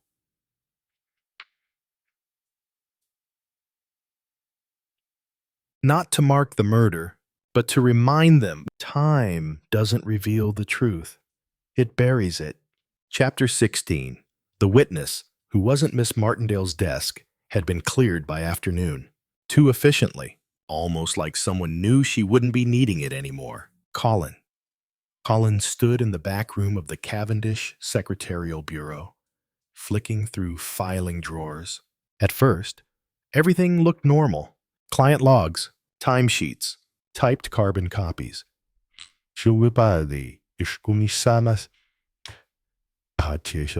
Then he found a manila folder tucked into the back of the W drawer.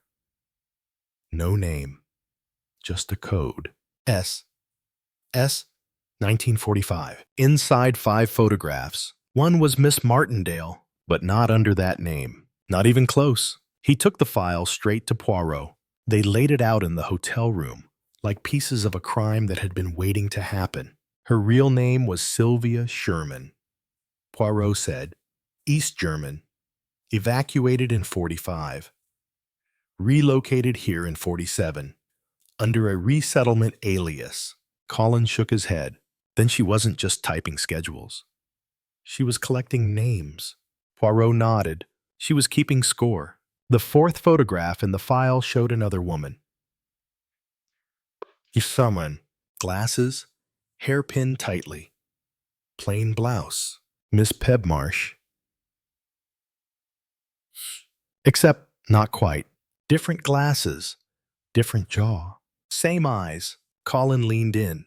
She was a translator at Nuremberg. Poirot tapped the name under the photo. H. Baumgartner, or... She disappeared in 1920. 49. Presumed dead. Clearly, she reemerged. Blind. Colin narrowed his eyes. You think the blindness is real? Poirot raised an eyebrow. I think everything is real. Until it's useful. Later that evening, Poirot and Colin visited Miss Pebmarsh's home. The door was unlocked. Deliberately, inside, the clocks had been removed. Every single one. Poirot walked the room slowly, like retracing a nightmare. Colin found the back window open. Snow on the sill. Boot prints outside. Fresh. Someone had come and taken time with them. Miss Pebmarsh appeared in the hallway, composed. Ah, Monsieur Poirot, I was expecting you. He bowed. I was not sure if you would be home or alive. She smiled without teeth. I'm both, for now. Poirot gestured to the empty shelves. The clocks, she tilted her head. They were never mine. Colin stepped forward.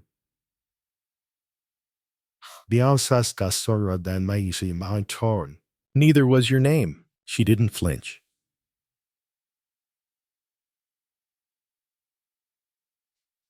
Poirot said gently, Hildegard Baumgartner, you gave evidence. You translated confessions. You vanished before any of the secrets could find you. Her smile cracked slightly. And you think this is about justice? Poirot didn't answer. Because it wasn't.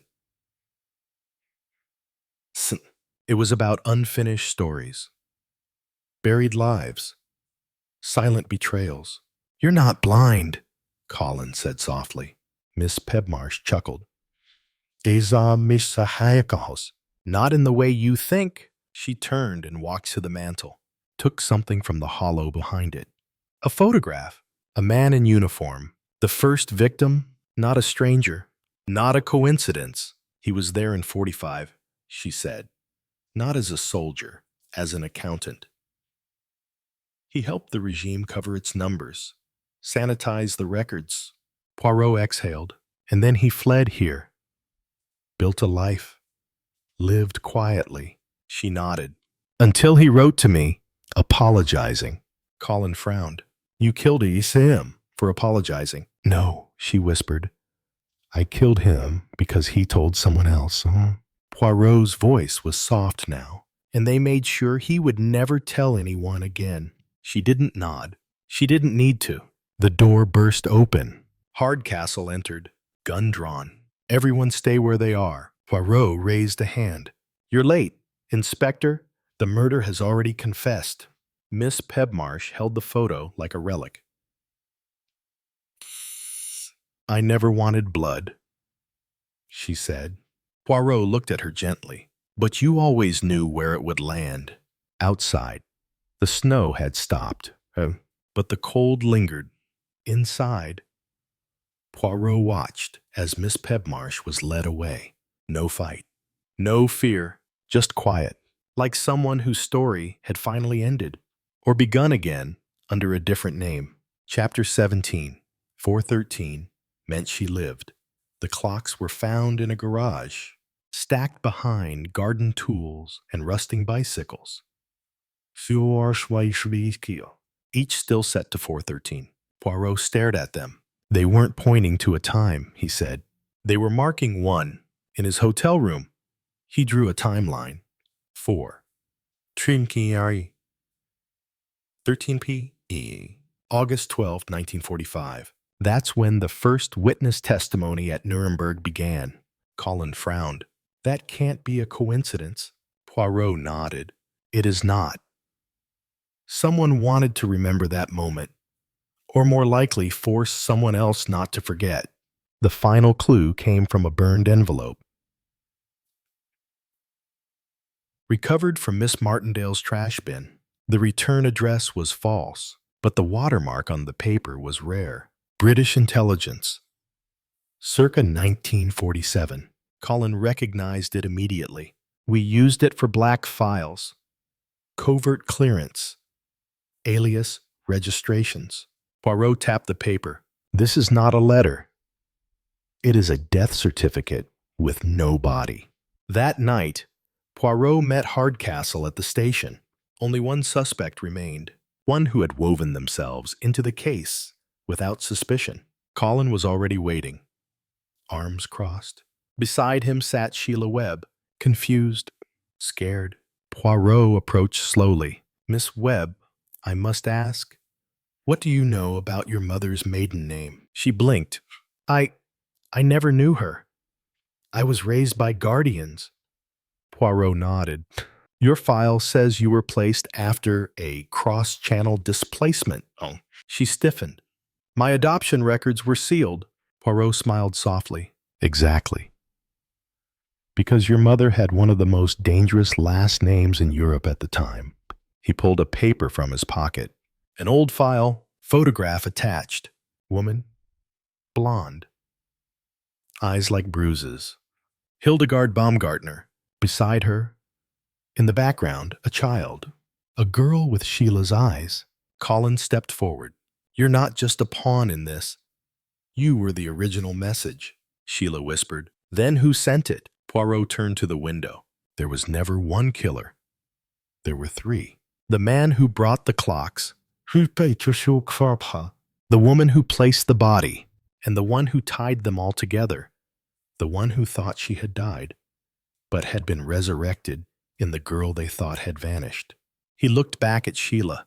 You are the reason this case exists, because you were supposed to disappear, but you didn't. You became a typist instead. Colin sat. He looked tired. No one was solving a murder, he muttered. They were killing a past. Poirot nodded. And failing, because time cannot be buried. It ticks. Always.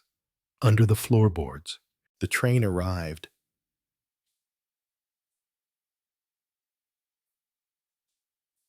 Hardcastle led Miss Pebmarsh Hildegard away. Poirot turned to Sheila. You do not have to carry their names. She didn't speak. She just looked at the clocks in the evidence crate. One of them ticked. Anshum Kanshan. Only one. 413. Chapter 18. The clock stops for good. Poirot never touched the clocks again. They were boxed, tagged, stored with evidence that would never be reopened. But in his mind, he could still hear the ticking. And not because of guilt, because the case hadn't really ended. Not for him, not for Sheila, and certainly not for Hildegard Baumgartner. Scotland Yard made it neat. The report read, motive revenge for war-era betrayal, method collusion between surviving witnesses. Sammisipambisektan means deception, layered over years of assumed identities. It looked beautiful on paper, but Poirot knew better. Beauty doesn't survive that kind of history. Colin Lamb left for the continent. No goodbye. Just a note. I don't think we solve these things. We just survive them. Poirot filed the note beside another, a telegram from Sheila. It read, "Have gone to Germany, not to forgive, just to remember." Poirot returned to London. Grey mist over the Thames. Newspaper boys yelling headlines with teeth too big for their mouths. And the world moved on. Of course it did, because only the dead are patient enough to wait. One afternoon, Poirot visited a jeweler's shop. He asked for a small timepiece to be repaired. The clerk opened it. Inside the casing was a name scratched in tiny letters, Pebmarsh, 1949. The clerk looked up. "Strange," he said. "This watch has no gears." Poirot smiled gently. Then it must have been a keepsake, not a machine. He left the shop, empty-handed, because some clocks aren't meant to tell time. Some just hold it in place, like a wound or a promise. So, back in his flat, Poirot made tea, watched the hands on the mantelpiece drift forward, slowly, without fear, and said, mostly to the room, "Time is not a witness. It is a weapon, and in the right hands, it kills without firing a shot." He sipped his tea, closed his eyes, and listened, not for ticking, but for silence, because at last the clock had stopped. Wassanan, Chapter 19. Professor Purdy sounded irritated as he broke off dictating and answered the telephone. What you mean he is here now? Well, ask him if tomorrow will do. Oh, very well, very well. Tell him to come up. Always something, he said with vexation. How can one ever be expected to do any serious work with these constant interruptions? He looked with mild displeasure at Sheila Webb and said, "Now where were we, my dear?" Sheila was about to reply when there was a knock at the door. Professor Purdy brought himself back with some difficulty from the chronological difficulties of approximately 3,000 years ago. "Yes," he said testily. "Yes, come in. What is it I may say I mentioned particularly that I was not to be disturbed this afternoon? I'm very sorry, sir. Very sorry indeed that it has been necessary to do so. Good evening, Miss Webb." Sheila Webb had risen to her feet, setting aside her notebook. Hardcastle wondered if he only fancied that he saw sudden apprehension come into her eyes. "Well, what is it?" said the professor again, sharply. "I am Detective Inspector Hardcastle, as Miss Webb here will tell you." "Quite," said the professor. "Quite. What I really wanted was a few words with Miss Webb. Can't you wait?" "It is really most awkward at this moment. Most awkward. We were just at a critical point. Miss Webb will be disengaged in about a quarter of an hour. Oh, well, perhaps half an hour? Something like that. Oh, dear me. Is it 6 o'clock already? I'm very sorry. Professor Purdy." Hardcastle's tone was firm. Oh, very well. Very well. What is it? Some motoring offense. I suppose how very officious these traffic wardens are. One insisted the other day that I had left my car 4.5 hours at a parking meter. I'm sure that could not possibly be so. It's a little more serious than a parking offense, sir. Oh, yes. Oh, yes. And you don't have a car, do you, my dear? He looked vaguely at Sheila Webb. Yes, I remember. You come here by bus. Well, Inspector, what is it? It's about a girl called Edna Brent. He turned to Sheila Webb. I expect you've heard about it. She stared at him. Beautiful eyes. Cornflower blue eyes. Eyes that reminded him of someone. Edna Brent, did you say? She raised her eyebrows. Oh, yes, I know her. Of course. What about her? I see the news hasn't got to you yet. Where did you lunch? Miss Webb. Color came up in her cheeks. I lunched with a friend at the Ho Tung restaurant. If it's really any business of yours. You didn't go on afterwards to the office. To the Cavendish Bureau. You mean I called in there and was told it had been arranged that I was to come straight here to Professor Purdy at 2:30. That's right, said the professor, nodding his head. 2:30. And we have been working here ever since. Ever since? Dear me, I should have ordered tea. I am very sorry. Miss Webb, I'm afraid you must have missed having your tea. You should have reminded me. Oh, it didn't matter. Professor Purdy, it didn't matter at all. Very remiss of me, said the professor. Very remiss. But there, I mustn't interrupt, since the inspector wants to ask you some questions. So you don't know what's happened to Edna Brent? Happened to her? Asked Sheila sharply, her voice rising. Happened to her? What do you mean? Has she had an accident or something, been run over? Very dangerous. All this speeding, put in the professor. Yes, said Hardcastle. Something's happened to her. He paused and then said, putting it as brutally as possible. She was strangled about 12:30. In a telephone box. In a telephone box, said the professor, rising to the occasion by showing some interest. Sheila Webb said nothing. She stared at him. Her mouth opened slightly. Her eyes widened. Either this is the first you've heard of it, or you're a damn good actress, thought Hardcastle to himself. Dear, said the professor.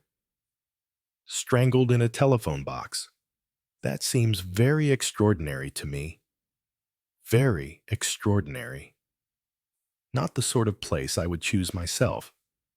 I mean, if I were to do such a thing. No. Indeed. Well, poor girl. Most unfortunate for her. Edna killed. But why? Did you know, Miss Webb, that Edna Brent was very anxious to see you the day before yesterday? That she came to your aunt's house and waited for some time for you to come back? My fault again, said the professor guiltily. I kept Miss Webb very late that evening.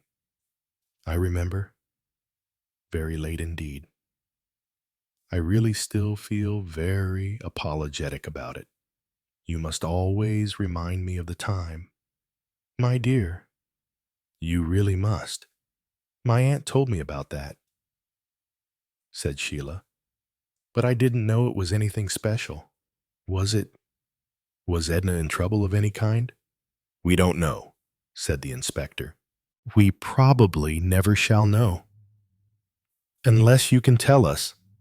I tell you, how should I know? You might have had some idea. Perhaps.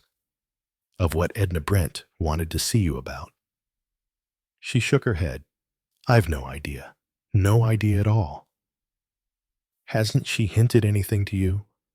Spoken to you in the office at all about whatever the trouble was? No, no. Indeed, she hasn't. Hadn't I wasn't at the office at all yesterday. I had to go over to Landis Bay to one of our authors for the whole day. You didn't think that she'd been worried lately? Well, Edna always looked worried or puzzled. She had a very, what shall I say, diffident, uncertain kind of mind. I mean, she was never quite sure that what she thought of doing was the right thing. Or not. She missed out 2 whole pages in typing Armand Levine's book once, and she was terribly worried about what to do then, because she'd sent it off to him before she realized what had happened. I see. And she asked you all your advice as to what she should do about it. Yes? I told her she'd better write a note to him quickly, because people don't always start reading their typescript at once for correction. She could write and say what had happened and ask him not to complain to Miss Martindale. But she said she didn't quite like to do that. She usually came and asked for advice when one of these problems arose. Oh, yes, always. But the trouble was, of course, that we didn't always all agree as to what she should do. Then she got puzzled again. So it would be quite natural that she should come to one of you if she had a problem. It happened quite frequently. Yes, it did. You don't think it might have been something more serious this time? I don't suppose so. What sort of serious thing could it be? Was Sheila Webb? The inspector wondered, quite as much at ease as she tried to appear. I don't know what she wanted to talk to me about, she went on, speaking faster and rather breathlessly. I've no idea, and I certainly can't imagine why she wanted to come out to my aunt's house and speak to me there. It would seem, wouldn't it, that it was something she did not want to speak to you about at the Cavendish Bureau before the other girls? Shall we say something, perhaps, that she felt ought to be kept private between you and her? Could that have been the case? I think it's very unlikely. I'm sure it couldn't have been at all like that. Her breath came quickly. So you can't help me, Miss Webb? No, I'm sorry. I'm very sorry about Edna, but I don't know anything that could help you. Nothing that might have a connection or a tie-up with what happened on the 9th of September. You mean that man in Wilbraham Crescent? That's what I mean. How could it have been? What could Edna have known about that? Nothing very important, perhaps, said the inspector, but something and anything would help, anything, however small. He paused. The telephone box where she was killed was in Wilbraham Crescent. Does that convey anything to you, Miss Webb? Nothing at all. Were you yourself in Wilbraham Crescent today? No, I wasn't, she said vehemently. I never went near it. I'm beginning to feel that it's a horrible place. I wish I'd never gone there in the first place. I wish I'd never got mixed up in all this. Why did they send for me? Ask for me specially?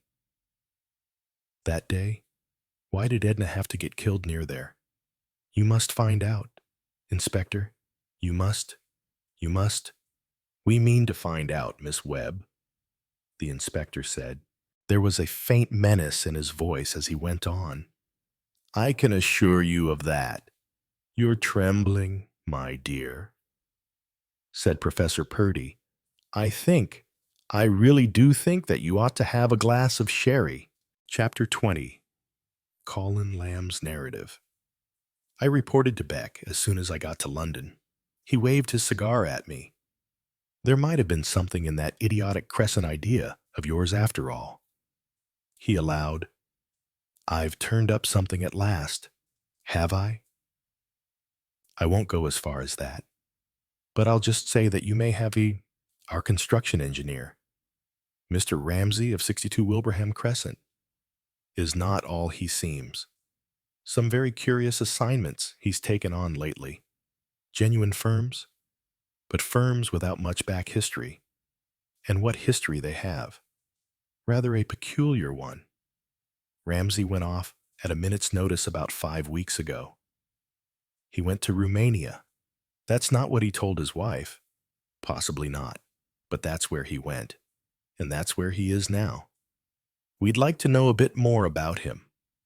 So you can stir your stumps, my lad, and get going. I've got all the visas ready for you. And a nice new passport. Nigel Trench it will be this time. Rub up your knowledge of rare plants in the Balkans. You're a botanist.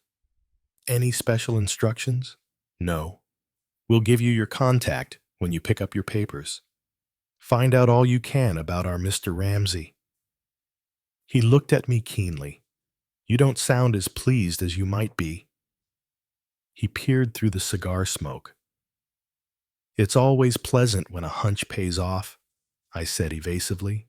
Right crescent, wrong number. 61 is occupied by a perfectly blameless builder. Blameless in our sense. That is, poor old Hanbury got the number wrong, but he wasn't far off. Have you vetted the others? Or only Ramsey? Diana Lodge seems to be as pure as Diana. A long history of cats. McNaughton was vaguely interesting. He's a retired professor, as you know. Mathematics. Quite brilliant. It seems.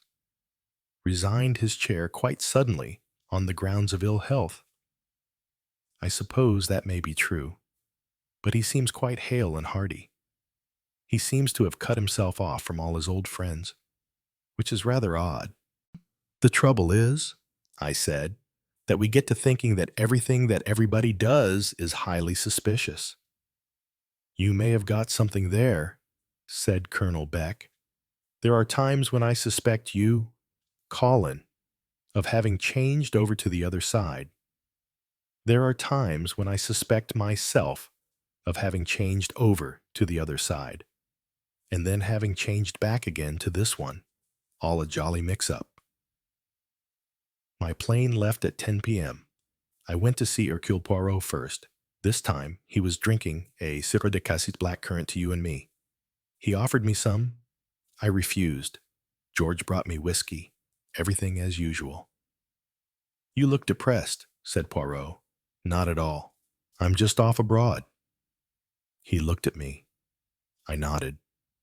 So it is like that. Yes, it is like that. I wish you all success. Thank you. And what about you?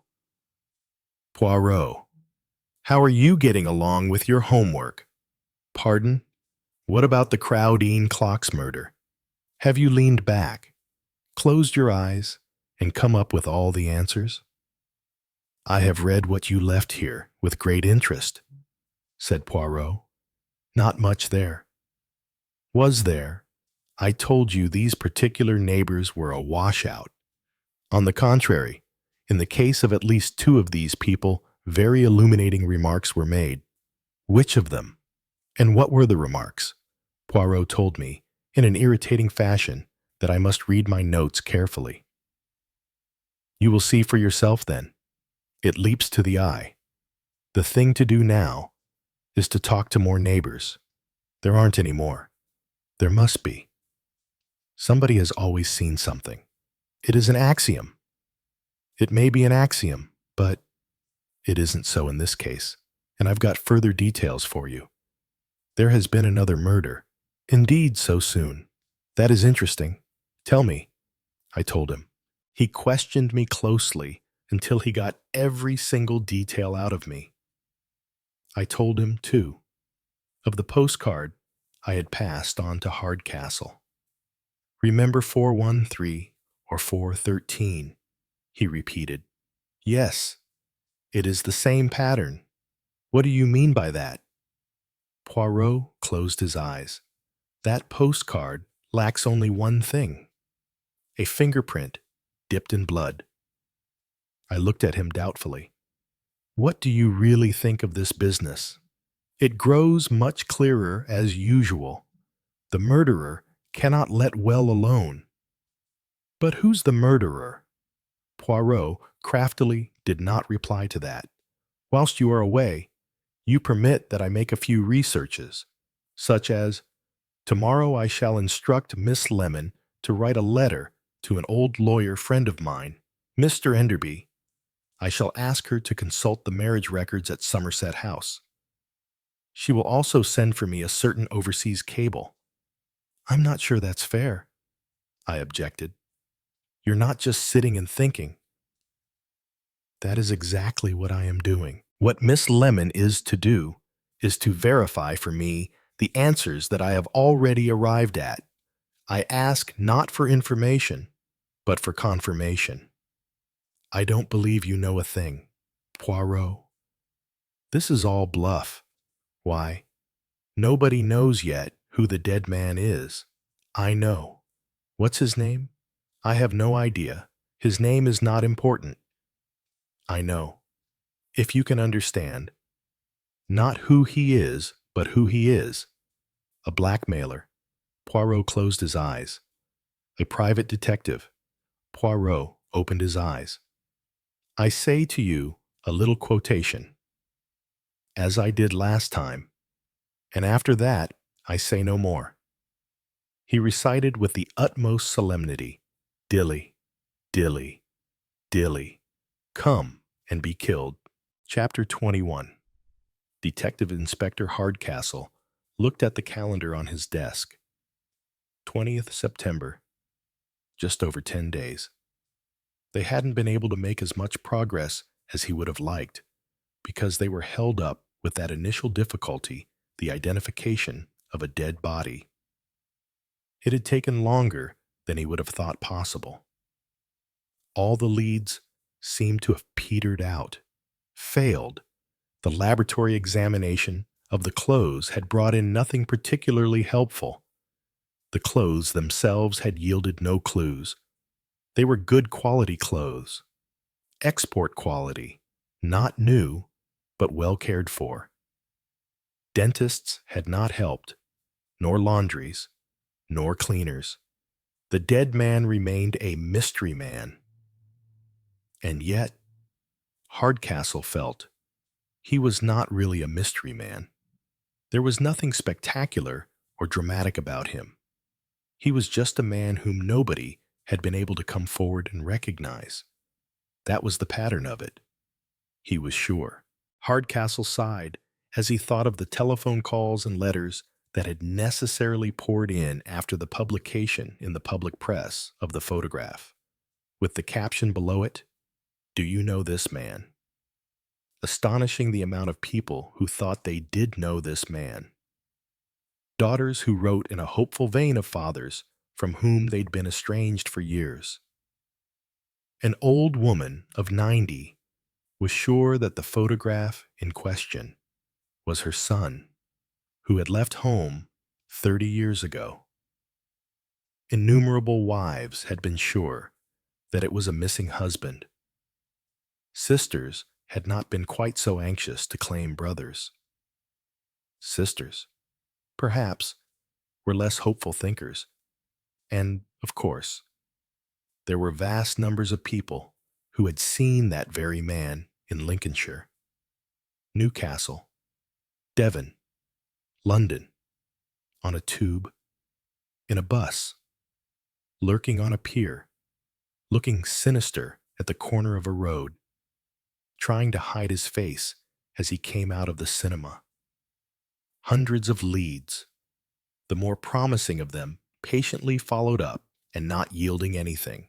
But today, the inspector felt slightly more hopeful. He looked again at the letter on his desk, Merlina Rival. He didn't like the Christian name very much. Nobody in their senses, he thought, could christen a child Merlina. No doubt it was a fancy name adopted by the lady herself, but he liked the feel of the letter. It was not extravagant or overconfident. It merely said that the writer thought it possible that the man in question was her husband, from whom she had parted several years ago. She was due this morning. He pressed his buzzer, and Sergeant Cray came in. That Mrs. Rival not arrived yet. "Just come this minute," said Cray. "I was coming to tell you." "What's she like?" "Bit theatrical looking," said Cray, after reflecting a moment. "Lots of makeup. Not very good makeup. Fairly reliable sort of woman on the whole, I should say. Did she seem upset?" "No, not noticeably." "All right," said Hardcastle. "Let's have her in." Cray departed, and presently returned, saying as he did so, "Mrs. Rival, sir?" The inspector got up and shook hands with her. About 50, he would judge, but from a long way away, quite a long way, she might have looked 30. Close at hand. The result of makeup carelessly applied made her look rather older than 50, but on the whole, he put it at 50. Dark hair heavily henned, no hat, medium height and build, wearing a dark coat and skirt and a white blouse, carrying a large tartan bag, a jingly bracelet or two, several rings. On the whole, he thought, making moral judgments on the basis of his experience. Rather a good sort, not over-scrupulous, probably, but easy to live with, reasonably generous, possibly kind, reliable. That was the question. He wouldn't bank on it, but then he couldn't afford to bank on that kind of thing anyway. "I'm very glad to see you, Mrs. Rival," he said, "and I hope very much you'll be able to help us." "I'll boys." "Of course. I'm not at all sure," said Mrs. Rival. She spoke apologetically. "But it did look like Harry. Very much like Harry. Of course, I'm quite prepared to find that it isn't, and I hope I shan't have taken up your time for nothing." She seemed quite apologetic about it. "You mustn't feel that in any case," said the inspector. "We want help very badly over this case." "Yes, I see. I hope I'll be able to be sure. You see, it's a long time since I saw him. Shall we get down a few facts to help us? When did you last see your husband?" "I've been trying to get it accurate," said Mrs. Rival, "all the way down in the train. It's terrible how one's memory goes when it comes to time. I believe I said in my letter to you it was about 10 years ago, but it's more than that. Do you know, I think it's nearer 15. Time does go so fast. I suppose," she added shrewdly, "that one tends to think it's less than it is because it makes you yourself feel younger. Don't you think so?" "I should think it could do," said the inspector. "Anyway, you think it's roughly 15 years since you saw him. When were you married?" "It must have been about 3 years before that," said Mrs. Rival. "And you were living then at a place called Shipton Bois in Suffolk. Nice town. Market town. Rather one horse, if you know what I mean. And what did your husband do?" "He was an insurance agent, at least." She stopped herself. "That's what he said he was." The inspector looked up sharply. "You found out that that wasn't true." "Well, no, not exactly. Not at the time. It's only since then that I've thought that perhaps it wasn't true." "It'd be an easy thing for a man to say, wouldn't it?" "I suppose it would in certain circumstances. I mean, it gives a man an excuse for being away from home a good deal. Your husband was away from home a good deal. Mrs. Rival?" "Yes. I never thought about it much to begin with, but later, She did not answer at once. Then she said, "Can't we get on with it? After all, if it isn't Harry." He wondered what exactly she was thinking. There was strain in her voice, possibly emotion. He was not sure. "I can understand," he said, "that you'd like to get it over. We'll go now." He rose and escorted her out of the room to the waiting car. Her nervousness, when they got to where they were going, was no more than the nervousness of other people he had taken to this same place. He said the usual reassuring things. "It'll be quite all right. Nothing distressing. It will only take a minute or two." The tray was rolled out. The attendant lifted the sheet. She stood staring down for a few moments. Her breath came a little faster. She made a faint gasping sound.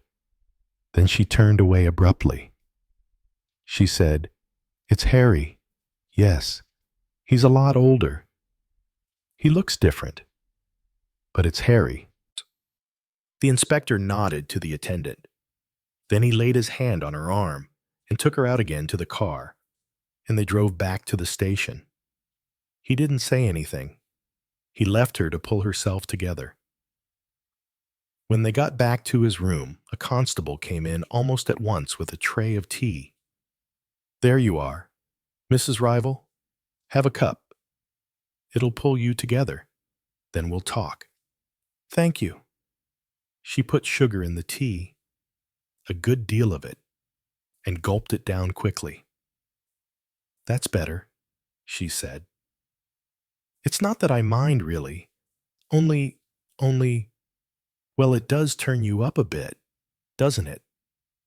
You think this man is definitely your husband?" "I'm sure he is. Of course, he's much older. But he hasn't changed really so much. He always looked well. Very neat. Nice. You know, good class," thought Hardcastle. It was quite a good description. Good class. Presumably, Harry had looked much better class than he was. Some men did. And it was helpful to them for their particular purposes, Mrs. Rival said. He was very particular always about his clothes and everything. That's why. I think they fell for him so easily. They never suspected anything. Who fell for him? Mrs. Rival? Hardcastle's voice was gentle, sympathetic. "Women," said Mrs. Rival. "Women? That's where he was most of the time." "I see. And you got to know about it." "Well, I suspected. I mean, he was away such a lot. Of course I knew what men are like. I thought probably there was a girl from time to time, but it's no good asking men about these things. They'll lie to you, and that's all. But I really didn't think that he made a business of it. And did he?" She nodded. "I think he must have done." "How did you find out?" She shrugged her shoulders. "He came back one day from a trip he'd taken to Newcastle. He said, anyway, he came back and said he'd have to clear out quickly. He said that the game was up. There was some woman he'd got into trouble, a school teacher. He said, and there might be a bit of a stink about it. I asked him questions then. He didn't mind telling me. Probably he thought I knew more than I did. They used to fall for him, you know, easily enough. Just as I did. He'd give her a ring, and they'd get engaged, and then he'd say he'd invest money for them. They usually gave it him quite easily. Had he tried the same thing with you? He had, as a matter of fact, only I didn't give him any. Why not?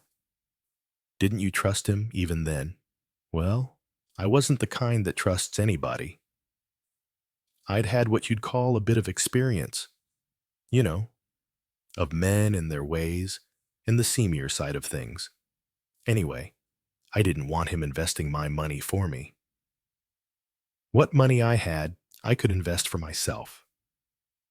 Always keep your money in your hands, and then you'll be sure you've got it. I've seen too many girls and women make fools of themselves. When did he want you to invest money before you were married or after? I think he suggested something of the kind beforehand, but I didn't respond, and he sheared off the subject at once. Then, after we were married, he told me about some wonderful opportunity he'd got.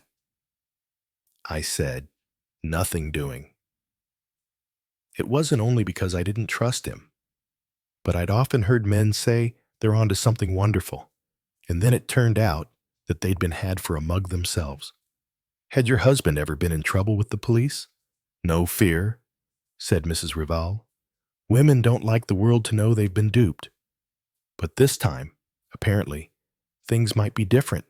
This girl or woman, she was an educated woman. She wouldn't be as easy to deceive as the others may have been. She was going to have a child. Yes. Had that happened on other occasions? I rather think so.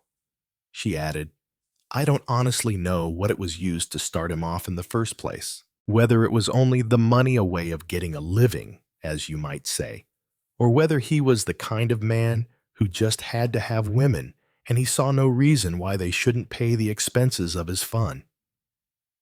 There was no bitterness now in her voice. Hardcastle said gently, You were fond of him. Mrs. Rival, I don't know. I honestly don't know. I suppose I was in a way, or I wouldn't have married him. You were, excuse me, married to him? I don't even know that for sure, said Mrs. Rival frankly. We were married all right. In a church, too. But I don't know if he had married other women as well. Using a different name, I suppose. His name was Castleton when I married him. I don't think it was his own name. Harry Castleton, is that right? Yes. And you lived in this place, Shipton Bois, as man and wife for how long? We'd been there about 2 years. Before that, we lived near Doncaster. I don't say I was really surprised when he came back that day and told me. I think I'd known he was a wrong'un for some time. One just couldn't believe it because, you see, he always seemed so respectable, so absolutely the gentleman. And what happened then? He said he'd got to get out of there quick, and I said he could go in good riddance, that I wasn't standing for all this. She added thoughtfully, I gave him £10. It was all I had in the house. He said he was short of money. I've never seen or heard of him since. Until today. Or rather, until I saw his picture in the paper. He didn't have any special distinguishing marks, scars, an operation, or a fracture, anything like that. She shook her head. I don't think so. Did he ever use the name Curry? Curry, no. I don't think so. Not that I know of. Anyway, Hardcastle slipped the card across the table to her. This was in his pocket, he said. Still saying he's an insurance agent. I see, she remarked. I expect he uses used. I mean all sorts of different names. Okay. You say you've never heard of him for the last 15 years. He hasn't sent me a Christmas card, if that's what you mean, said Mrs. Reval with a sudden glint of humor. I don't suppose he'd know where I was. Anyway, I went back to the stage for a bit after we parted, on tour mostly. It wasn't much of a life, and I dropped the name of Castleton, too. Went back to Merlina Rival. Merlinas are not your real name, I suppose. She shook her head, and a faint, cheerful smile appeared on her face. I thought it up. Unusual. My real name's Flossie Gap, Florence. I suppose I must have been christened, but everyone always calls me Flossie or Flo. Flossy Gap. Not very romantic, is it? What are you doing now? Are you still acting, Mrs. Revel? Occasionally, said Mrs. Rival with a touch of reticence. On and off, as you might say. Hardcastle was tactful. I see, he said. I do odd jobs here and there, she said. Help out at parties. A bit of hostess work. That sort of thing. It's not a bad life. At any rate, you meet people. Things get near the bone now and again. You've never heard anything of Henry Castleton since you parted, or about him. Not a word. I thought perhaps he'd gone abroad, or was dead. The only other thing I can ask you, Mrs. Rival, is if you have any idea why Harry Castleton should have come to this neighborhood. No, of course, I've no idea.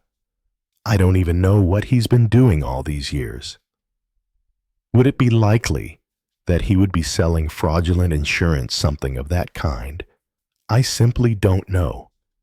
It doesn't seem to me terribly likely. I mean, Harry was very careful of himself always. He wouldn't stick his neck out doing something that he might be brought to book for. I should have thought it more likely it was some racket with women. Might it have been? Do you think, Mrs. Rival, some form of blackmail? Well, I don't know. I suppose, yes, in a way, some woman, perhaps, that wouldn't want something in her past raked up. He'd feel pretty safe over that. I think, mind you, I don't say it is so, but it might be. I don't think he'd want very much money. You know, I don't think he'd drive anyone desperate, but he might just collect in a small way. She nodded in affirmation. Yes. Women liked him, did they? Yes, they always fell for him rather easily. Mainly, I think, because he always seemed so good class and respectable. They were proud of having made a conquest of a man like that. They looked forward to a nice, safe future with him. That's the nearest way I can put it. I felt the same way myself, added Mrs. Rival with some frankness. There's just one more small point. Hardcastle spoke to his subordinate. Just bring those clocks in, will you? They were brought in on a tray with a cloth over them. Hardcastle whipped off the cloth and exposed them to Mrs. Rival's gaze. She inspected them with frank interest and approbation. Pretty, aren't they? I like that one. She touched the ormolu clock. You haven't seen any of them before. They don't mean anything to you. Can't say they do. Ought they to? Can you think of any connection between your husband and the name Rosemary? Rosemary. Let me think. There was a redhead? No. Her name was Rosalie. I'm afraid I can't think of anyone. But then I probably wouldn't know. Would I? Harry kept his affairs very dark. If you saw a clock with the hands pointing to 4:13, Hardcastle paused. Mrs. Rival gave a cheerful chuckle. I'd think it was getting on for tea time. Hardcastle sighed. Well, Mrs. Rival, he said, we are very grateful to you. The adjourned inquest, as I told you, will be the day after tomorrow. You won't mind giving evidence of identification, will you? No, that will be all right. I'll just have to say who he was. Is that it? I shan't have to go into things. I won't have to go into the manner of his life, anything of that kind. That will not be necessary at present. All you will have to swear to is he is the man, Harry Castleton, to whom you were married. The exact date will be on record at Somerset House. Where were you married? Can you remember that? Place called Donbrook St. Michael's, I think was the name of the church. I hope it isn't more than 20 years ago. That would make me feel I had one foot in the grave, said Mrs. Rival. She got up and held out her hand. Hardcastle said goodbye. He went back to his desk and sat there tapping it with a pencil. Presently, Sergeant Cray came in. Satisfactory, he asked. Seems so, said the inspector. Name of Harry Castleton, possibly an alias. We'll have to see what we can find out about the fellow. It seems likely that more than one woman might have reason to want revenge on him. Looks so respectable, too, said Cray. That, said Hardcastle, seems to have been his principal stock in trade. He thought again about the clock, with rosemary written on it. Remembrance, Chapter 22.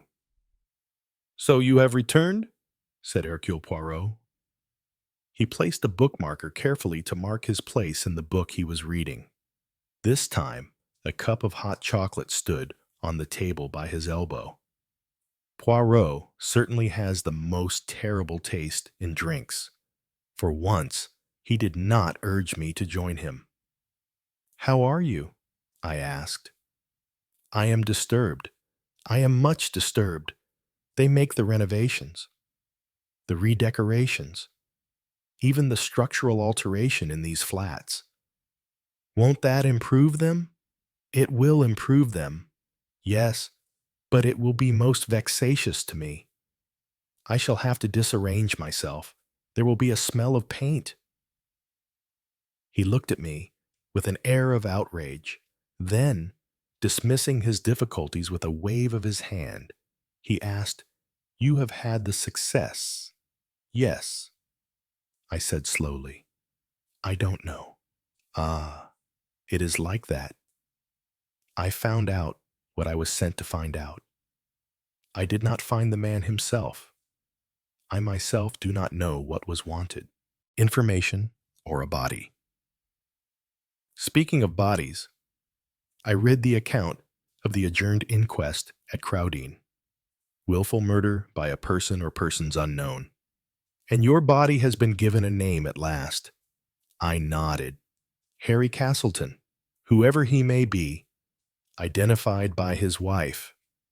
You have been to Crowdine. Not yet. I thought of going down tomorrow. Oh, you have some leisure time.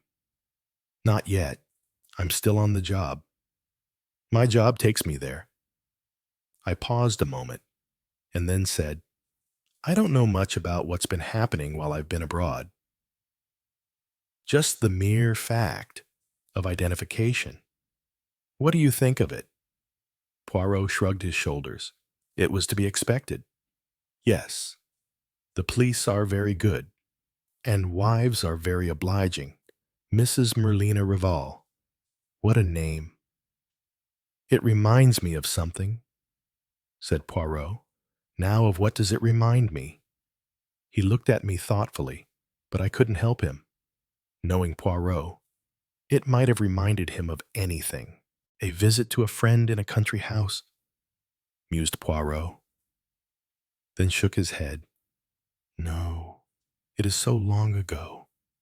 When I come back to London, I'll come and tell you all I can find out from Hardcastle about Mrs. Merlina Rival. I promised. Poirot waved a hand and said, It is not necessary. You mean you know all about her already without being told? No, I mean that I'm not interested in her. You're not interested. But why not? I don't get it. I shook my head. One must concentrate on the essentials. Tell me instead of the girl called Edna, who died in the telephone box in Wilbraham Crescent. I can't tell you more than I've told you already. I know nothing about the girl. So all you know, said Poirot accusingly, or all you can tell me is that the girl was a poor little rabbit whom you saw in a typewriting office, where she had torn the heel off her shoe in a grating. He broke off, and where was that grating? By the way, really, Poirot, how should I know? You could have known if you had asked. How do you expect to know anything if you do not ask the proper questions? But how can it matter where the heel came off? It may not matter. On the other hand, we should know a definite spot where this girl had been, and that might connect up with a person she had seen there, or with an event of some kind which took place there. You are being rather far-fetched. Anyway, I do know it was quite near the office because she said so, and that she bought a bun and hobbled back on her stocking feet to eat the bun in the office, and she ended up by saying how on earth was she to get home like that. Ah, and how did she get home? Poirot asked with interest. I stared at him. I've no idea. Ah, but it is impossible. The way you never ask the right questions, as a result, you know nothing of what is important. You'd better come down to Crowdine and ask questions yourself, I said, nettled. That is impossible at the moment. There is a most interesting sale of authors' manuscripts next week. Still on your hobby. But yes, indeed. His eyes brightened. Take the works of John Dickson Carr, or Carter Dickson, as he calls himself sometimes. I escaped before he could get underway, pleading an urgent appointment. I was in no mood to listen to lectures on past masters of the art of crime fiction. I was sitting on the front step of Hardcastle's house and rose out of the gloom to greet him when he got home on the following evening. Hello, Colin. Is that you? So you've appeared out of the blue again, have you? If you called it out of the red, it would be much more appropriate.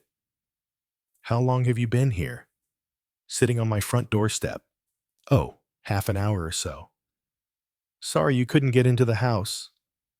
I could have got into the house with perfect ease, I said indignantly. You don't know our training. Then why didn't you get in? I wouldn't like to lower your prestige in any way. I explained. A detective inspector of police would be bound to lose face if his house were entered burglariously with complete ease.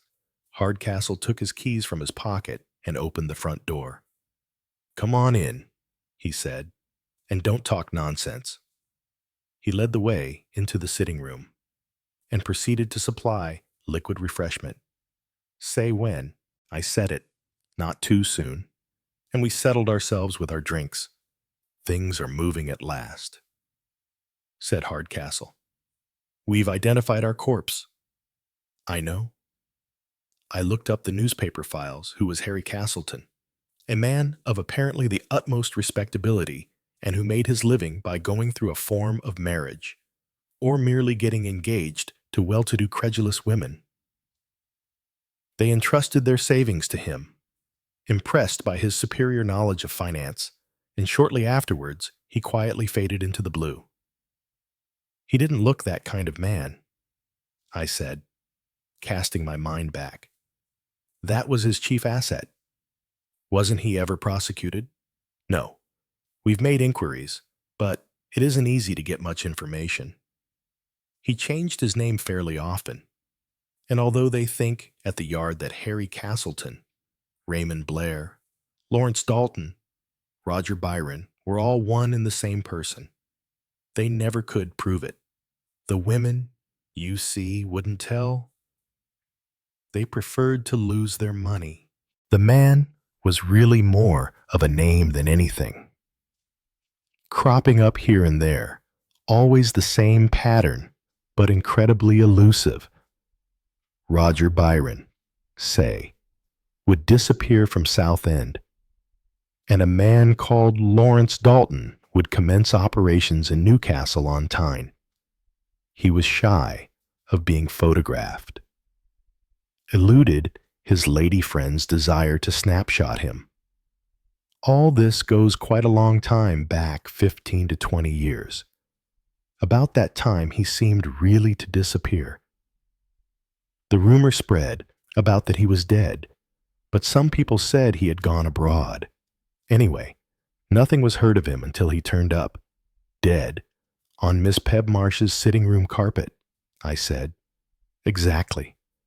It certainly opens up possibilities. It certainly does. A woman scorned who never forgot, I suggested. It does happen, you know. There are women with long memories who don't forget. And if such a woman were to go blind, a second affliction on top of the other, that's only conjecture. Nothing to substantiate it as yet. What was the wife like? Mrs. What was it? Merlina Rival. What a name, it can't be her own.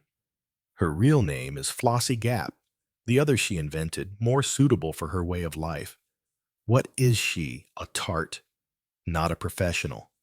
What used to be called, tactfully, a lady of easy virtue.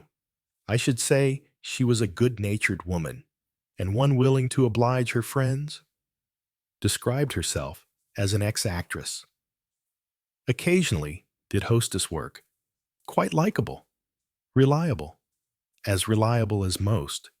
Her recognition was quite positive. No hesitation.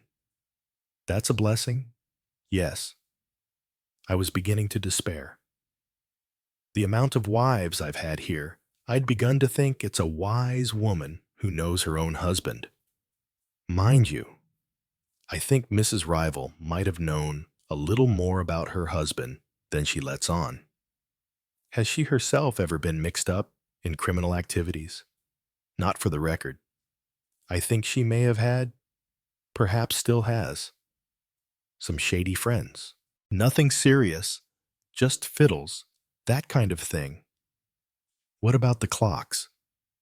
Didn't mean a thing to her. I think she was speaking the truth.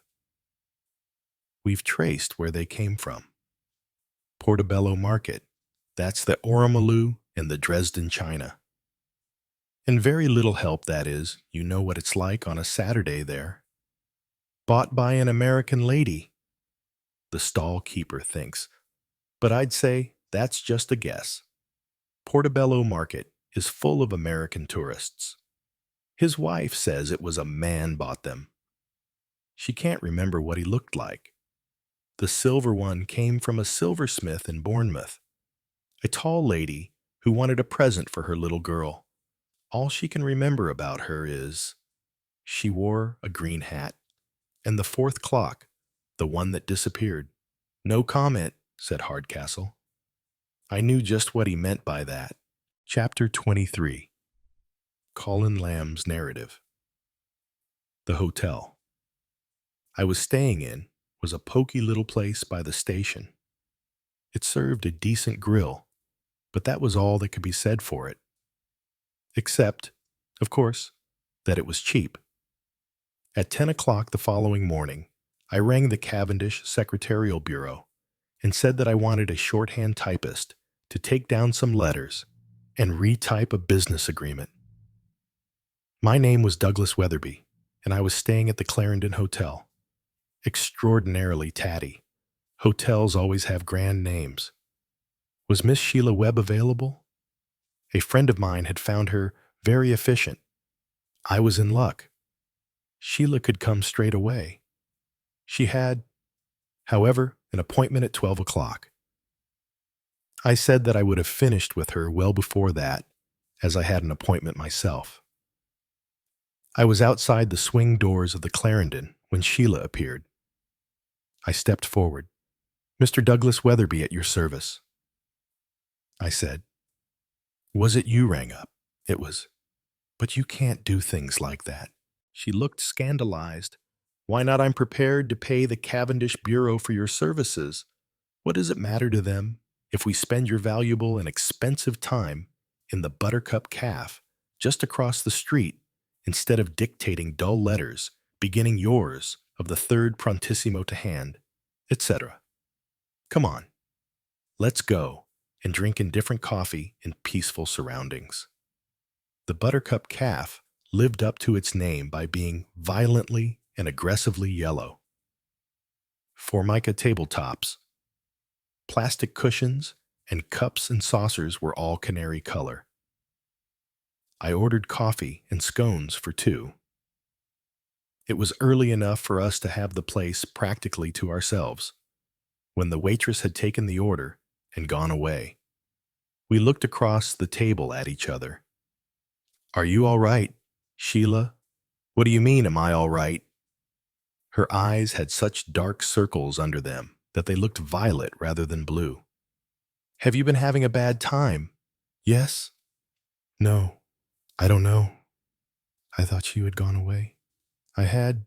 I've come back. Why? You know why. Her eyes dropped.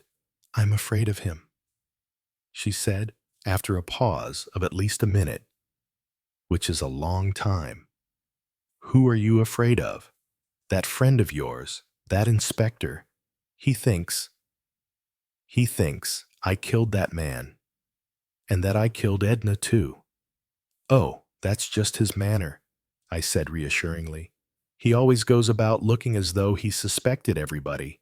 No, Colin, it's not like that at all.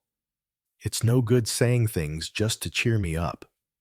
He's thought that I had something to do with it right from the beginning. My dear girl, there's no evidence against you. Just because you were there on the spot that day, because someone put you on the spot. She interrupted. He thinks I put myself on the spot. He thinks it's all a trumped-up story. He thinks that Edna in some way knew about it. He thinks that Edna recognized my voice on the telephone, pretending to be Miss Pebmarsh. Was it your voice? I asked. No, of course it wasn't. I never made that telephone call. I've always told you so. Look here, Sheila, I said, whatever you tell anyone else, you've got to tell me the truth. So you don't believe a word I say? Yes, I do. You might have made that telephone call that day for some quite innocent reason. Someone may have asked you to make it, perhaps told you it was part of a joke. And then you got scared, and once you'd lied about it, you had to go on lying. Was it like that? No, no, no. How often have I got to tell you, it's all very well, Sheila, but there's something you're not telling me. I want you to trust me. If Hardcastle has got something against you, something that he hasn't told me about. She interrupted again. Do you expect him to tell you everything? Well, there's no reason why he shouldn't. We're roughly members of the same profession. The waitress brought our order at this point. The coffee was as pale as the latest fashionable shade of mink. I didn't know you had anything to do with the police, Sheila said, slowly stirring her coffee round and round.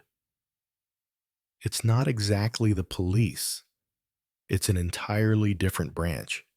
But what I was getting at was that if Dick doesn't tell me things he knows about you, it's for a special reason. It's because he thinks I'm interested in you. Well, I am interested in you. I'm more than that. I'm for you. Sheila, whatever you've done, you came out of that house that day scared to death. You were really scared. You weren't pretending. You couldn't have acted a part the way you did. Of course I was scared. I was terrified. Was it only finding the dead body that scared you, or was there something else? What else should there be?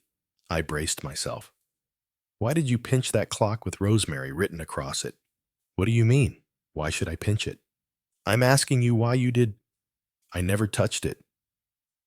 You went back into that room because you'd left your gloves there. You said you weren't wearing any gloves that day. A fine September day. I've never seen you wear gloves. All right then. You went back into that room and you picked up that clock. Don't lie to me about that. That's what you did, isn't it? She was silent for a moment or two, crumbling up the scones on her plate. All right, she said in a voice that was almost a whisper. All right, I did. I picked up the clock, and I shoved it into my bag, and I came out again. But why did you do it? Because of the name Rosemary. It's my name. Your name is Rosemary. Not Sheila. It's both. Rosemary Sheila. And that was enough. Just that the fact that you'd the same name as was written on one of those clocks. She heard my disbelief, but she stuck to it. I was scared, I tell you. I looked at her. Sheila was my girl, the girl I wanted and wanted for keeps. But it wasn't any use having illusions about her. Sheila was a liar, and probably always would be a liar. It was her way of fighting for survival. The quick, easy, glib denial. It was a child's weapon, and she'd probably never got out of using it. If I wanted Sheila, I must accept her as she was, be at hand to prop up the weak places. We've all got our weak places.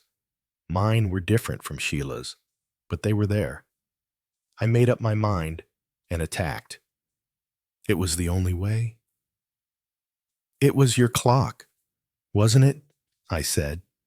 It belonged to you. She gasped. How did you know? Tell me about it. The story tumbled out then in a helter-skelter of words.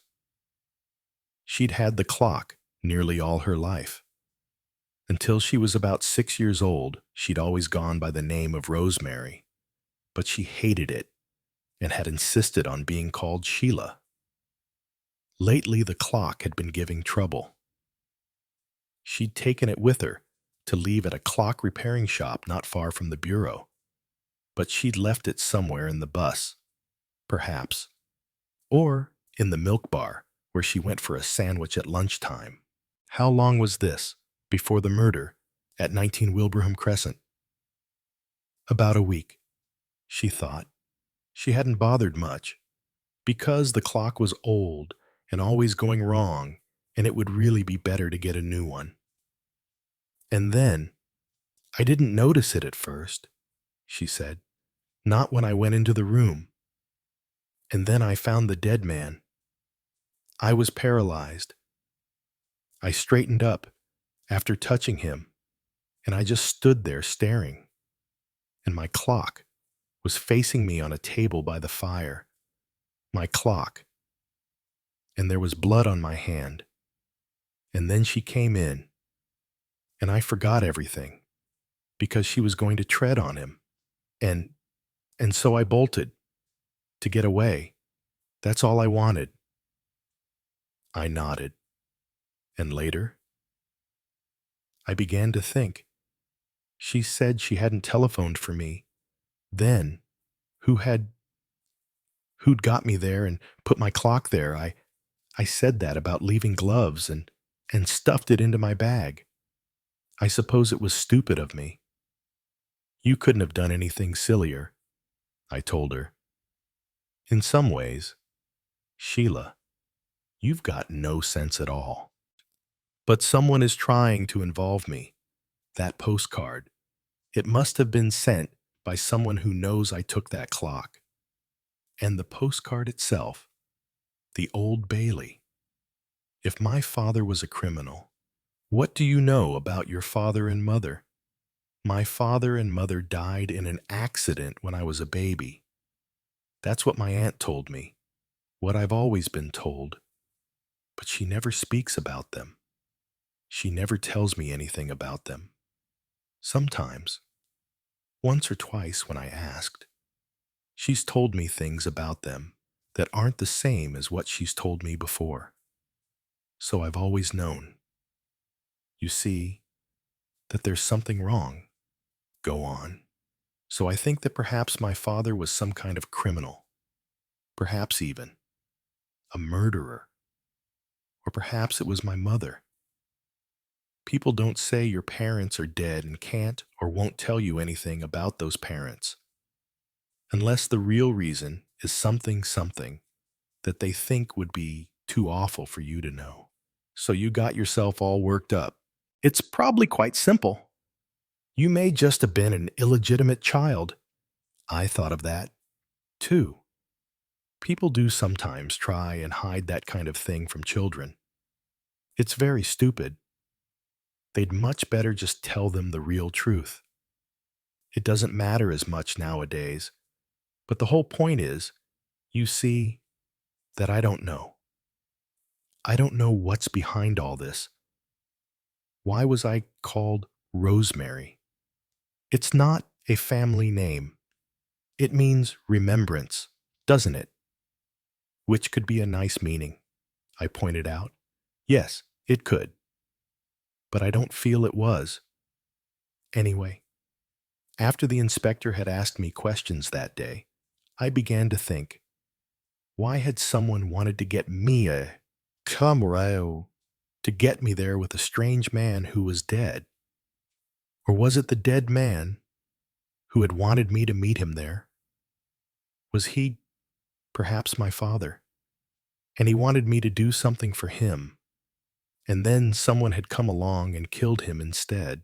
Or did someone want to make out from the beginning that it was I who had killed him? Oh, I was all mixed up, frightened. It seemed somehow as if everything was being made to point at me, getting me there, and a dead man, and my name Rosemary on my own clock that didn't belong there. So I got in a panic and did something that was stupid, as you say. I shook my head at her. You've been reading or typing too many thrillers and mystery stories, I said accusingly. What about Edna? Haven't you any idea at all what she'd got into her head about you? Why did she come all the way to your house to talk to you when she saw you every day at the office? I've no idea. She couldn't have thought I had anything to do with the murder.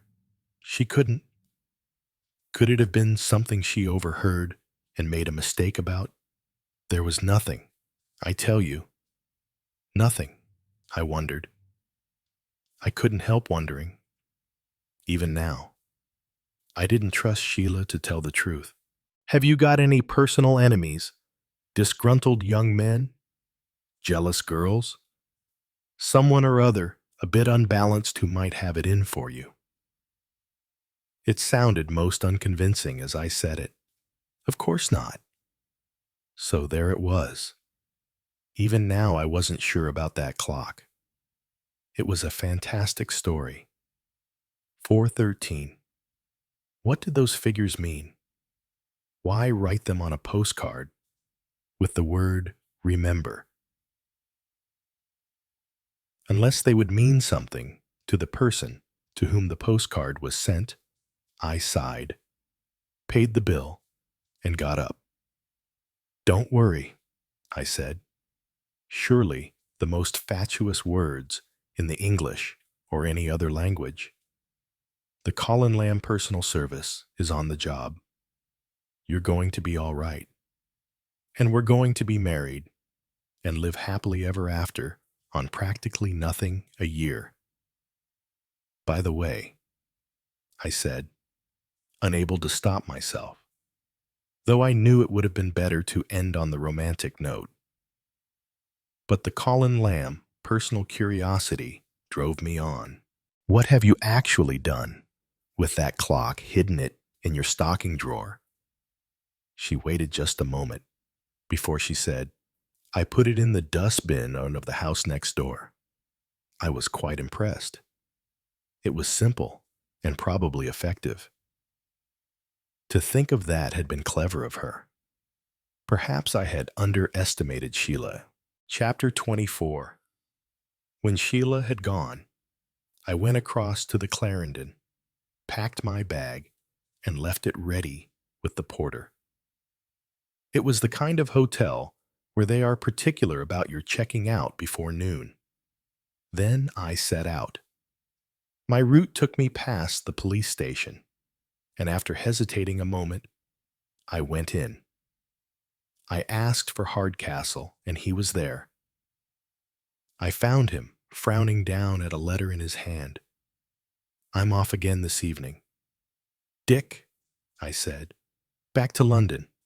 He looked up at me with a thoughtful expression. Will you take a piece of advice from me? No, I said immediately. He paid no attention. People never do when they want to give you advice. I should get away and stay away if you know what's best for you. Nobody can judge what's best for anyone else. I doubt that. I'll tell you something, Dick. When I've tidied up my present assignment, I'm quitting. At least I think I am. Why? I'm like an old-fashioned Victorian clergyman. I have doubts. Give yourself time. I wasn't sure what he meant by that. I asked him what he himself was looking so worried about. Read that. He passed me the letter he had been studying. Dear sir, I've just thought of something. You asked me if my husband had any identifying marks, and I said he hadn't. But I was wrong. Actually, he has a kind of scar behind his left ear. He cut himself with a razor when a dog we had jumped up at him, and he had to have it stitched up. It was so small and unimportant I never thought of it the other day. Yours truly, Merlina Rivalo. She writes a nice dashing hand, I said, though I've never really fancied purple ink. Did the deceased have a scar? He had a scar all right, just where she says. Didn't she see it when she was shown the body? Hardcastle shook his head. The ear covers it. You have to bend the ear forward before you can see it. Then that's all right. Nice piece of corroboration. What's eating you? Hardcastle said gloomily that this case was the devil. He asked if I would be seeing my French or Belgian friend in London. Probably. Why? I mentioned him to the chief constable, who says he remembers him quite well, that Girl Guide murder case. I was to extend a very cordial welcome to him if he is thinking of coming down here. Not he, I said. The man is practically a limpet. It was 12:15 when I rang the bell at 62 Wilbraham Crescent. Mrs. Ramsay opened the door. She hardly raised her eyes to look at me. What is it? She said. Can I speak to you? For a moment I was here about 10 days ago. You may not remember. She lifted her eyes to study me further. A faint frown appeared between her eyebrows. You came? You were with the police inspector, weren't you? That's right, Mrs. Ramsay. Can I come in? If you want to, I suppose. One doesn't refuse to let the police in. They'd take a very poor view of it if you did. She led the way into the sitting room, made a brusque gesture towards a chair, and sat down opposite me. There had been a faint acerbity in her voice, but her manner now resumed a listlessness which I had not noted in it previously. I said, It seems quiet here today. I suppose your boys have gone back to school. Yes, it does make a difference. She went on. I suppose you want to ask some more questions. Do you? About this last murder. The girl who was killed in the telephone box. No, not exactly that. I'm not really connected with the police. You know. She looked faintly surprised. I thought you were Sergeant Lamb. Wasn't it? My name is Lamb. Yes, but I work in an entirely different department. The listlessness vanished from Mrs. Ramsay's manner. She gave me a quick, hard, direct stare. Oh, she said. Well, what is it? Your husband is still abroad. Yes. He's been gone rather a long time, hasn't he? Mrs. Ramsay, and gone rather a long way. What do you know about it? Well, he's gone beyond the Iron Curtain, hasn't he? She was silent for a moment or two, and then she said in a quiet, toneless voice, Yeah, yes, that's quite right. Did you know he was going? More or less. She paused a minute and then said, He wanted me to join him there. Had he been thinking of it for some time? I suppose so. He didn't tell me until lately. You are not in sympathy with his views. I was once, I suppose, but you must know that already. You check up pretty thoroughly on things like that, don't you? Go back into the past. Find out who was a fellow traveler, who was a party member, all that sort of thing. You might be able to give us information that would be very useful to us, I said. She shook her head. No, I can't do that. I don't mean that I won't. You see, he never told me anything definite. I didn't want to know. I was sick and tired of the whole thing. When Michael told me that he was leaving this country, clearing out, and going to Moscow, it didn't really startle me. I had to decide then what I wanted to do. And you decided you were not sufficiently in sympathy with your husband's aims. No, I wouldn't put it like that at all. My view is entirely personal. I believe it always is with women in the end. Unless, of course, one is a fanatic, and then women can be very fanatical. But I wasn't. I've never been anything more than mildly left-wing. Was your husband mixed up in the Larkin business? I don't know. I suppose he might have been. He never told me anything or spoke to me about it. She looked at me suddenly with more animation. We'd better get it quite clear. Mr. Lamb, or Mr. Wolf in lamb's clothing, or whatever you are. I loved my husband. I might have been fond enough of him to go with him to Moscow, whether I agreed with what his politics were or not. He wanted me to bring the boys. I didn't want to bring the boys. It was as simple as that. And so I decided I'd have to stay with them. Whether I shall ever see Michael again or not, I don't know. He's got to choose his way of life, and I've got to choose mine. But I did know one thing quite definitely. After he talked about it to me, I wanted the boys brought up here in their own country. They're English. I want them to be brought up as ordinary English boys. I see. And that, I think, is all, said Mrs. Ramsay. As she got up, there was now a sudden decision in her manner. It must have been a hard choice, I said gently. I'm very sorry for you. I was, too. Perhaps the real sympathy in my voice got through to her. She smiled very slightly. Perhaps you really are. I suppose, in your job, you have to try and get more or less under people's skins. Know what they're feeling and thinking. It's been rather a knockout blow for me, but I'm over the worst of it. I've got to make plans now. What to do, where to go, whether to stay here or go somewhere else. I shall have to get a job. I used to do secretarial work once. Probably I'll take a refresher course in shorthand and typing. Well, don't go and work for the Cavendish Bureau, I said. Why not? Girls who are employed there seem to have rather unfortunate things happen to them. If you think I know anything at all about that, you're wrong. I don't. I wished her luck and went. I hadn't learnt anything from her.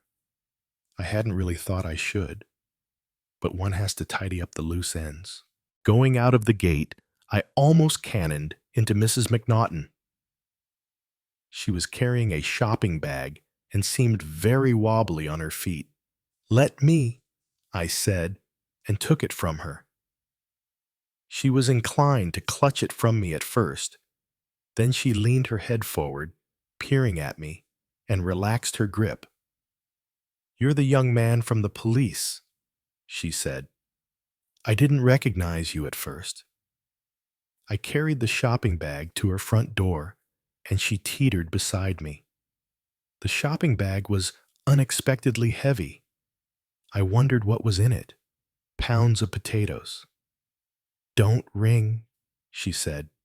The door isn't locked. Nobody's door seemed ever to be locked in Wilbraham Crescent. And how are you getting on with things? She asked chattily. He seems to have married very much below him. I didn't know what she was talking about. Who did? I've been away, I explained. Oh, I see. Shadowing someone, I suppose. I meant that Mrs. Rival, I went to the inquest. Such a common-looking woman. I must say, she didn't seem much upset by her husband's death. She hadn't seen him for 15 years, I explained. Angus and I have been married for 20 years. She sighed. It's a long time. And so much gardening now that he isn't at the university. It makes it difficult to know what to do with oneself. At that moment, Mr. McNaughton, spade in hand, came round the corner of the house. Oh, you're back. My dear, let me take the things. Just put it in the kitchen, said Mrs. McNaughton to me swiftly. Her elbow nudged me. Just the cornflakes and the eggs and a melon, she said to her husband, smiling brightly. I deposited the bag on the kitchen table. It clinked. Cornflakes? My foot. I let my spy's instincts take over. Under a camouflage of sheet gelatine were 3 bottles of whiskey. I understood why Mrs. McNaughton was sometimes so bright and garrulous, and why she was occasionally a little unsteady on her feet, and possibly why McNaughton had resigned his chair. It was a morning for neighbors. I met Mr. Bland as I was going along the crescent towards Albany Road.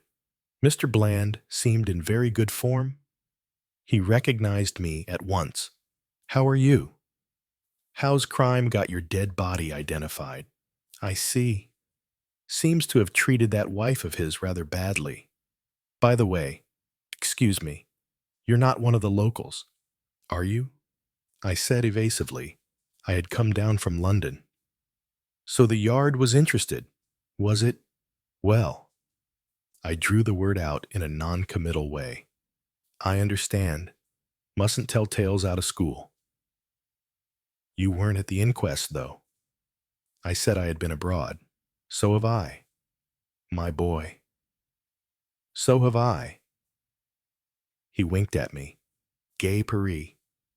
I asked, winking back. Wish it had been. No, only a day trip to Boulogne. He dug me in the side with his elbow, quite like Mrs. McNaughton. Didn't take the wife. Teamed up with a very nice little bit. Blonde. Quite a hot number. Business trip, I said. We both laughed like men of the world. He went on towards number 1, and I walked on towards Albany Road. I was dissatisfied with myself. As Poirot had said, there should have been more to be got out of the neighbors. It was positively unnatural that nobody should have seen anything. Perhaps Hardcastle had asked the wrong questions, but could I think of any better ones? As I turned into Albany Road, I made a mental list of questions. It went something like this. Mr. Curry Castleton had been doped when Ditto had been killed, where Mr. Curry Castleton had been taken to number 19. How somebody must have seen something. Who Ditto what? I turned to the left again. Now I was walking along Wilbraham Crescent, just as I had walked on September 9th. Should I call on Miss Pebmarsh, ring the bell and say, well, what should I say? Call on Miss Waterhouse. But what on earth could I say to her, Mrs. Hemming? Perhaps it wouldn't much matter what one said to Mrs. Hemming. She wouldn't be listening, and what she said, however haphazard and irrelevant, might lead to something. I walked along, mentally noting the numbers, as I had before. Had the late Mr. Curry come along here? Also noting numbers.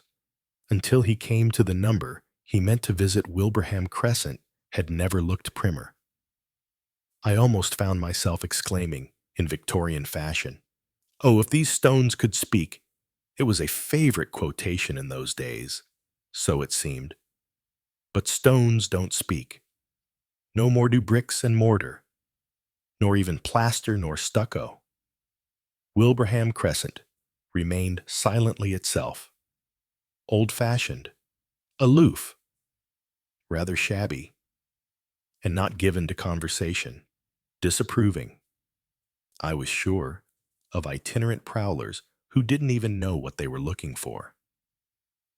There were few people about. A couple of boys on bicycles passed me, 2 women with shopping bags. The houses themselves might have been embalmed like mummies, for all the signs of life there were in them. I knew why that was. It was already, or close upon, the sacred hour of 1, an hour sanctified by English traditions to the consuming of a midday meal. In 1 or 2 houses, I could see through the uncurtained windows a group of 1 or 2 people round a dining table, but even that was exceedingly rare. Either the windows were discreetly screened with nylon netting, as opposed to the once popular Nottingham lace, or, which was far more probable, anyone who was at home was eating in the modern kitchen. According to the custom of the 1960s, it was, I reflected, a perfect hour of day for a murder. Had the murderer thought of that? I wondered, was it part of the murderer's plan? I came at last to 19. Like so many other moronic members of the populace, I stood and stared. There was, by now, no other human being in sight. No neighbors, I said sadly. No intelligent onlookers. I felt a sharp pain in my shoulder. I had been wrong. There was a neighbor here. All right. A very useful neighbor, if the neighbor had only been able to speak. I had been leaning against the post of number 20, and the same large orange cat I had seen before was sitting on the gate post. I stopped and exchanged a few words with him, first detaching his playful claw from my shoulder. If cats could speak, I offered him as a conversational opening. The orange cat opened his mouth, gave a loud, melodious meow. I know you can, I said. I know you can speak just as well as I can, but you're not speaking my language. Were you sitting here that day? Did you see who went into that house or came out of it? Do you know all about what happened? I wouldn't put it past you. Puss. The cat took my remark in poor part. He turned his back on me and began to switch his tail. I'm sorry, Your Majesty, I said. He gave me a cold look over his shoulder and started industriously to wash himself. Neighbors. I reflected bitterly. There was no doubt about it. Neighbors were in short supply in Wilbraham Crescent. What I wanted, what Hardcastle wanted, was some nice gossipy, prying, peering old lady with time hanging heavy on her hands, always hoping to look out and see something scandalous. The trouble is that that kind of old lady seems to have died out nowadays. They are all sitting grouped together in old ladies' homes with every comfort for the aged, or crowding up hospitals where beds are needed urgently for the really sick. The lame and the halt and the old didn't live in their own houses anymore, attended by a faithful domestic or by some half-witted poor relation glad of a good home. It was a serious setback to criminal investigation. I looked across the road. Why couldn't there be any neighbors there? Why couldn't there be a neat row of houses facing me instead of that great, inhuman-looking concrete block? A kind of human beehive, no doubt, tenanted by worker bees who were out all day and only came back in the evening to wash their smalls or make up their faces and go out to meet their young men. By contrast, with the inhumanity of that block of flats, I began almost to have a kindly feeling for the faded Victorian gentility of Wilbraham Crescent. My eye was caught by a flash of light somewhere halfway up the building. It puzzled me. I stared up. Yes, there it came again. An open window and someone looking through it. A face slightly obliterated by something that was being held up to it. The flash of light came again. I dropped a hand into my pocket. I keep a good many things in my pockets. Things that may be useful. You'd be surprised at what is useful sometimes. A little adhesive tape, a few quite innocent-looking instruments, which are quite capable of opening most locked doors. A tin of gray powder, labeled something which it isn't, and an insufflator to use with it, and one or two other little gadgets which most people wouldn't recognize for what they are. Amongst other things, I had a pocket bird watcher. Not a high-powered one, but just good enough to be useful. I took this out and raised it to my eye. There was a child at the window. I could see a long plait of hair lying over one shoulder. She had a pair of small opera glasses, and she was studying me with what might have been flattering attention, as there was nothing else for her to look at. However, it might not be as flattering as it seemed. At that moment, however, there was another midday distraction in Wilbraham Crescent. A very old Rolls-Royce came with dignity along the road, driven by a very elderly chauffeur. He looked dignified, but rather disgusted with life.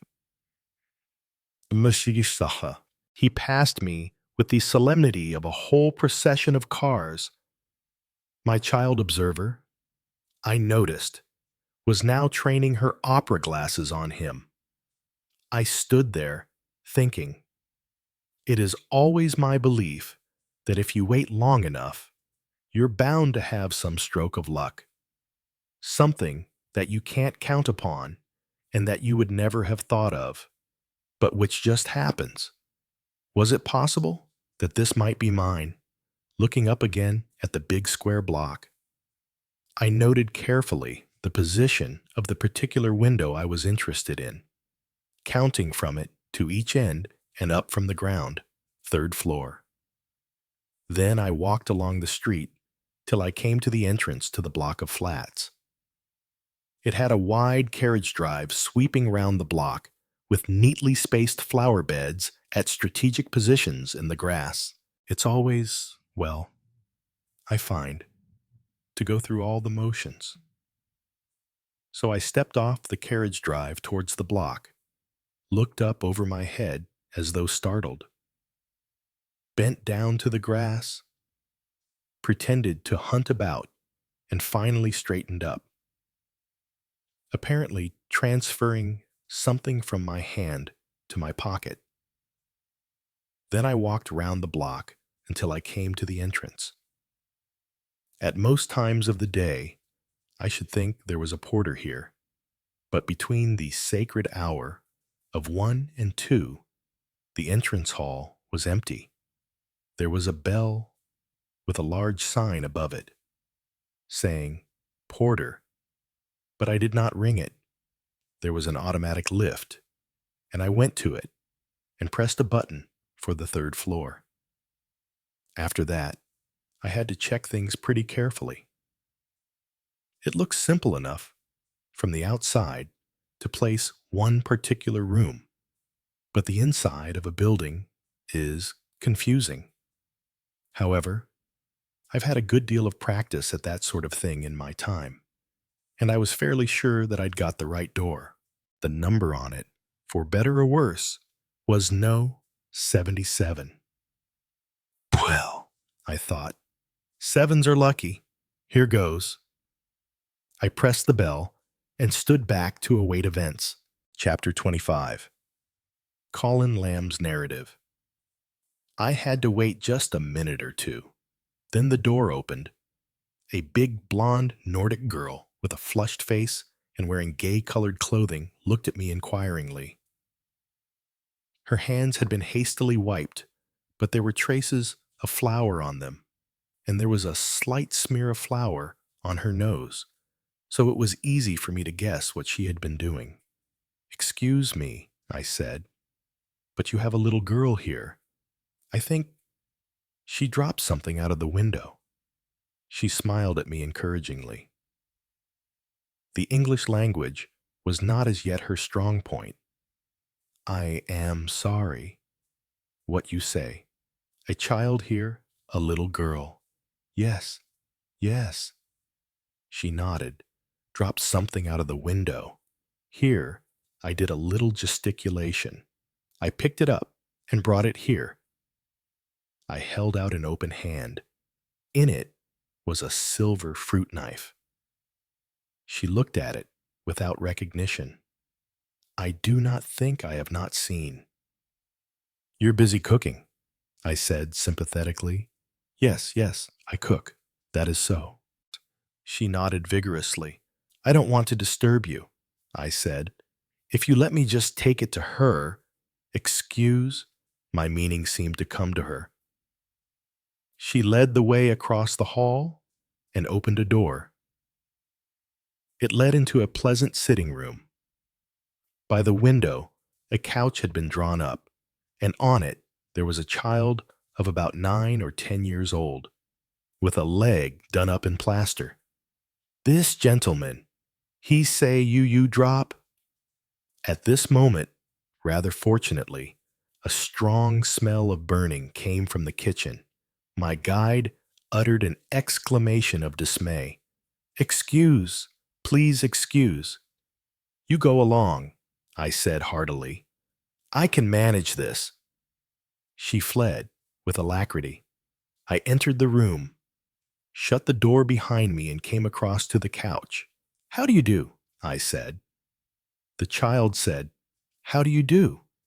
and proceeded to sum me up with a long, penetrating glance that almost unnerved me.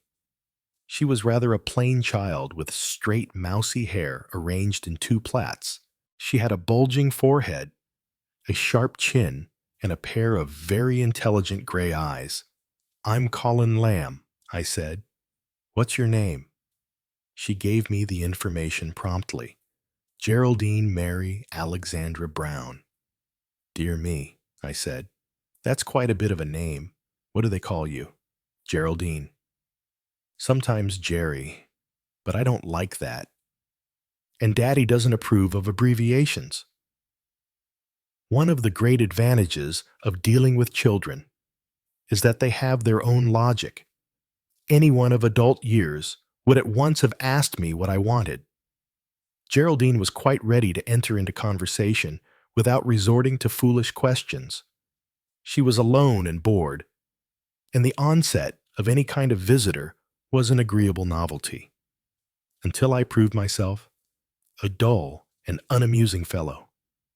She would be quite ready to converse. "Your daddy's out, I suppose," I said. She replied with the same promptness and fullness of detail which she had already shown. "Carding Haven Engineering Works. Beaver Bridge," she said. "It's 14 3/4 miles from here exactly." "And your mother, Mummy's dead," said Geraldine, with no diminution of cheerfulness. "She died when I was a baby 2 months old. She was in a plane coming from France. It crashed. Everyone was killed."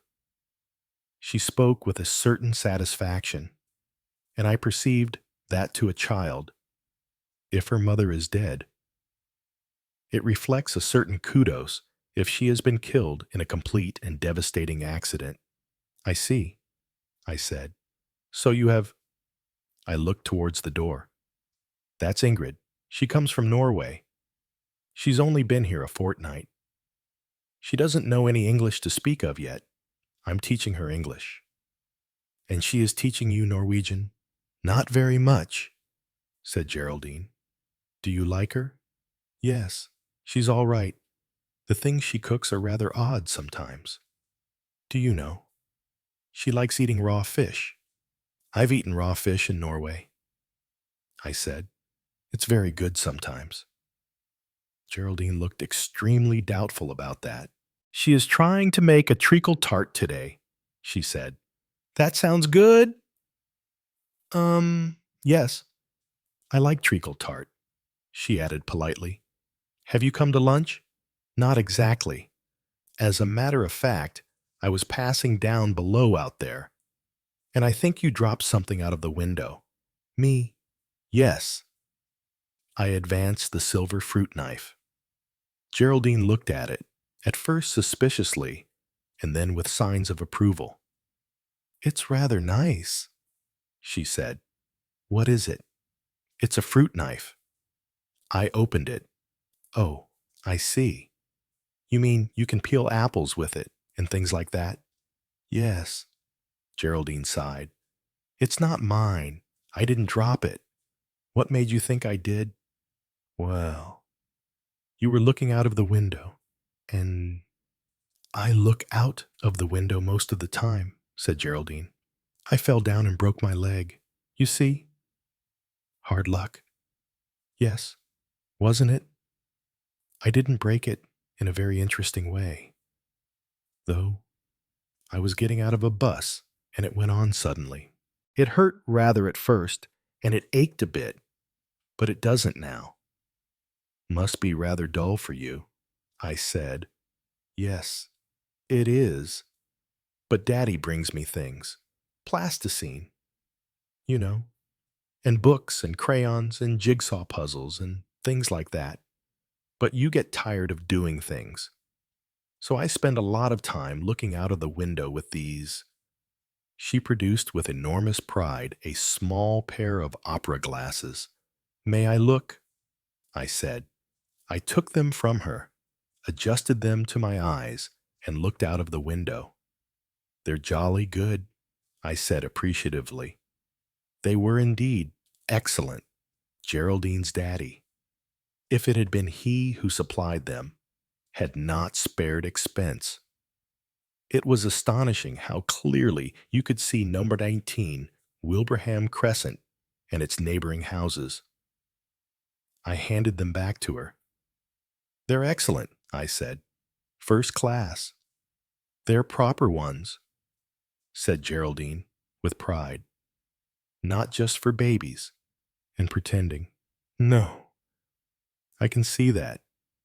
I keep a little book, said Geraldine. She showed me. I write down things in it and the times. It's like train spotting. She added, I've got a cousin called Dick, and he does train spotting. We do motor car numbers, too. You know, you start at 1 and see how far you can get. It's rather a good sport, I said. Yes, it is. Unfortunately, there aren't many cars come down this road, so I've rather given that up for the time being. I suppose you must know all about those houses down there, who lives in them, and all that sort of thing. I threw it out casually enough, but Geraldine was quick to respond. Oh, yes.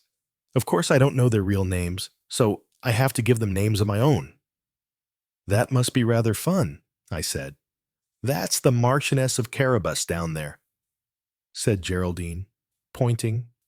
That one, with all the untidy trees, you know, like Puss in Boots. She has masses and masses of cats. I was talking to one just now, I said. An orange one. Yes, I saw you, said Geraldine. You must be very sharp, I said. I don't expect you miss much, do you? Geraldine smiled in a pleased way. Ingrid opened the door and came in breathless. You are all right? Yes. We're quite all right, said Geraldine firmly. You needn't worry. Ingrid. She nodded violently and pantomimed with her hands. You go back. You cook. Very well. I go. It is nice that you have a visitor. She gets nervous when she cooks, explained Geraldine. When she's trying anything new. I mean, and sometimes we have meals very late because of that. I'm glad you've come. It's nice to have someone to distract you. Then you don't think about being hungry. Tell me more about the people in the houses there, I said, and what you see. Who lives in the next house? The neat one. Oh, there's a blind woman there. She's quite blind, and yet she walks just as well as though she could see. The porter told me that. Harry, he's very nice. Harry is... He tells me a lot of things. He told me about the murder. Mom, the murder, I said, sounding suitably astonished. Geraldine nodded. Her eyes shone with importance at the information she was about to convey. There was a murder in that house. I practically saw it. How very interesting. Yes, isn't it? I've never seen a murder before. I mean, I've never seen a place where a murder happened. What did yours see? Well, there wasn't very much going on just then. You know, it's rather an empty time of day. The exciting thing was when somebody came rushing out of the house screaming, and then of course I knew something must have happened. Who was screaming?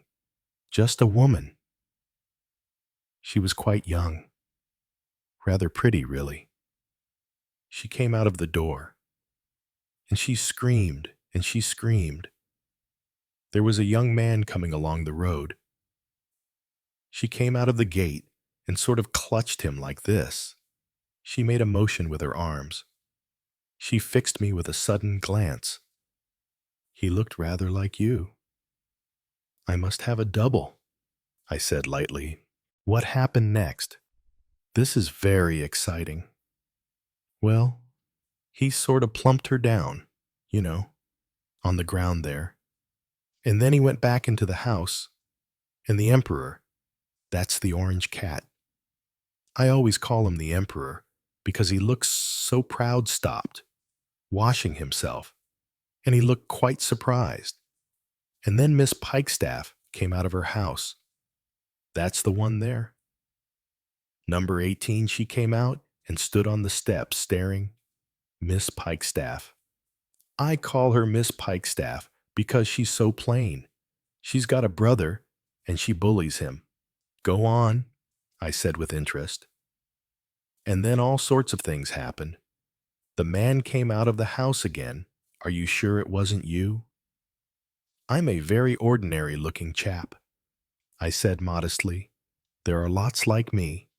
Yes, I suppose that's true, said Geraldine, somewhat unflatteringly.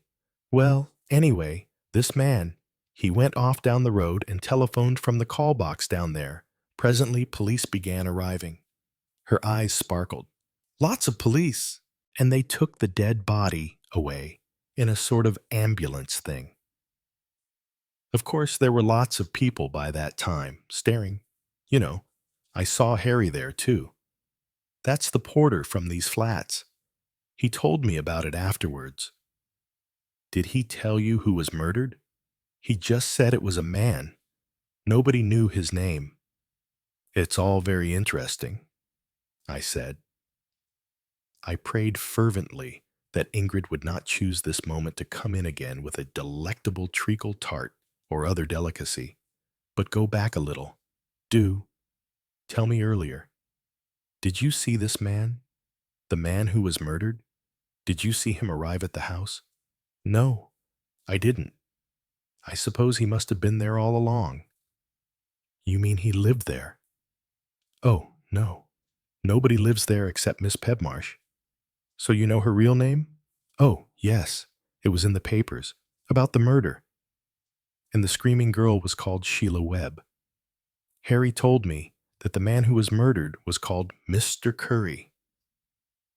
That's a funny name, isn't it? Like the thing you eat. And there was a second murder. You know, not the same day later, in the telephone box down the road. I can see it from here. But I have to get my head right out of the window and turn it round. Of course, I didn't really see it. Because, if I'd known it was going to happen, I would have looked out. But, of course, I didn't know it was going to happen. So I didn't. There were a lot of people that morning just standing there in the street, looking at the house opposite. I think that's rather stupid, don't you? Yes, I said. Very stupid. Here Ingrid made her appearance once more. I come soon, she said reassuringly. I come very soon now. She departed again. Geraldine said, we don't really want her. She gets worried about meals. Of course, this is the only one she has to cook, except breakfast. Daddy goes down to the restaurant in the evening, and he has something sent up for me from there. Just fish or something. Not a real dinner? Her voice sounded wistful. What time do you usually have your lunch? Geraldine? My dinner. You mean this is my dinner? I don't have dinner in the evening. It's supper. Well, I really have my dinner at any time Ingrid happens to have cooked it. She's rather funny about time. She has to get breakfast ready at the right time because Daddy gets so cross. But midday dinner, we have any time. Sometimes we have it at 12 o'clock, and sometimes I don't get it till 2. Ingrid says you don't have meals at a particular time. You just have them when they're ready. Well, it's an easy idea, I said. What time did you have your lunch dinner? On the day of the murder. That was one of the 12 o'clock days. You see, Ingrid goes out that day. She goes to the cinema, or to have her hair done, and a Mrs. Perry comes and keeps me company. She's terrible. Really. She pats one. Pats one, I said, slightly puzzled. You know, on the head. Says things like, dear little girlie. She's not, said Geraldine. The kind of person you can have any proper conversation with. But she brings me sweets, and that sort of thing. How old are you? Geraldine? I'm 10 and 3 months. You seem to me very good at intelligent conversation, I said. That's because I have to talk to Daddy a lot, said Geraldine seriously. So you had your dinner early on that day of the murder? Yes. So Ingrid could get washed up and go off just after 1. Then you were looking out of the window that morning, watching people. Oh, yes. Part of the time, earlier. About 10 o'clock. I was doing a crossword puzzle. I've been wondering whether you could possibly have seen Mr. Curry arriving at the house. Geraldine shook her head. No, I didn't. It is rather odd. I agree. Well, perhaps he got there quite early. He didn't go to the front door and ring the bell. I'd have seen him. Perhaps he came in through the garden. Through the other side of the house. Oh, no, said Geraldine. It backs on other houses. They wouldn't like anyone coming through their garden. No, I suppose they wouldn't. I wish I knew what he'd looked like, said Geraldine. Well, he was quite old. About 60. He was clean-shaven, and he had on a dark gray suit. Geraldine shook her head. It sounds terribly ordinary, she said with disapprobation.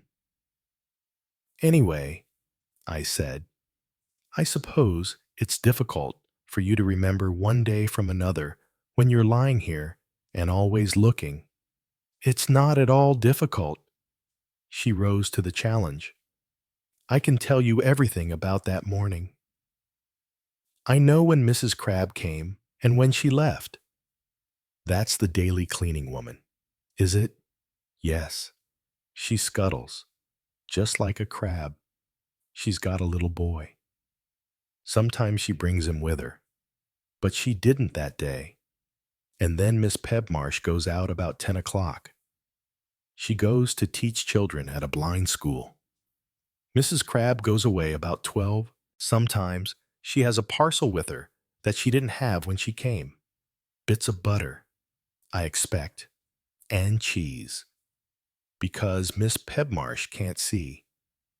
I know particularly well what happened that day because you see Ingrid and I were having a little quarrel so she wouldn't talk to me. I'm teaching her English, and she wanted to know how to say until we meet again. She had to tell it me in German. Auf Wiedersehen. I know that because I once went to Switzerland and people said that there, and they said Grüß Gott too. That's rude if you say it in English. So what did you tell Ingrid to say? Geraldine began to laugh a deep, malicious chuckle. She started to speak, but her chuckles prevented her. But at last, she got it out. I told her to say, "Get the hell out of here." So she said it to Miss Bulstrode next door, and Miss Bulstrode was furious.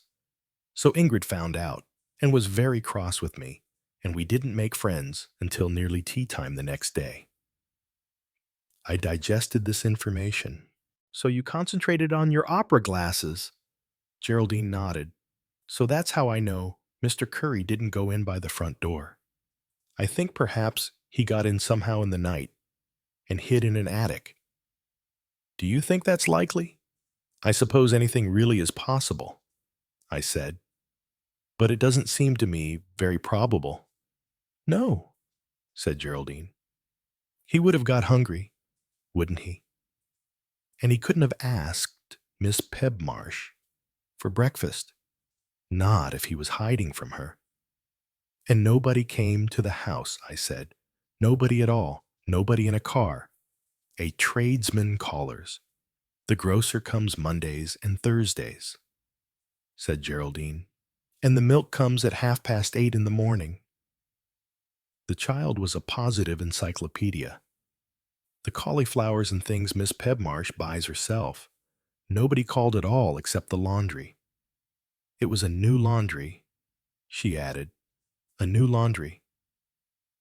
Yes. It's usually the Southern Downs laundry. Most people have the Southern Downs. It was a new laundry that day. The Snowflake Laundry. I've never seen the Snowflake Laundry. They must have just started. I fought hard to keep any undue interest out of my voice. I didn't want to start her romancing. Did it deliver laundry or call for it? I asked. Deliver it, said Geraldine. In a great big basket, too. Much bigger than the usual one. Did Miss Pebmarsh take it in? No, of course not. She'd gone out again. What time was this, Geraldine? 1:35 exactly, said Geraldine. I wrote it down, she added proudly. She motioned towards a small notebook, and opening it, pointed with a rather dirty forefinger to an entry. 1:35. Laundry came. No, 19. You ought to be at Scotland Yard, I said. Do they have women detectives? I'd quite like that.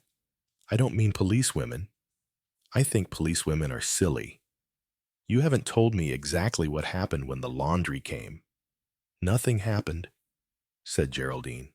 The driver got down, opened the van, took out this basket, and staggered along round the side of the house to the back door.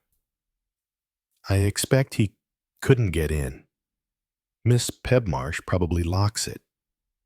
So he probably left it there and came back. What did he look like? Just ordinary, said Geraldine.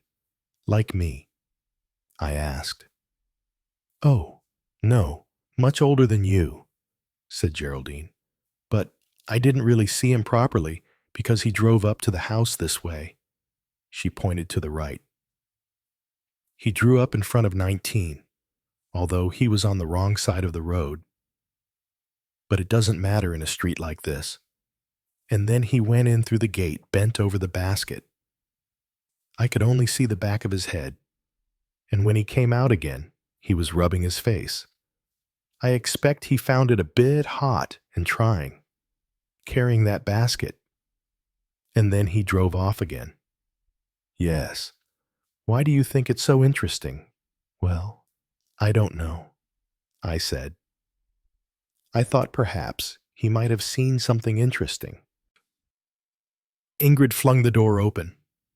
She was wheeling a trolley. We eat dinner now, she said, nodding brightly.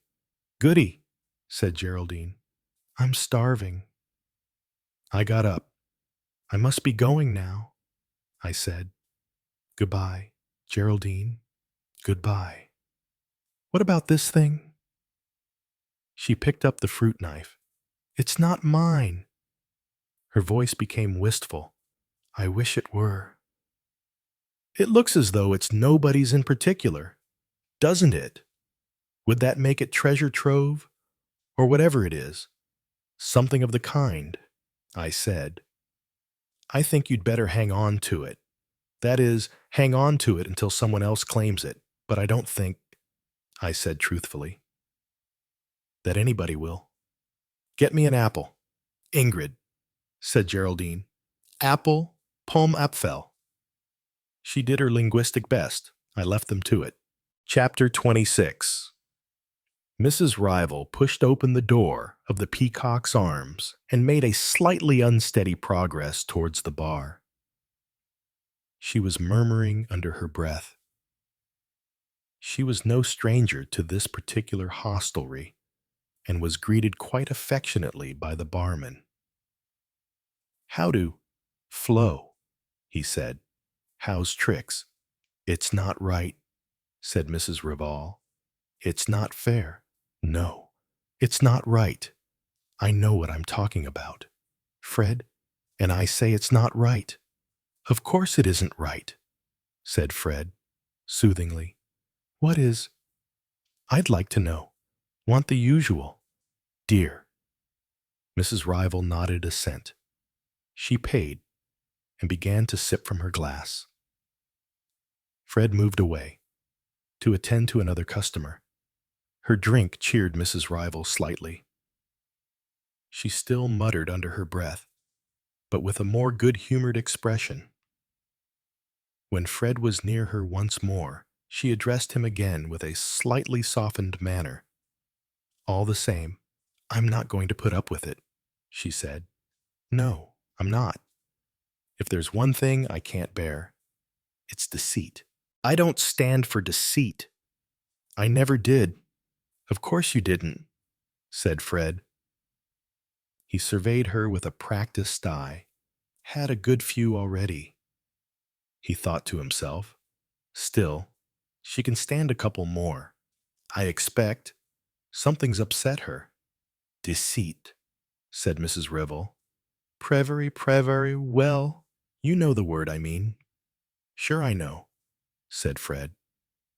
He turned to greet another acquaintance. The unsatisfactory performance of certain dogs came under review. Mrs. Rival continued to murmur, I don't like it, and I won't stand for it. I shall say so. People can't think they can go around treating me like that. No, indeed they can't. I mean, it's not right. And if you don't stick up for yourself, who'll stick up for you? Give me another, dearie, she added in a louder voice. Fred obliged. I should go home after that one, if I were you, he advised. He wondered what had upset the old girl so much. She was usually fairly even-tempered, a friendly soul, always good for a laugh. It'll get me in bad, Fred. You see, she said. When people ask you to do a thing, they should tell you all about it. They should tell you what it means and what they're doing. Liars, dirty liars. That's what I say. And I won't stand for it. I should cut along home if I were you, said Fred, as he observed a tear about to trickle down the mascarad's splendor. Going to come on to rain soon. It is. And rain hard, too. Spoil that pretty hat of yours." Mrs. Rival gave one faint, appreciative smile. "I always was fond of cornflowers," she said. "Oh, dear me, I don't know what to do. I'm sure I should go home and have a nice kip," said the barman, kindly. "Well, perhaps, but come on, now. You don't want to spoil that hat." "That's very true," said Mrs. Ribble. "Yes, that's very true. That's a very perfumed no. I don't mean that. What do I mean? It's a profound remark of yours. Fred, thank you very much." "You're welcome," said Fred. Mrs. Rival slipped down from her high seat and went not too steadily towards the door. "Something seems to have upset old Flo tonight," said one of the customers. "She's usually a cheerful bird, but we all have our ups and downs," said another man, a gloomy-looking individual. "If anyone had told me," said the first man, "that Jerry Granger would come in fifth, way behind Queen Caroline, I wouldn't have believed it. If you ask me, there's been hanky-panky. Racing's not straight nowadays. Dope the horses. They do, all of them." Mrs. Rival had come out of the peacock's arms. She looked up uncertainly at the sky. Yes, perhaps it was going to rain. She walked along the street, hurrying slightly, took a turn to the left, a turn to the right, and stopped before a rather dingy-looking house. As she took out a key and went up the front steps, a voice spoke from the area below, and a head poked round a corner of the door and looked up at her. "Gentlemen waiting for you upstairs." For me, Mrs. Rival sounded faintly surprised. "Well, if you call him a gentleman, well-dressed and all that, but not quite Lord Algernon Vere de Vere, I would say." Mrs. Rival succeeded in finding the keyhole, turned the key in it, and entered. The house smelled of cabbage and fish and eucalyptus. The latter smell was almost permanent in this particular hall. Mrs. Rival's landlady was a great believer in taking care of her chest in winter weather, and began the good work in mid-September. Mrs. Rival climbed the stairs, aiding herself with the banisters. She pushed open the door on the first floor and went in. Then she stopped dead and took a step backwards. "Oh," she said, "it's you." Detective Inspector Hardcastle rose from the chair where he was sitting. "Good evening, Mrs. Rival." "What do you want?" asked Mrs. Rival, with less finesse than she would normally have shown. "Well, I had to come up to London on duty," said Inspector Hardcastle. "And there were just one or two things I thought I'd like to take up with you. So I came along on the chance of finding you. The woman downstairs seemed to think you might be in before long." "Oh," said Mrs. Rival. "Well, I don't see well." Inspector Hardcastle pushed forward a chair. "Do sit down," he said politely. Their positions might have been reversed. He the host, and she the guest. Mrs. Rival sat down. She stared at him very hard. "What did you mean by one or two things?" she said. "Little points," said Inspector Hardcastle. "Little points that come up." "You mean about Harry?" "That's right." "Now look here," said Mrs. Rival, a slight belligerence coming into her voice, at the same time as an aroma of spirits came clearly to Inspector Hardcastle's nostrils. "I've had Harry. I don't want to think of him anymore. I came forward, didn't I? When I saw his picture in the paper, I came and told you about him. It's all a long time ago, and I don't want to be reminded of it. There's nothing more I can tell you. I've told you everything I could remember, and now I don't want to hear any more about it. It's quite a small point, said Inspector Hardcastle. He spoke gently and apologetically. Oh, very well, said Mrs. Rival, rather ungraciously. What is it? Let's have it. You recognize the man as your husband, or the man you'd gone through a form of marriage with about 15 years ago. That is right. Is it not? I should have thought that by this time you would have known exactly how many years ago it was. Sharper than I thought, Inspector Hardcastle said to himself. He went on. Yes, you're quite right there. We looked it up. You were married on May 15th, 1948. It's always unlucky to be a May bride, so they say, said Mrs. Rivel gloomily. It didn't bring me any luck. In spite of the years that have elapsed, you were able to identify your husband quite easily. Mrs. Rival moved with some slight uneasiness. He hadn't aged much, she said. Always took care of himself. Harry did. And you were able to give us some additional identification. You wrote to me, I think, about a scar. That's right. Behind his left ear it was. Here. Mrs. Rivel raised a hand and pointed to the place. Behind his left ear. Hardcastle stressed the word. Well, she looked momentarily doubtful. Yes, well, I think so. Yes, I'm sure it was.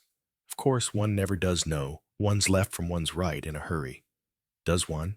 But, yes, it was the left side of his neck. Here. She placed her hand on the same spot again. And he did it shaving. You say, that's right.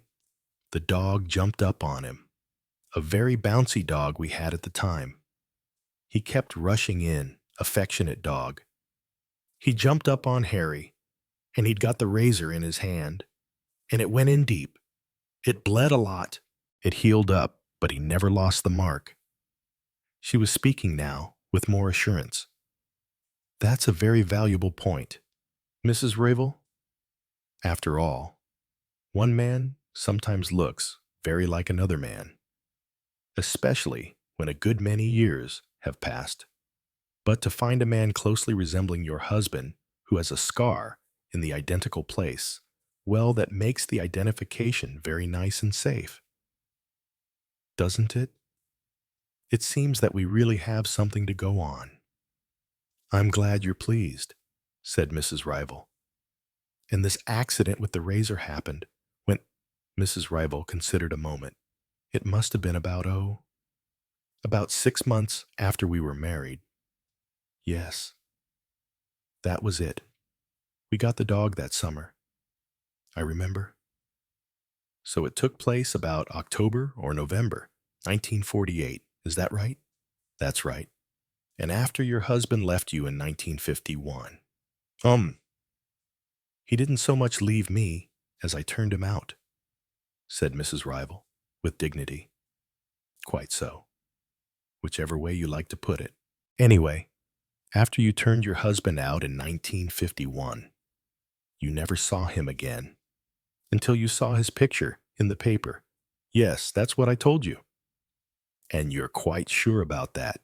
Mrs. Rival, of course I'm sure. I never set eyes on Harry Castleton since that day until I saw him dead. That's odd. You know, said Inspector Hardcastle. That's very odd. Why, what do you mean? Well, it's a very curious thing. Scar tissue. Of course, it wouldn't mean much to you or me. A scar's a scar. But doctors can tell a lot from it. They can tell roughly. You know, how long a man has had a scar? I don't know what you're getting at. Well, simply this. Mrs. Rival, according to our police surgeon and to another doctor whom we consulted, that scar tissue behind your husband's ear shows very clearly that the wound in question could not be older than about 5 to 6 years ago. Nonsense, said Mrs. Rival. I don't believe it. I Nobody can tell. Anyway, that wasn't when Piatron. So you see, proceeded Hardcastle in a smooth voice, if that wound made a scar only 5 or 6 years ago, it means that if the man was your husband, he had no scar at the time when he left you in 1951. Perhaps he didn't, but anyway, it was Harry. But you've never seen him since. Mrs. Rival? So if you've never seen him since, how would you know that he had acquired a scar 5 or 6 years ago? You mix me up, said Mrs. Rivel. You mix me up badly. Perhaps it wasn't as long ago as 1948. You can't remember all these things. Anyway, Harry had that scar, and I know it. I see, said Inspector Hardcastle, and he rose to his feet. I think you better think over that statement of yours very carefully, Mrs. Rival. You don't want to get into trouble, you know. How do you mean? Get into trouble. Well, Inspector Hardcastle spoke almost apologetically. Perjury. Perjury. Me. Yes, it's quite a serious offense in law. You know, you could get into trouble, even go to prison. Of course. You've not been on oath in a coroner's court, but you may have to swear to this evidence of yours in a proper court sometime. Then, well, I'd like you to think it over very carefully, Mrs. Ravel. It may be that somebody suggested to you that you should tell us this story about the scar. Mrs. Ravel got up. She drew herself to her full height. Her eyes flashed.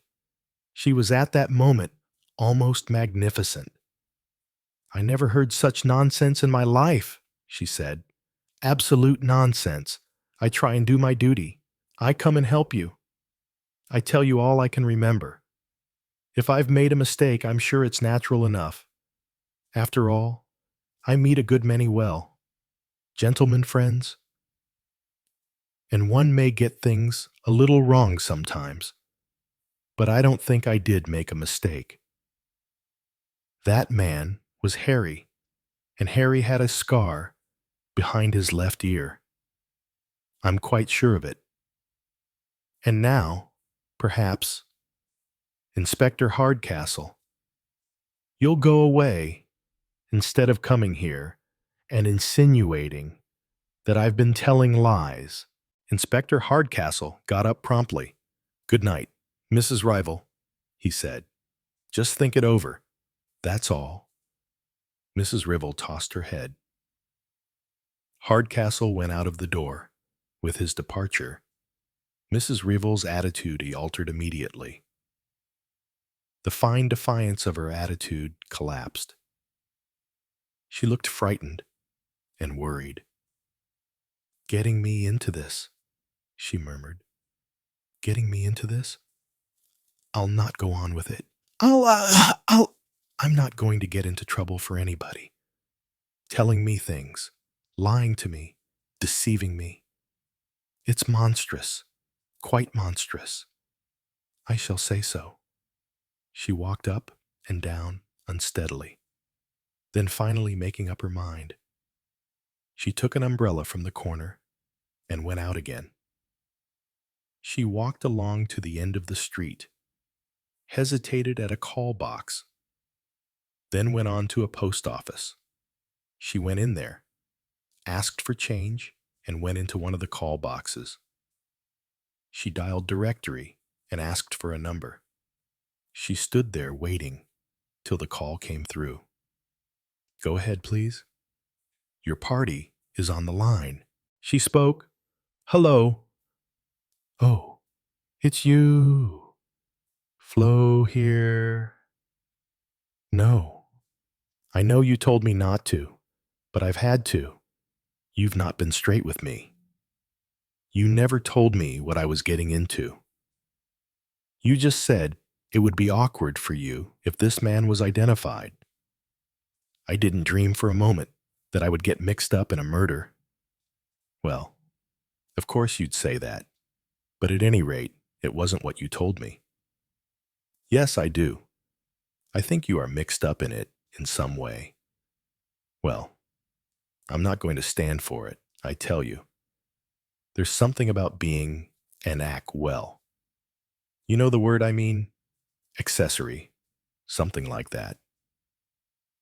Though I always thought that was costume jewelry. Anyway, it's something like being a something after the fact. And I'm frightened, I tell you. Telling me to write and tell them that bit about a scar. Now it seems he'd only got that scar a year or two ago, and here's me swearing he had it when he left me years ago.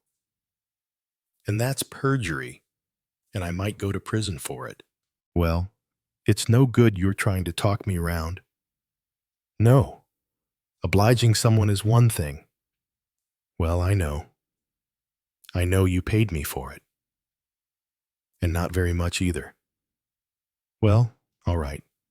I'll listen to you. But I'm not going to. All right. All right. I'll keep quiet. What did you say? How much? That's a lot of money.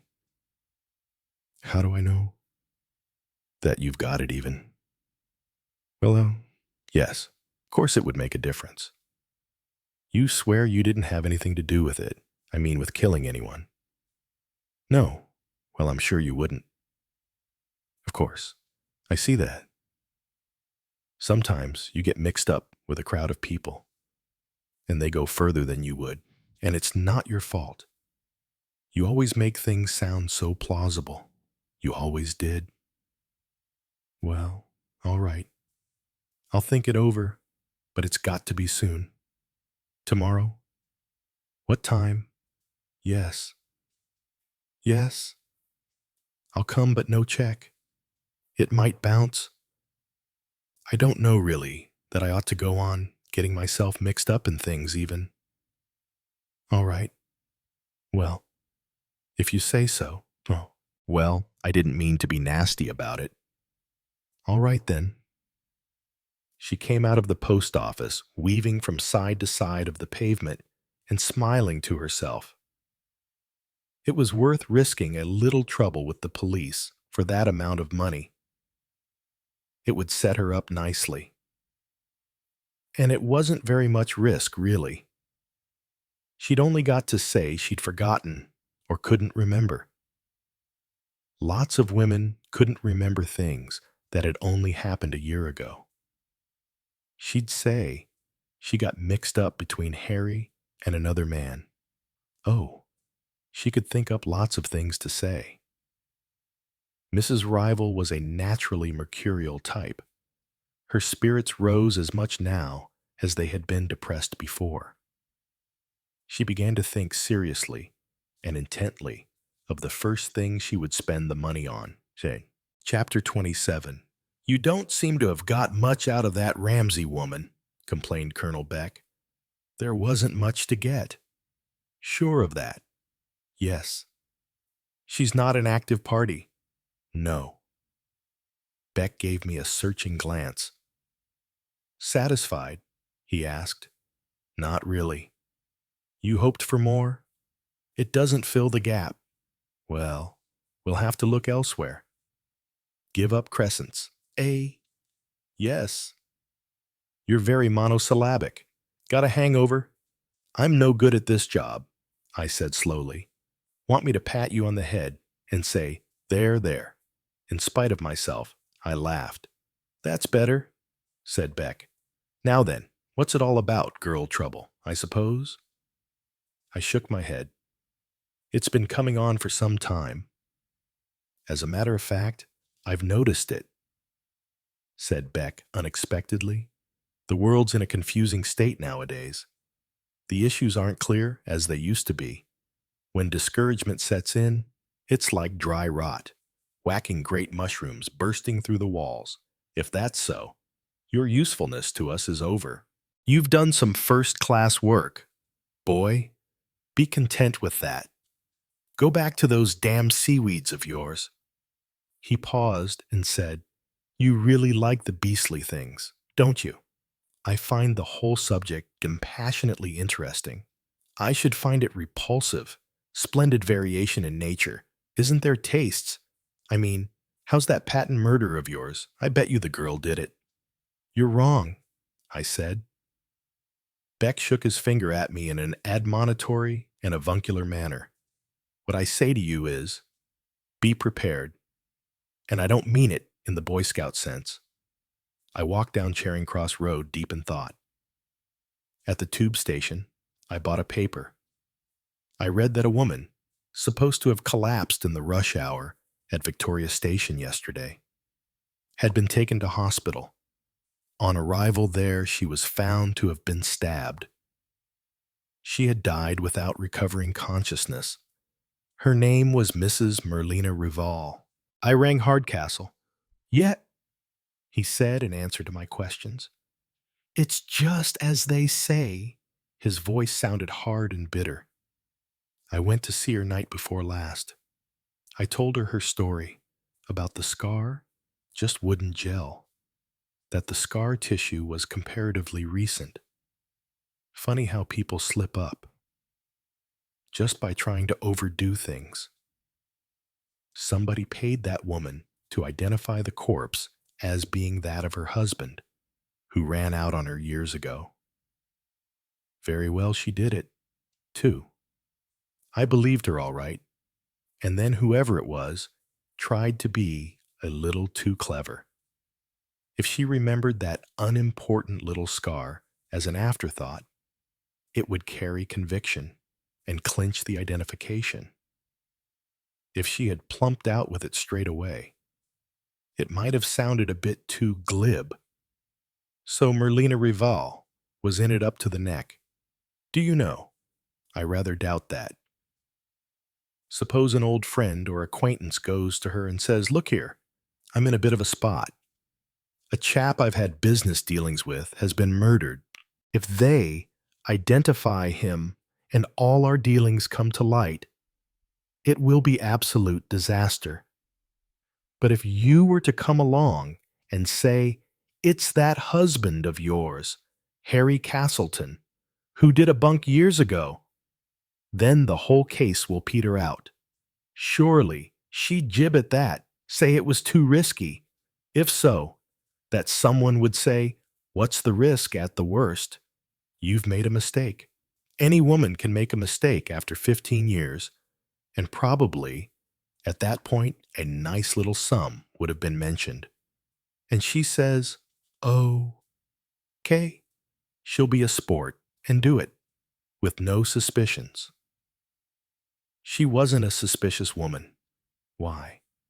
Good Lord. Colin? Every time we catch a murderer, there are people who've known him well and simply can't believe he could do anything like that. What happened when you went up to see her? I put the wind up her. After I left, she did what I expected she'd do. Tried to get in touch with the man or woman who'd got her into this. I had a tail on her, of course. She went to a post office and put through a call from an automatic call box. Unfortunately, it wasn't the box I'd expected her to use at the end of her own street. She had to get change. She came out of the call box looking pleased with herself. She was kept under observation, but nothing of interest happened until yesterday evening. She went to Victoria Station and took a ticket to Crowdine. It was 6:30. The rush hour. She wasn't on her guard. She thought she was going to meet whoever it was at Crowdine, but the cunning devil was a step ahead of her. Easiest thing in the world to gang up behind someone in a crowd and press the knife in. Don't suppose she even knew. She had been stabbed. People don't. You know. Remember that case of Barton in the Leviti gang robbery, walked the length of a street before he fell down dead. Just a sudden sharp pain. Then you think you're all right again. But you're not. You're dead on your feet, although you don't know it. He finished up. Damn and damn and damn. Have you checked on anybody? I had to ask. I couldn't help myself. His reply came swift and sharp. The Peb Marsh woman was in London yesterday. She did some business for the Institute and returned to Crowdine by the 7:40 train. He paused, and Sheila Webb took up a typescript to check over with a foreign author who was in London on his way to New York. She left the Ritz Hotel at 5:30 approximately and took in a cinema alone before returning. "Look here, Hardcastle," I said. "I've got something for you." Vouched for by an eyewitness. A laundry van drew up at 19 Wilbraham Crescent at 1:35 on September the 9th. The man who drove it delivered a big laundry basket at the back door of the house. It was a particularly large laundry basket. Laundry what laundry? The snowflake laundry. Know it? Not offhand. New laundries are always starting up. It's an ordinary sort of name for a laundry. Well, you check up. A man drove it, and a man took the basket into the house. Hardcastle's voice came suddenly, alert, with suspicion. "Are you making this up?" Colin. "No. I told you I've got an eyewitness. Check up, Dick. Get on with it." I rang off before he could badger me further. I walked out from the box and looked at my watch. I had a good deal to do, and I wanted to be out of Hardcastle's reach whilst I did it. I had my future life to arrange. Chapter 28. I arrived at Crowdine at 11 o'clock at night. 5 days later, I went to the Clarendon Hotel, got a room, and went to bed. I'd been tired the night before and I overslept. I woke up at 9:45. I sent for coffee and toast and a daily paper. It came, and with it a large square note addressed to me with the words "by hand" in the top left-hand corner. I examined it with some surprise. It was unexpected. The paper was thick and expensive. The superscription neatly printed. After turning it over and playing with it, I finally opened it. Inside was a sheet of paper. Printed on it in large letters were the words "Curlew Hotel, 1130 room 413. Knock 3 times. I stared at it, turned it over in my hand. What was all this? I noted the room number, 413. The same as the clocks. A coincidence. Or not a coincidence. I had thoughts of ringing the Curlew Hotel. Then I thought of ringing Dick Hardcastle. I didn't do either. My lethargy was gone. I got up, shaved, washed, dressed, and walked along the front to the Curlew Hotel and got there at the appointed time. The summer season was pretty well over now. There weren't many people about inside the hotel. I didn't make any inquiries at the desk. I went up in the lift to the 4th floor and walked along the corridor to number 413. I stood there for a moment or two. Then, feeling a complete fool, I knocked 3 times. A voice said, "Come in." I turned the handle. The door wasn't locked. I stepped inside and stopped dead. I was looking at the last person on earth I would have expected to see. Hercule Poirot sat facing me. He beamed at me. "Une petite surprise, n'est-ce pas?" he said, "but a pleasant one. I hope—" "Poirot, you old fox," I shouted. "How did you get here?" "I got here in a Daimler limousine, most comfortable." "But what are you doing here?" It was most vexing. They insisted, positively insisted on the redecoration of my apartment. Imagine my difficulty. "What can I do? Where can I go?" "Lots of places," I said coldly. "Possibly. But it is suggested to me by my doctor that the air of the sea will be good for me. One of those obliging doctors who finds out where his patient wants to go and advises him to go there. Was it you who sent me this? I brandished the letter I had received. Naturally. Who else? Is it a coincidence that you have a room whose number is 413? It is not a coincidence. I asked for it specially. Why? Poirot put his head on one side and twinkled at me. It seemed to be appropriate. And knocking 3 times, I could not resist it. If I could have enclosed a sprig of rosemary, it would have been better still. I thought of cutting my finger and putting a blood-stained fingerprint on the door. But enough is enough. I might have got an infection. I suppose this is second childhood, I remarked coldly. I'll buy you a balloon and a woolly rabbit this afternoon. I do not think you enjoy my surprise. You express no joy, no delight at seeing me. Did you expect me to? Pourquoi pas? Come, let us be serious. Now that I have had my little piece of foolery, I hope to be of assistance. I have called up the chief constable, who has been of the utmost amiability, and at this moment I await your friend, Detective Inspector Hardcastle. And what are you going to say to him? It was in my mind that we might all 3 engage in conversation. I looked at him and laughed. He might call it conversation, but I knew who was going to do the talking. Hercule Poirot, Hardcastle, had arrived. We had had the introduction and the greetings. We were now settled down in a companionable fashion, with Dick occasionally glancing surreptitiously at Poirot with the air of a man at the zoo, studying a new and surprising acquisition.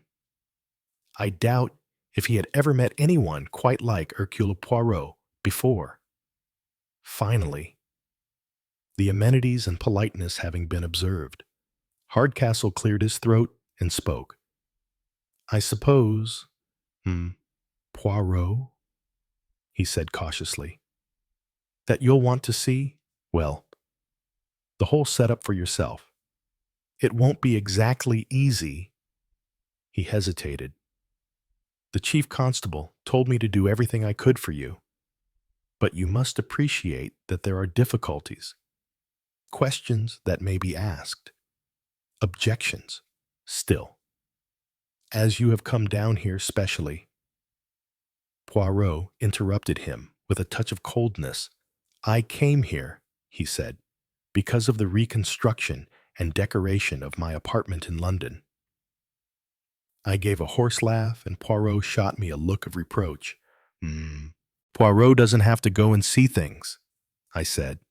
He has always insisted that you can do it all from an armchair, but that's not quite true, is it, Poirot? Or why have you come here? Poirot replied with dignity. I said that it was not necessary to be the foxhound, the bloodhound, the tracking dog, running to and fro upon the scent. But I will admit that for the chase a dog is necessary.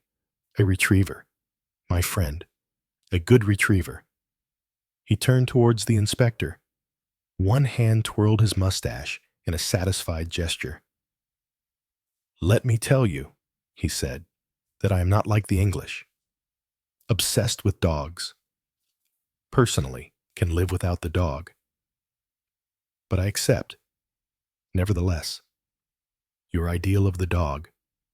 The man loves and respects his dog. He indulges him. He boasts of the intelligence and sagacity of his dog to his friends. Now figure to yourself. The opposite may also come to pass. The dog is fond of his master. He indulges that master. He, too, boasts of his master. Boasts of his master's sagacity and intelligence. And as a man will rouse himself when he does not really want to go out and take his dog for a walk because the dog enjoys the walk so much, so will the dog endeavor to give his master what that master pines to have. It was so with my kind young friend Colin here. He came to see me, not to ask for help with his own problem, that he was confident that he could solve for himself, and has, I gather, done so. No, he felt concerned that I was unoccupied and lonely, so he brought to me a problem that he felt would interest me and give me something to work upon. He challenged me with it, challenged me to do what I had so often told him it was possible to do: sit still in my chair and in due course resolve that problem. It may be, I suspect it is, that there was a little malice, just a small harmless amount, behind that challenge. He wanted, let us say, to prove to me that it was not so easy after all. Mais oui, mon ami, it is true. That you wanted to mock yourself at me just a little, I do not reproach you. All I say is, you did not know your Hercule Poirot. He thrust out his chest and twirled his mustaches. I looked at him and grinned affectionately. All right then, I said, give us the answer to the problem, if you know it. But of course I know it. Hardcastle stared at him incredulously. Are you saying you know who killed the man at 19 Wilbraham Crescent? Certainly. And also who killed Edna? Brent, of course. You know the identity of the dead man. I know who he must be.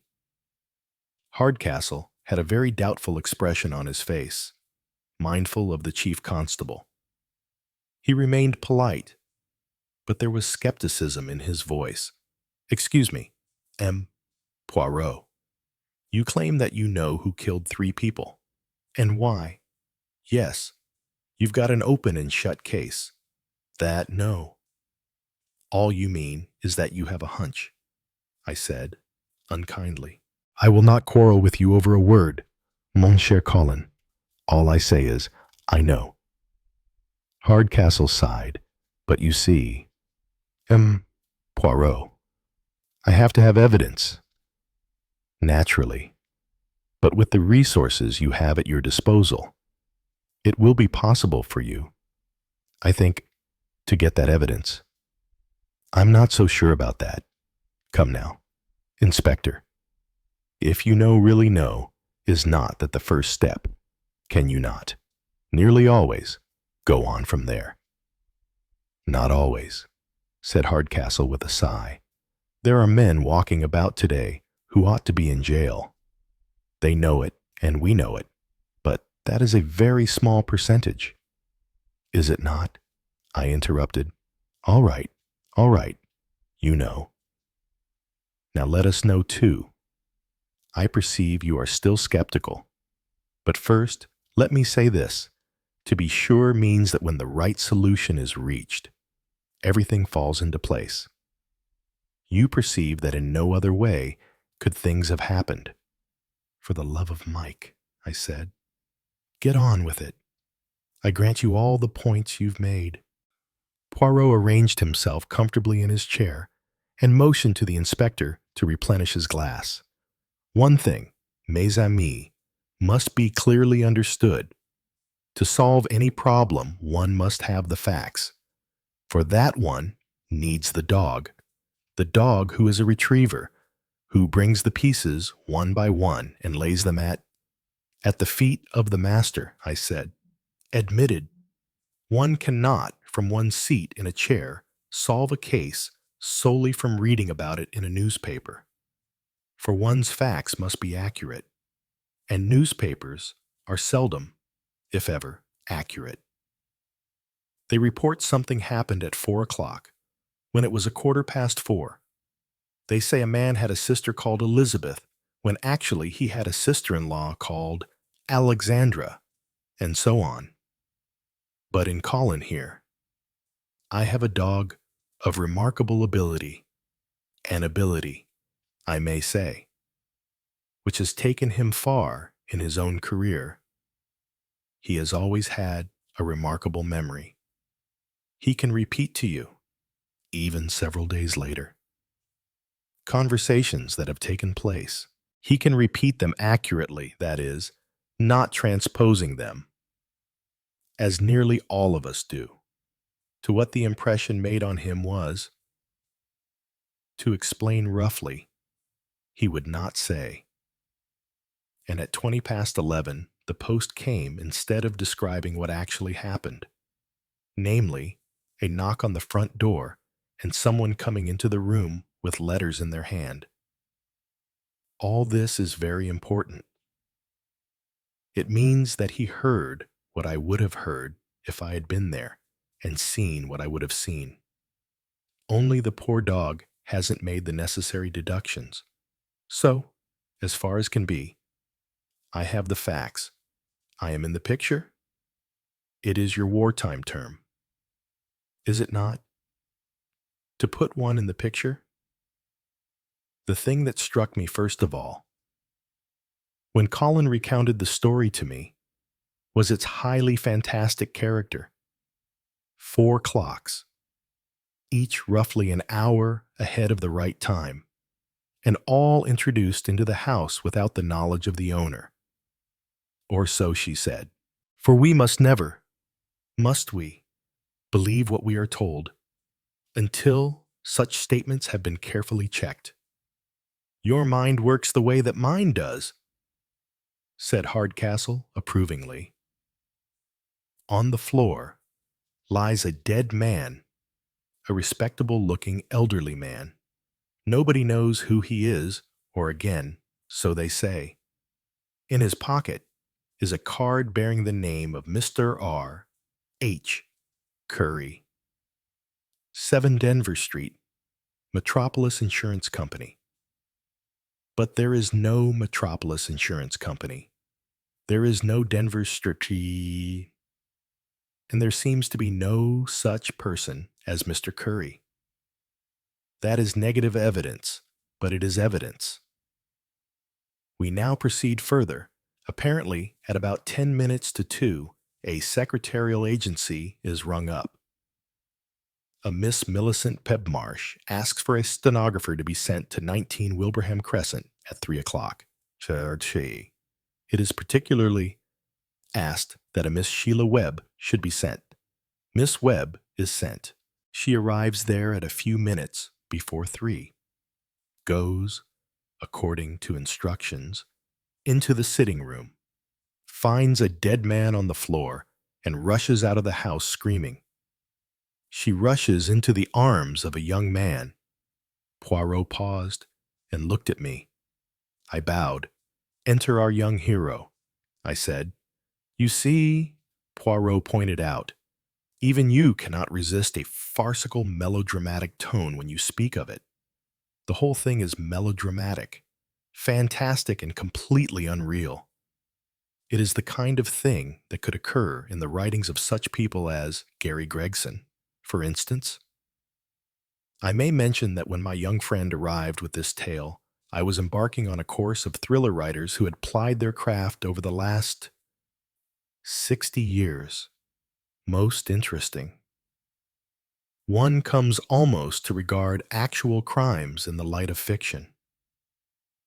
That is to say, that if I observe that a dog has not barked when he should bark, I say to myself, ha, a Sherlock Holmes crime. Similarly say, if the corpse is found in a sealed room, naturally I say, Hatta Dixon car case.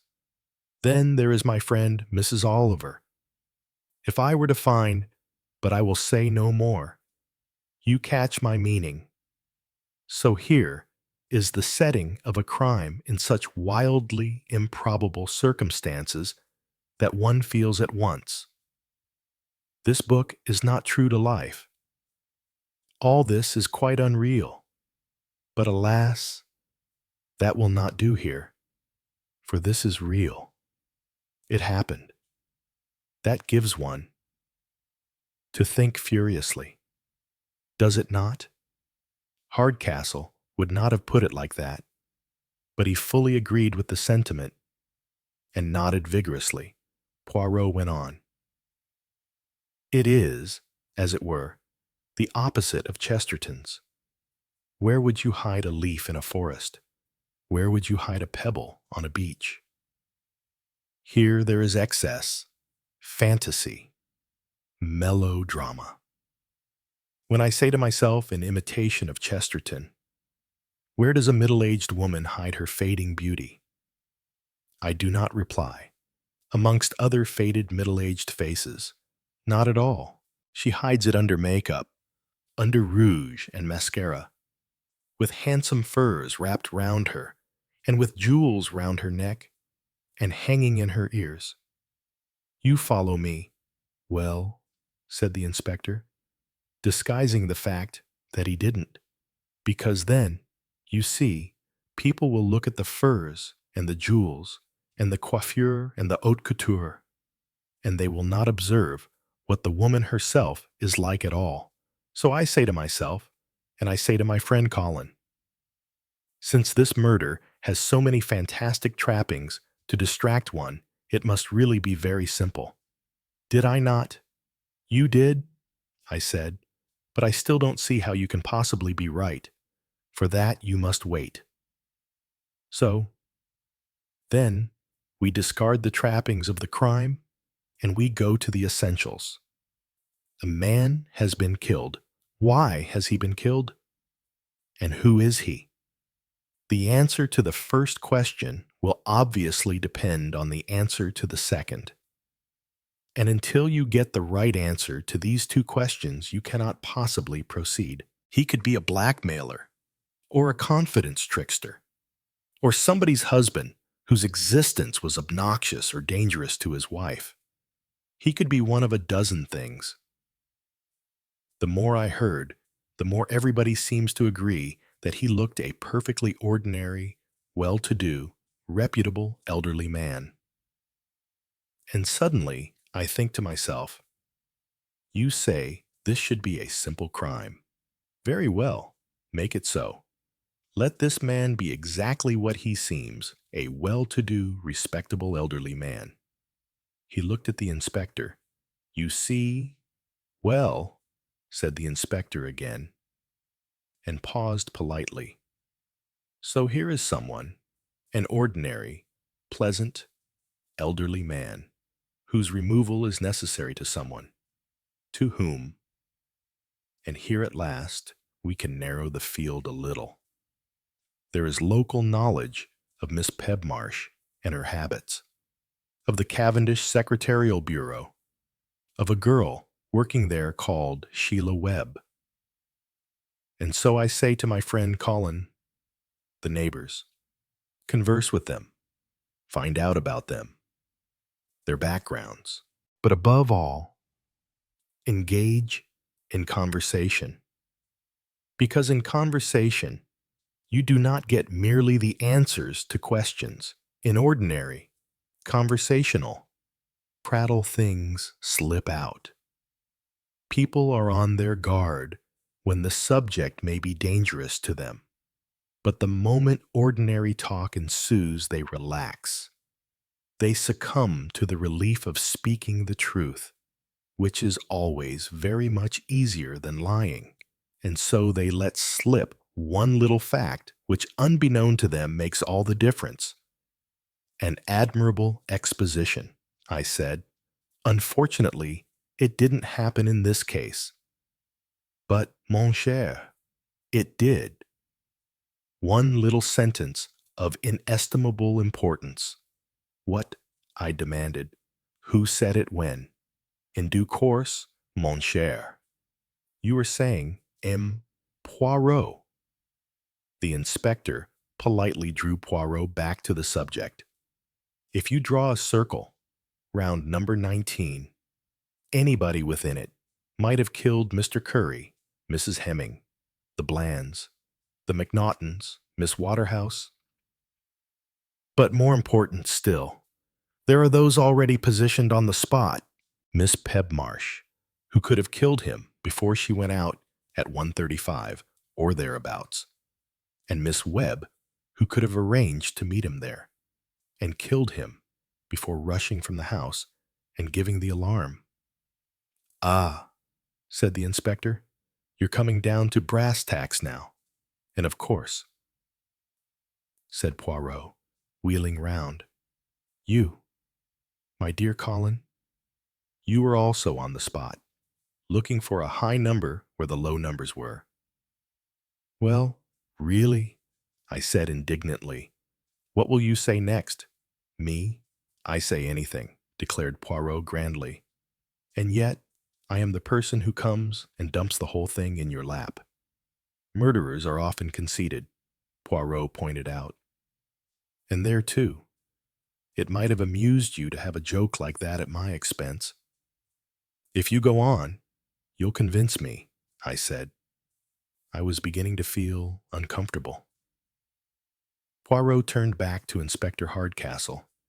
Here, I say to myself, must be essentially a simple crime. The presence of irrelevant clocks. The advancing of time by an hour. The arrangements made so deliberately for the discovery of the body. All these must be set aside for the moment.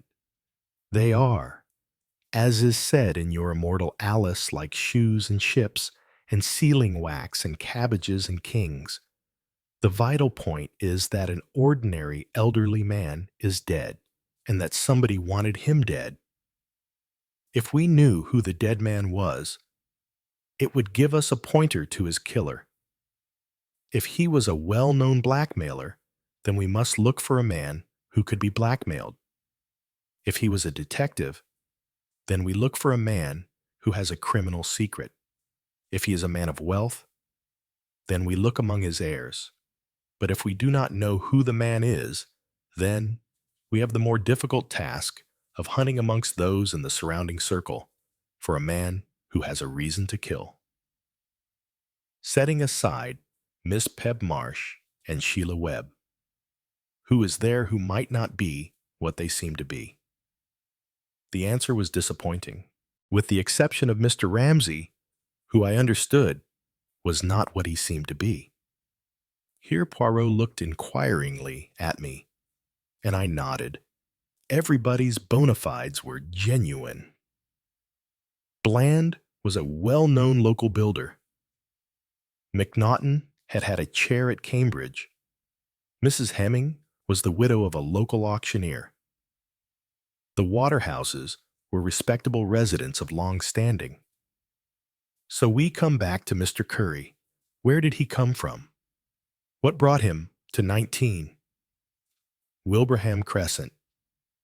And here one very valuable remark was spoken by one of the neighbors, Mrs. Hemming.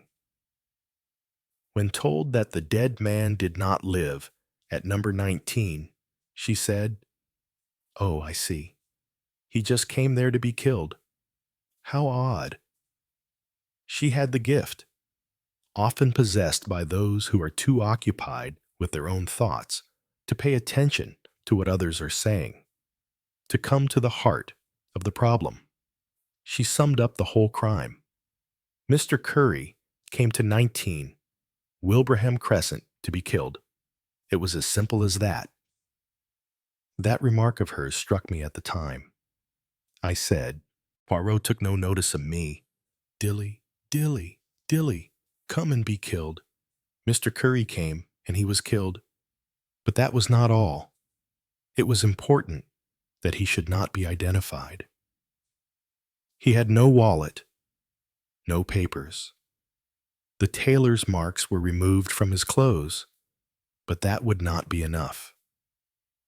The printed card of Curry, insurance agent, was only a temporary measure. If the man's identity was to be concealed permanently, he must be given a false identity. Sooner or later, I was sure, somebody would turn up, recognize him positively, and that would be that. A brother, a sister, a wife. It was a wife, Mrs. Rival, and the name alone might have aroused suspicion. There is a village in Somerset. I have stayed near there with friends, the village of Curry Rival subconsciously, without knowing why those two names suggested themselves. They were chosen. Mr. Curry, Mrs. Rival. So far, the plan is obvious.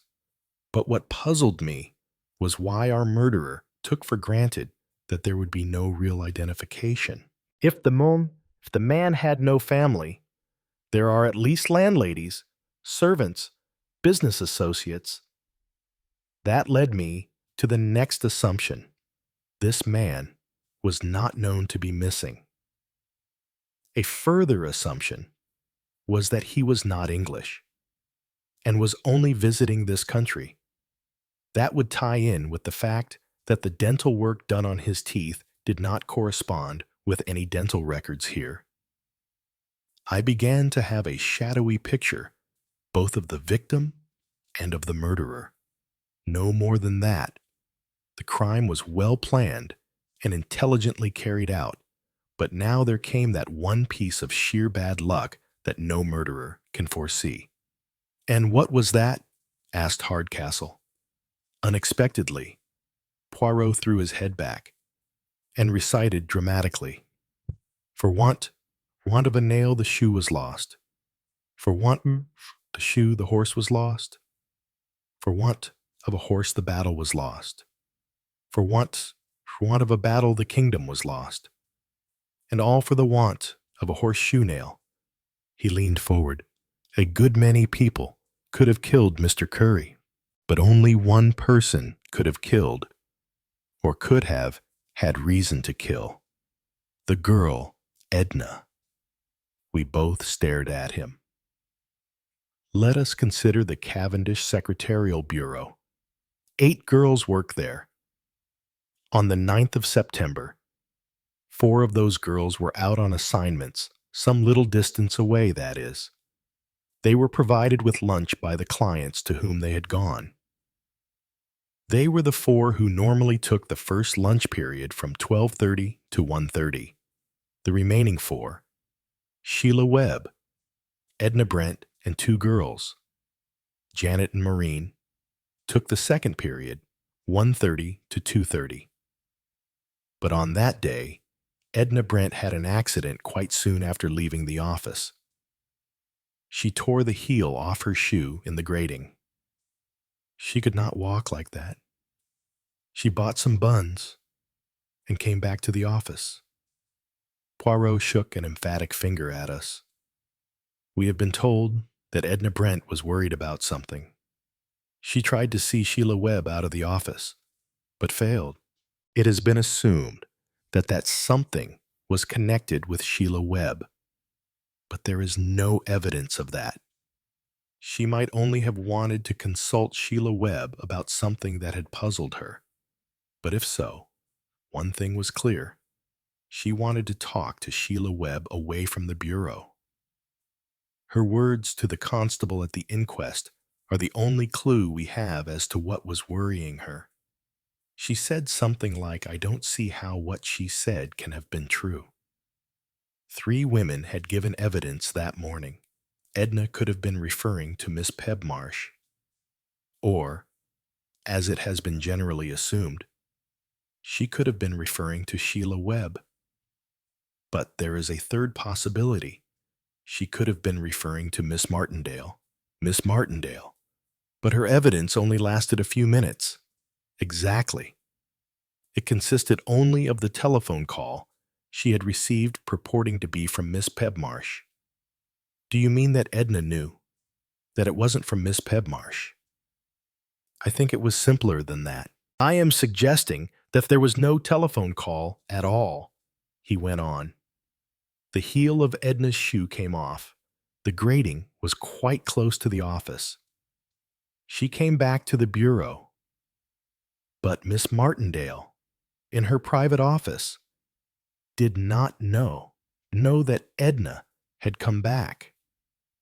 As far as she knew, there was nobody but herself in the bureau.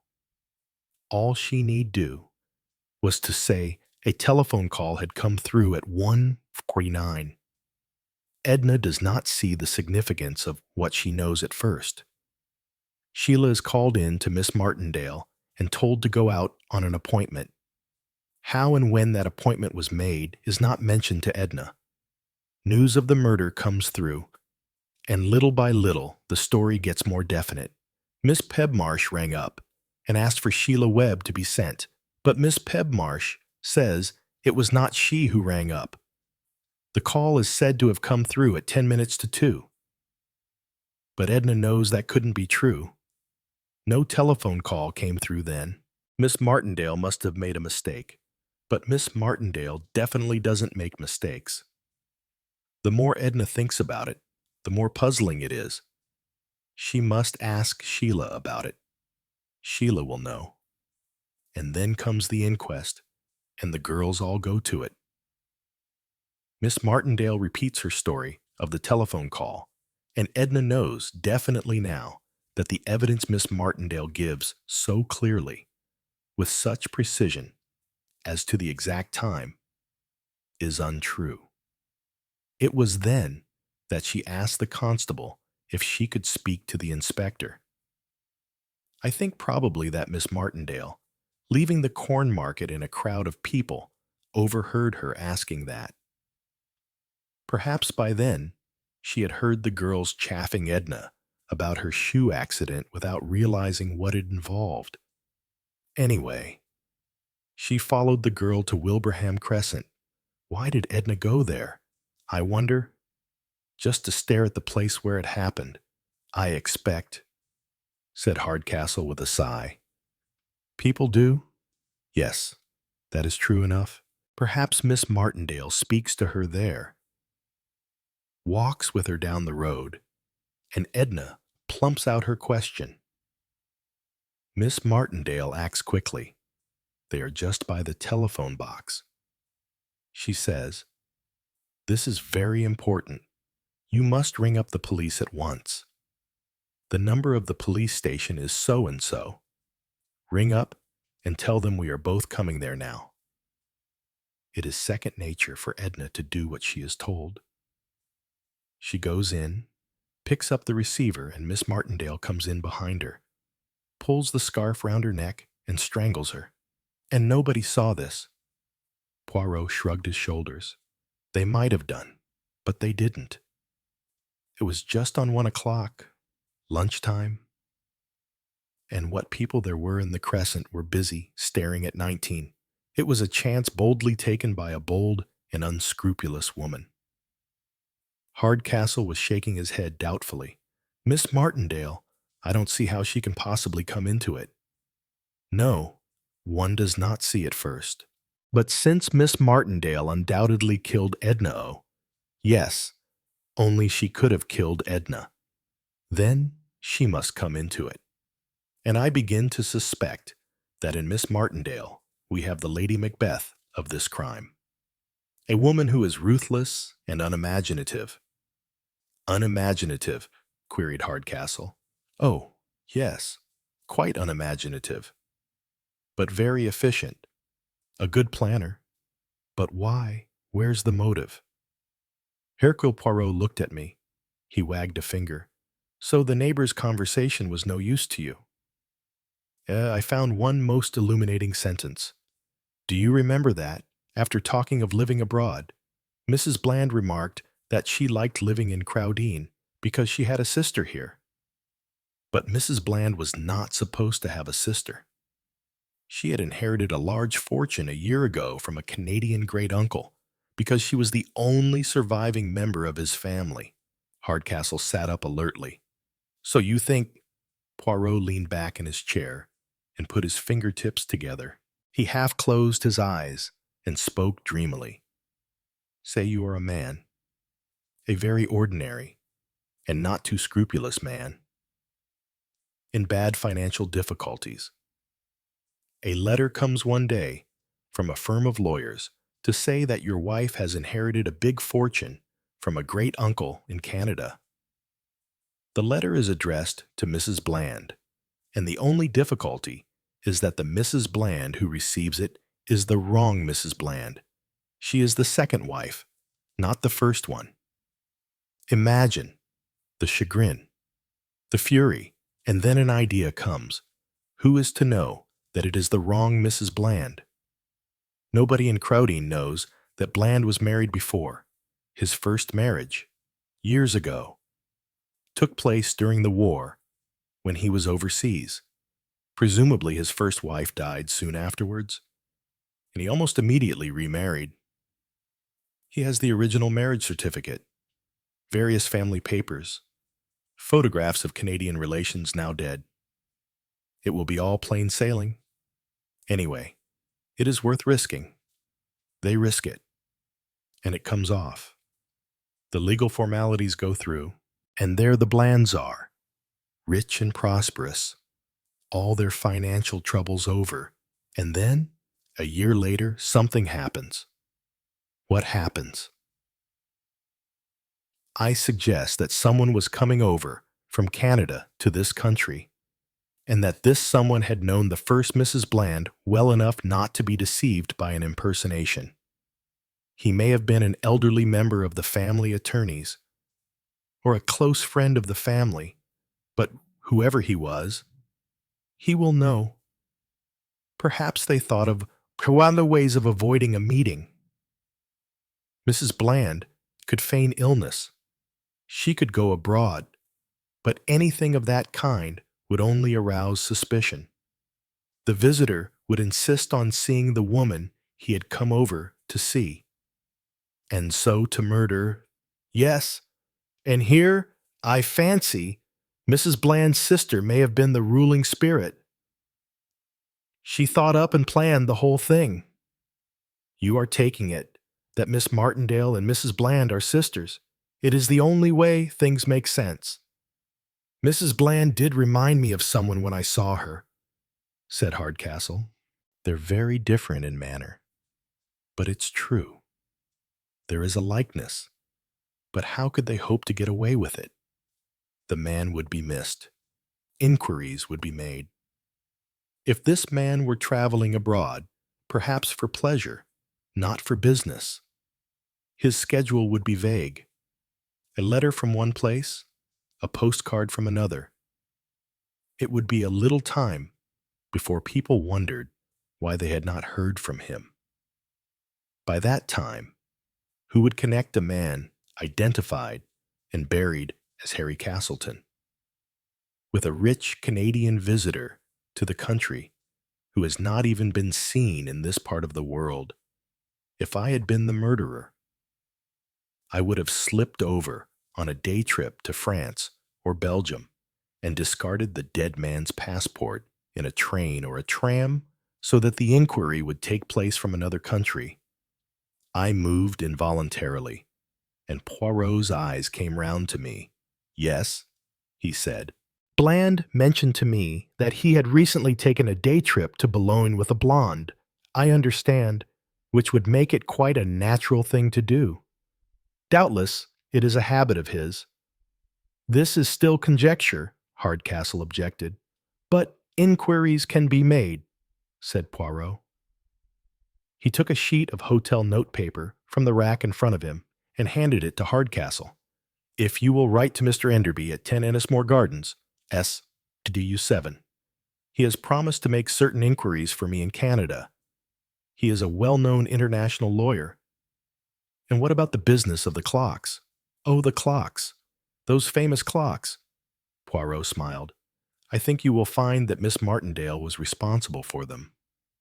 Since the crime, as I said, was a simple crime, it was disguised by making it a fantastic one. That rosemary clock that Sheila Webb took to be repaired, did she lose it in the Bureau of Secretarial Studies? Did Miss Martindale take it as the foundation of her rigmarole? And was it partly because of that clock that she chose Sheila as the person to discover the body? Hardcastle burst out. And you say this woman is unimaginative when she concocted all this, but she did not concoct it. That is what is so interesting. It was all waiting for her. From the very first, I detected a pattern I knew, a pattern familiar because I had just been reading such patterns. I have been very fortunate. As Colin here will tell you, I attended this week a sale of authors' manuscripts. Among them were some of Gary Gregson's. I hardly dared hope, but luck was with me. Here, like a conjurer, he whipped from a drawer in the desk 2 shabby exercise books. It is all here, among the many plots of books he planned to write. He did not live to write this one, but Miss Martindale, who was his secretary, knew all about it. She just lifted it bodily to suit her purpose. But the clocks must have meant something originally. In Gregson's plot, oh, yes. His clocks were set at 1 minute past 5, 4 minutes past 5, and 7 minutes past 5. That was the combination number of a safe, 515457. The safe was concealed behind a reproduction of the Mona Lisa. Inside the safe, continued Poirot, with distaste, were the crown jewels of the Russian royal family, un tas de bêtises, the whole thing. And of course, there was a story of Kynes, a persecuted girl. Oh, yes, it came in very handy for La Martindale. She just chose her local characters and adapted the story to fit in. All these flamboyant clues would lead where exactly nowhere.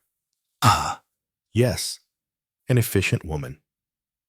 One wonders he left her a legacy. Did he not? How and of what did he die? I wonder.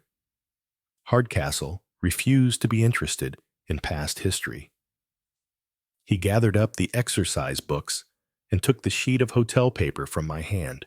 For the last 2 minutes, I had been staring at it, fascinated.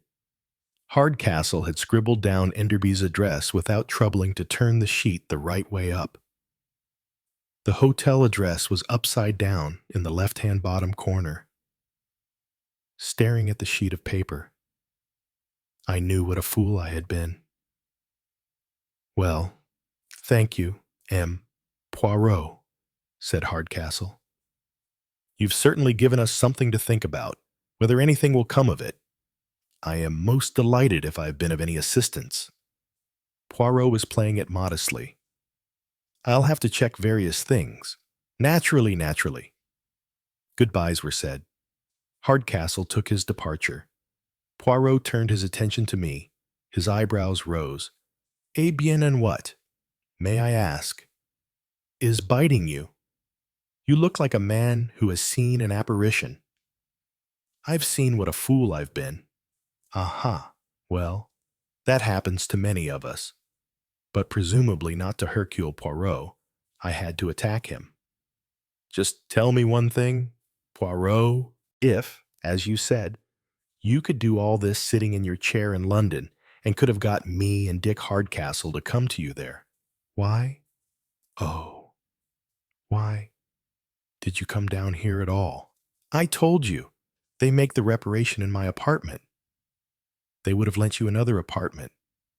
Or you could have gone to the Ritz. You would have been more comfortable there than in the Curlew Hotel. Indubitably, said Hercule Poirot. The coffee here, mon Dieu. The coffee? Well, then, why? Hercule Poirot flew into a rage. Eh bien, since you are too stupid to guess, I will tell you. I am human. Am I not? I can be the machine if it is necessary. I can lie back and think. I can solve the problem so. But I'm human. I tell you. And the problems concern human beings. And so, the explanation is as simple as the murder was simple. I came out of human curiosity, said Hercule Poirot, with an attempt at dignity. Chapter 29. Colin Lamb's Narrative. Once more I was in Wilbraham Crescent, proceeding in a westerly direction. I stopped before the gate of number 19. No one came screaming out of the house this time. It was neat and peaceful. I went up to the front door and rang the bell. Miss Millicent Pebmarsh opened it. This is Colin Lamb, I said. May I come in and speak to you? Certainly. She preceded me into the sitting room. You seem to spend a lot of time down here, Mr. Lamb. I understood that you were not connected with the local police. You understood rightly. I think, really, you have known exactly who I am from the first day you spoke to me. I'm not sure quite what you mean by that. I've been extremely stupid. Miss Pebmarsh, I came to this place to look for you. I found you the first day I was here, and I didn't know I had found you. Possibly murder distracted you. As you say, I was also stupid enough to look at a piece of paper the wrong way up. And what is the point of all this? Just that the game is up. Miss Pebmarsh, I found the headquarters where all the planning is done. Such records and memoranda as are necessary are kept by you on the microdot system in Braille. The information Larkin got at Portalberry was passed to you. From here, it went to its destination by means of Ramsay. He came across when necessary from his house to yours at night by way of the garden. He dropped a check coin in your garden one day. That was careless of him? We're all careless at some time or another. Your cover is very good. You're blind. You work at an institute for disabled children. You keep children's books in Braille in your house, as is only natural. You are a woman of unusual intelligence and personality. I don't know. What is the driving power that animates you?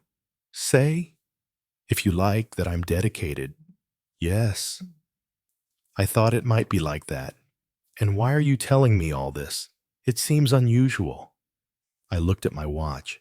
You have 2 hours, Miss Pebmarsh. In 2 hours' time, members of the special branch will come here and take charge. I don't understand you. Why do you come here ahead of your people? To give me what seems to be a warning. It is a warning. I have come here myself, and shall remain here until my people arrive, to see that nothing leaves this house with one exception. That exception is you yourself. You have 2 hours start if you choose to go. But why? Why? I said slowly. Because I think there is an off chance that you might shortly become my mother-in-law. I may be quite wrong. There was a silence. Millicent Pebmarsh got up and went to the window. I didn't take my eyes off her. I had no illusions about Millicent Pebmarsh. I didn't trust her an inch. She was blind, but even a blind woman can catch you if you're off guard. Her blindness wouldn't handicap her if she once got her chance to jam an automatic against my spine. She said quietly, I shall not tell you if you're right or wrong. What makes you think that it might be so? Eyes? But we are not alike in character. No. She spoke almost defiantly. I did the best I could for her. That's a matter of opinion. With you, a cause came first, as it should do. I don't agree. There was silence again. Then I asked, did you know who she was? That day, not until I heard the name. I had kept myself informed about her always. You were never as inhuman as you would have liked to be. Don't talk nonsense. I looked at my watch again. Time is going on, I said. She came back from the window and across to the desk. I have a photograph of her here, as a child. I was behind her as she pulled the drawer open. It wasn't an automatic. It was a small, very deadly knife. My hand closed over hers and took it away. I may be soft, but I'm not a fool, I said. She felt for a chair and sat down. She displayed no emotion whatever. I am not taking advantage of your offer. What would be the use? I shall stay here until they come. There are always opportunities, even in prison. Of indoctrination, you mean? If you like to put it that way, we sat there, hostile to each other, but with understanding. I've resigned from the service, I told her.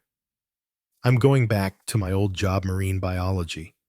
There's a post going at a university in Australia. I think you are wise. You haven't got what it takes for this job. You are like Rosemary's father. He couldn't understand Lenin's dictum, away with softness. I thought of Hercule Poirot's words. I'm content, I said, to be human. We sat there in silence, each of us convinced that the other's point of view was wrong. Letter from Detective Inspector Hardcastle to M. Hercule Poirot. Dear M. Poirot, we are now in possession of certain facts, and I feel you may be interested to hear about them. A Mr. Quentin Duguesclin of Quebec left Canada for Europe approximately 4 weeks ago. He has no near relatives, and his plans for return were indefinite. His passport was found by the proprietor of a small restaurant in Bologna, who handed it in to the police. It has not so far been claimed. Mr. Duguesclin was a lifelong friend of the Montresor family of Quebec. The head of that family, Mr. Henry Montresor, died 18 months ago, leaving his very considerable fortune to his only surviving relative, his great-niece Valerie, described as the wife of Josiah Bland of Portlebury, England. A very reputable firm of London solicitors acted for the Canadian executors. All communications between Mrs. Bland and her family in Canada ceased from the time of her marriage, of which her family did not approve. Mr. Duguesclin mentioned to one of his friends that he intended to look up the Blands while he was in England, since he had always been very fond of Valerie. The body hitherto identified as that of Henry Castleton has been positively identified as Quentin Duguesclin. Certain boards have been found stowed away in a corner of Bland's building yard, though hastily painted out. The words "Snowflake Laundry" are plainly perceptible after treatment by experts. I will not trouble you with lesser details, but the public prosecutor considers that a warrant can be granted for the arrest of Josiah Bland.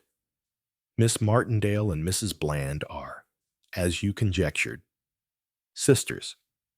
But though I agree with your views on her participation in these crimes, satisfactory evidence will be hard to obtain. She is undoubtedly a very clever woman. I have hopes, though, of Mrs. Bland. She is the type of woman who rats. The death of the first Mrs. Bland through enemy action in France, and his second marriage to Hilda Martindale, who was in the N.A.A.F.I.,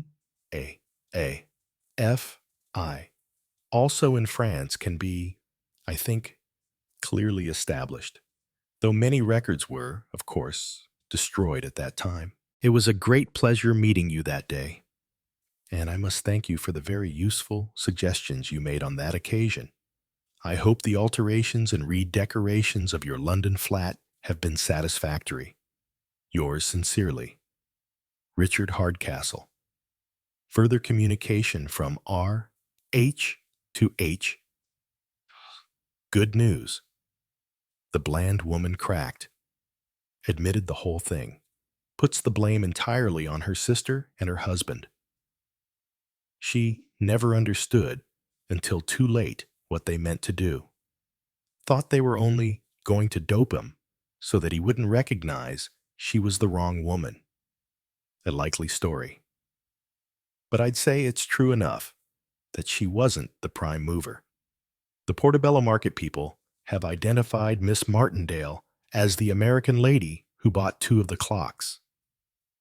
Mrs. McNaughton now says she saw Duguesclin in Bland's van being driven into Bland's garage.